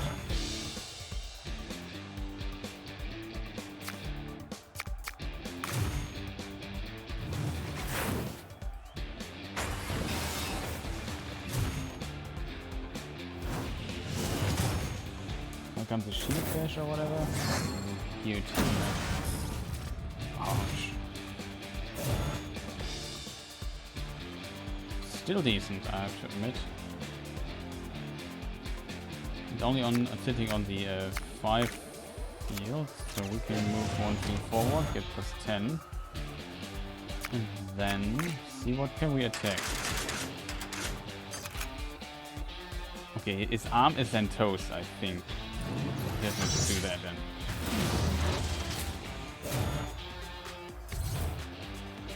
Arm offline, so no more shield stuff going on for this dude.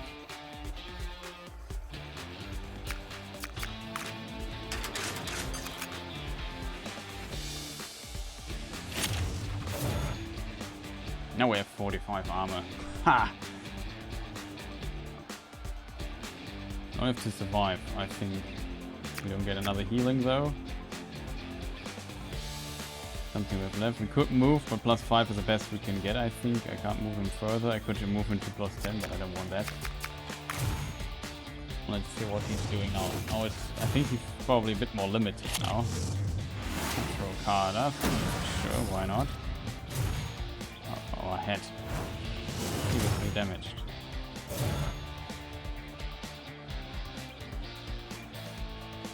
Okay, that's all he did there.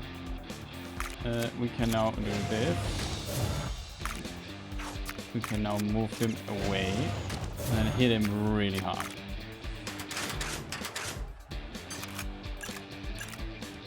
We won't kill him with it though. We are pretty one blow away from doing so.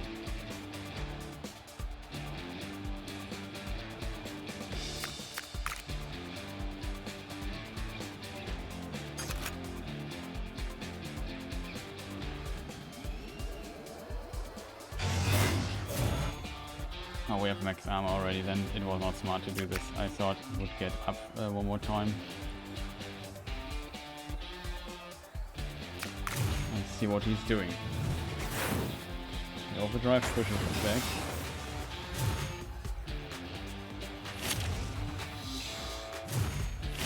Uh-oh, he has this thing revived. It's not good. Oh no. Killed our arm. I'm not sure if we are now able to deal the last amount of damage. Probably was not smart to do this. Can we attack? We only need to do 30 damage to this dude, to be honest. I think we can get this damage. 30 damage to core. Attack. Good that this is a left arm attack. Okay, so there's a lot of complexity in this game because you have to think, okay, if I lose my arm, oh, we just finish it.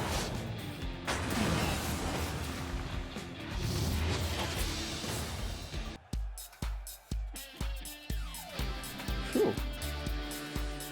Knife Leopard.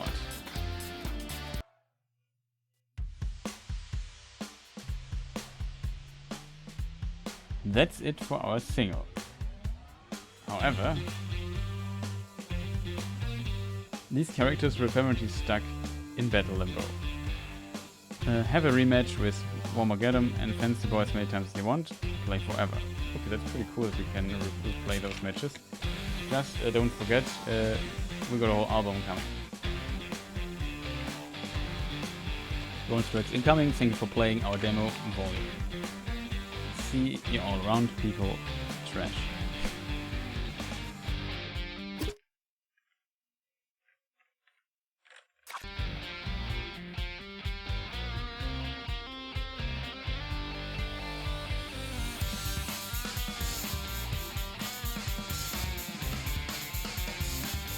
Pretty cool.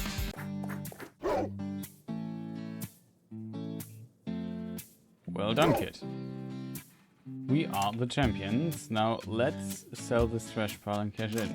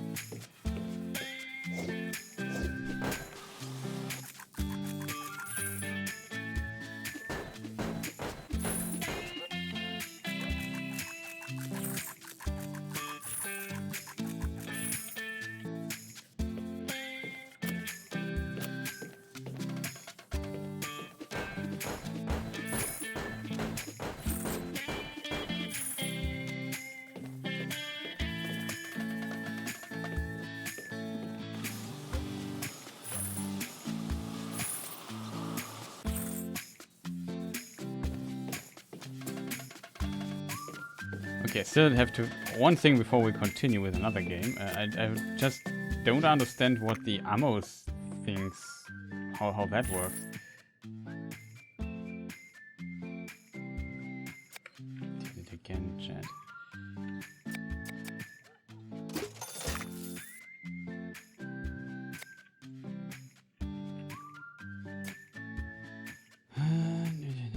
Head...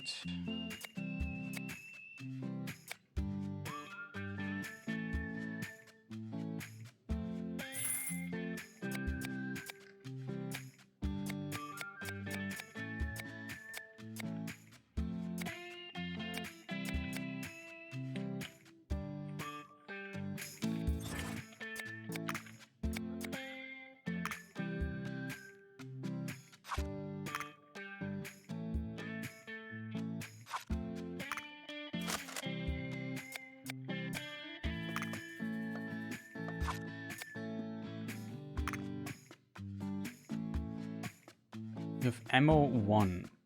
Okay, how do I get more ammo though? I don't get this.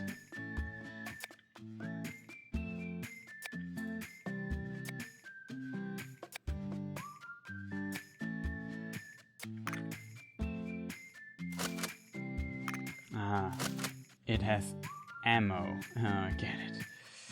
So that is a problem. So the Joe frame might not be... It's better than the other, but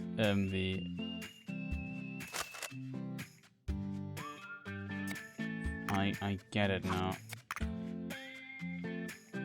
And this also gives us 2 ammo, but this frame, it gives us more damage. What it does not give us is less damage. is this giving us any ammo? So as a result, we can't shoot anymore. Now I get it. Now I get it. So that's ammo is also a stat in this game. Ah.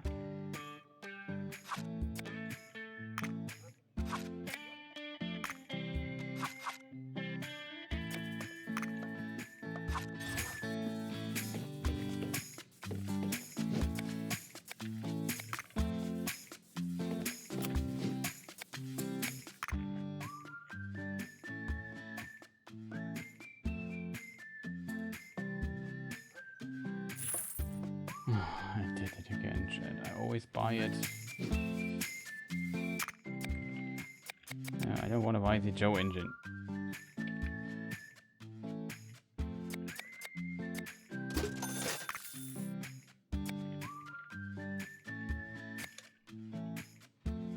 Okay, so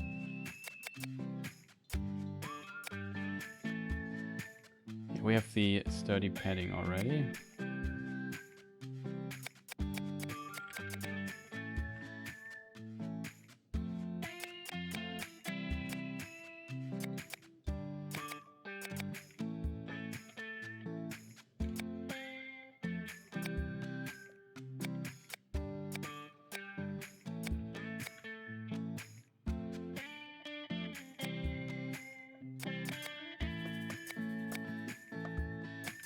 So this here might be the best thing, the Joe Frame MK2, because the frame gives us 2 ammo. Ammo plus 3, Scorpion frame, base damage plus 10, armor plus 3, armor plus 2. Free of charge esoteric reading, wow.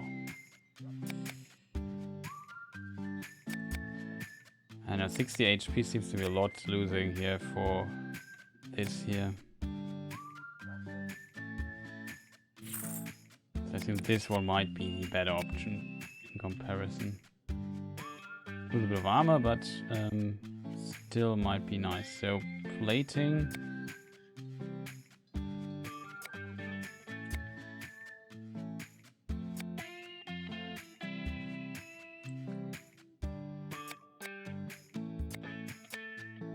Reinforced plate. We own none of those. Sturdy, ready to go.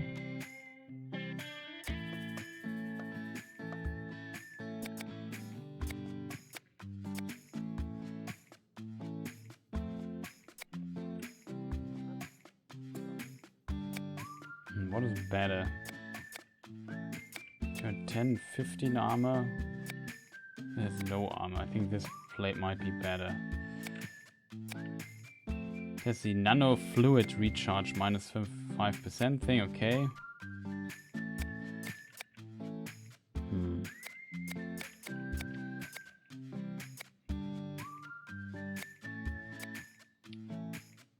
How much a difference? Okay, 15 armor, that is 15 less damage, I assume. So if we get hit once, twice, it's 30. 4 times, right? I would say this here is better then. Because we would have to get to receive 4 hits to the arm. And only after 4 hits, this thing here would be better than the other when it comes to HP. We can get our armor otherwise 2 to the arm, so it's not that big. So maybe having this might be better.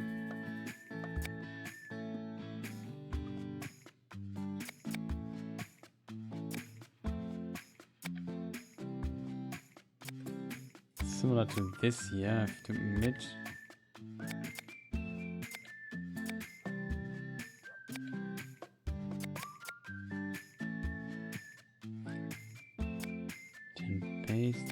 Base damage down. Plus 2 points. Plus 3 points. Okay, this thing has only advantages, right? 5%.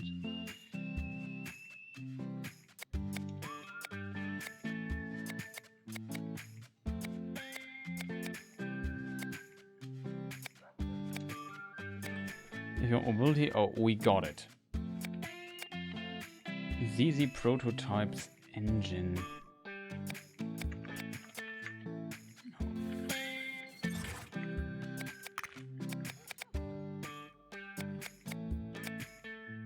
It's +2, okay.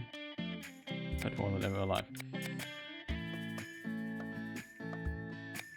So the right arm, that's the important one. Trash plate, reinforced plate.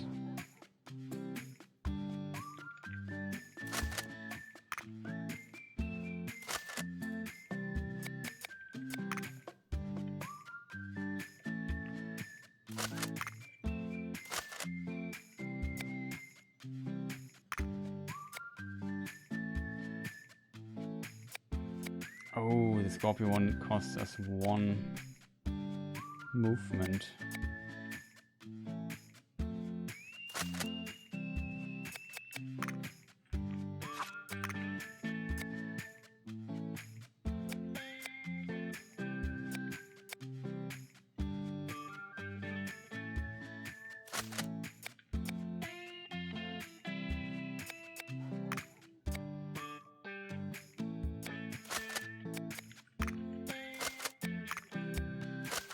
We should do it like this.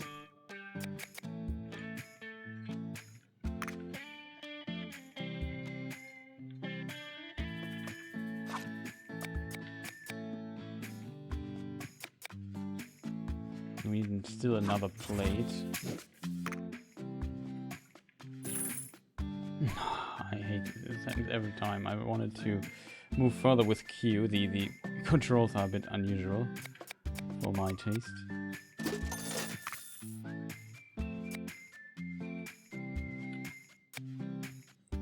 Head, chest, arms. So we need another plate.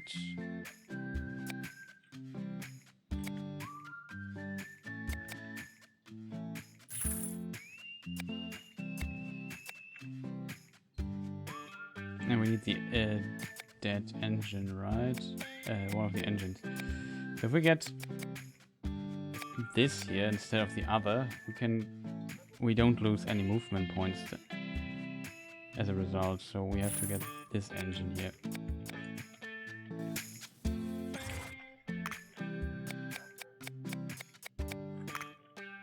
Now get the Octo engine.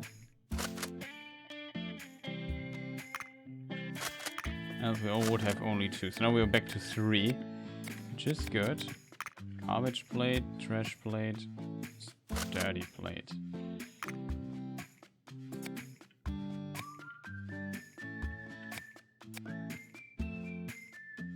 Trash plate's not that bad, I think.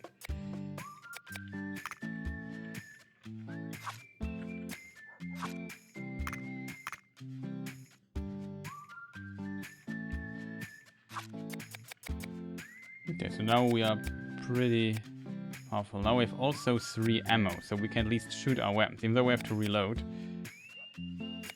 That's not bad. If we would get rid of this here, the Scorpio frame.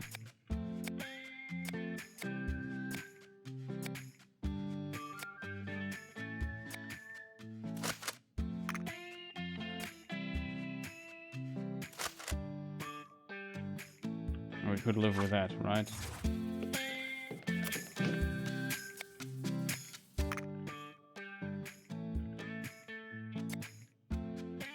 Night Eater, we can't.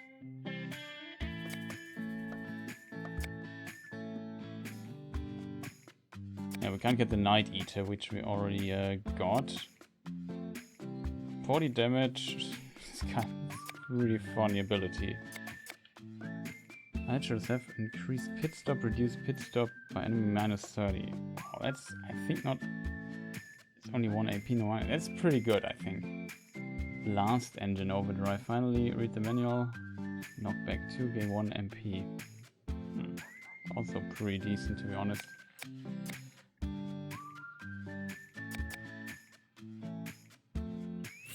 But we have to get this because we are fans of the film. I am, at least.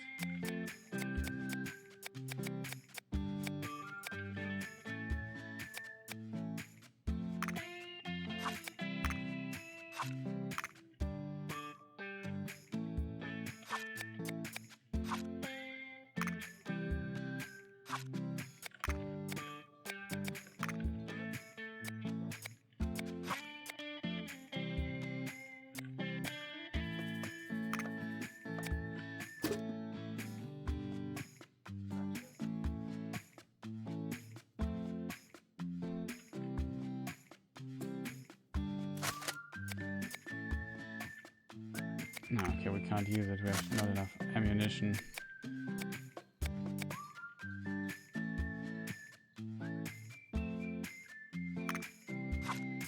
Probably was not worth buying it then, but whatever.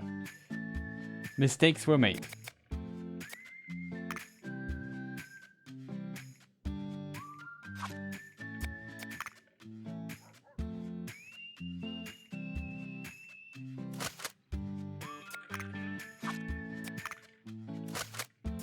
I still don't fully understand. No, we didn't get the other one, right? We still have money left. This one is, in my opinion, pretty decent though.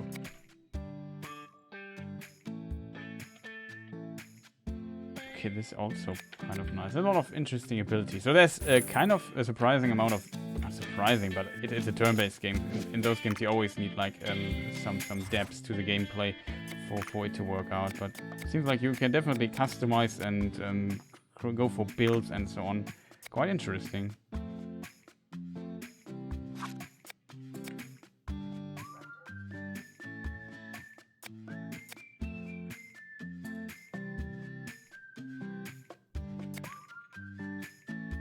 Proper reloading, 1 bullet per finger.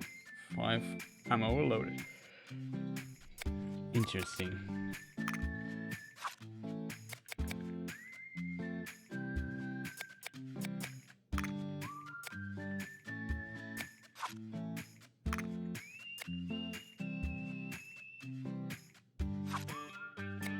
I have to admit, I like those abilities too though, because they make us more tanky and sometimes we have like 1 point left that we can spend. It's not bad. We're pretty right arm heavy though. But at least we can now use our rifle again. And the shotgun, even though it's also right arm. And that's also armor reduction, it's not bad.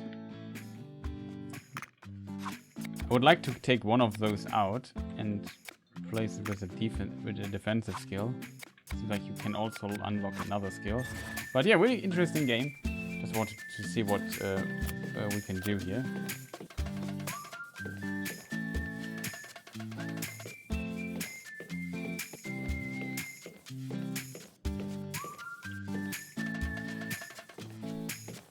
It's not full repaired.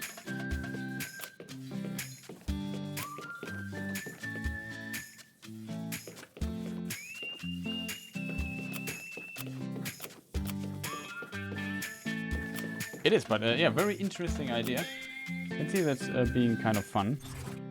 That was Wolfstride, the game is called. And yeah, I would say that was it for this demo here. So the question is, what are we going to play next, chat? Let me, wait, OBS.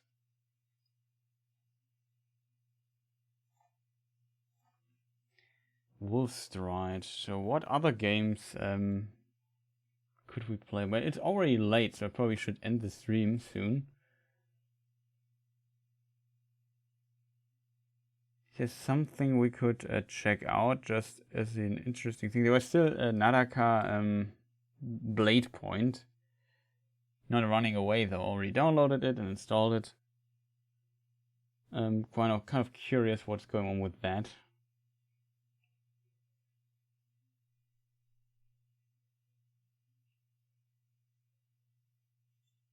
I mean, I'm not sure how long this demo will be. It's a city building game, so those are usually quite slow, so probably not ideal. Speaking of Sense of Aura, is this already out? I'm really curious about that game. No, it's not out yet. We also played the demo of that.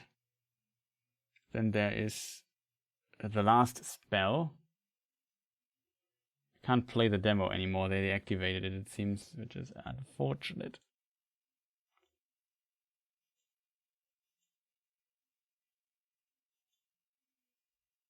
Death Trash, another game that might be interesting. Foregone, which we have played in the past too, is interesting that way that it's already out. And I will definitely look into that once we have a bit more time again. No Place for Bravery. I'm a bit sad that I haven't tried this game out, to be honest. Usually I expected some of the demos simply stay on for a bit longer.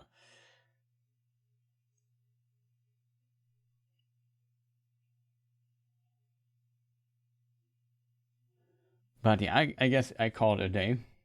I hope you enjoyed this little playing some demos. You can also, it's like open for all people, the little Steam demo fest, in case you have Steam installed and want to try some out some of the games yourself. It's today and tomorrow, then the event ends, and it was pretty nice looking into some of the games as last time too.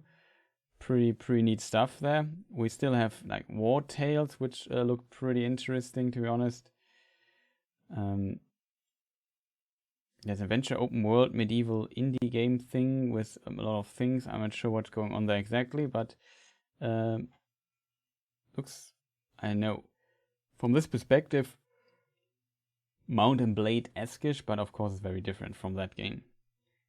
Because you have like combat and then you go there. I'm not sure exactly. Maybe it's a bit inspired by that. It seems to be pretty open though. Role-playing game, combat stuff and so on. Looks pretty interesting. In case I don't have anything to do tomorrow, I might continue playing a few more demos, I feel, but there's a lot of things I still have to do, and I want to get some stuff done. So we will see when I stream the next time, most likely on Thursday, maybe in between, maybe Tuesday or so, I'm not sure yet. We will you will find out if you follow me on the other things here on Discord or here on Twitch. You probably should get notified if I start the stream. I hope you enjoyed this little excursion into a few demos that we have played here, and enjoyed the stream. Let me just see where the end screen is. Well, can't even speak anymore.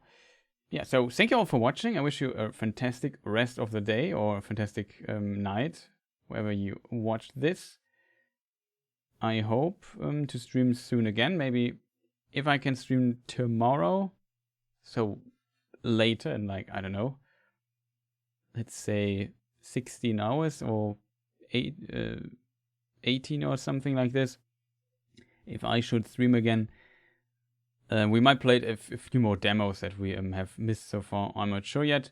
But yeah, it was a lot of fun. Hope you enjoyed this too. And I would say see you people next time. Sleep well and goodbye.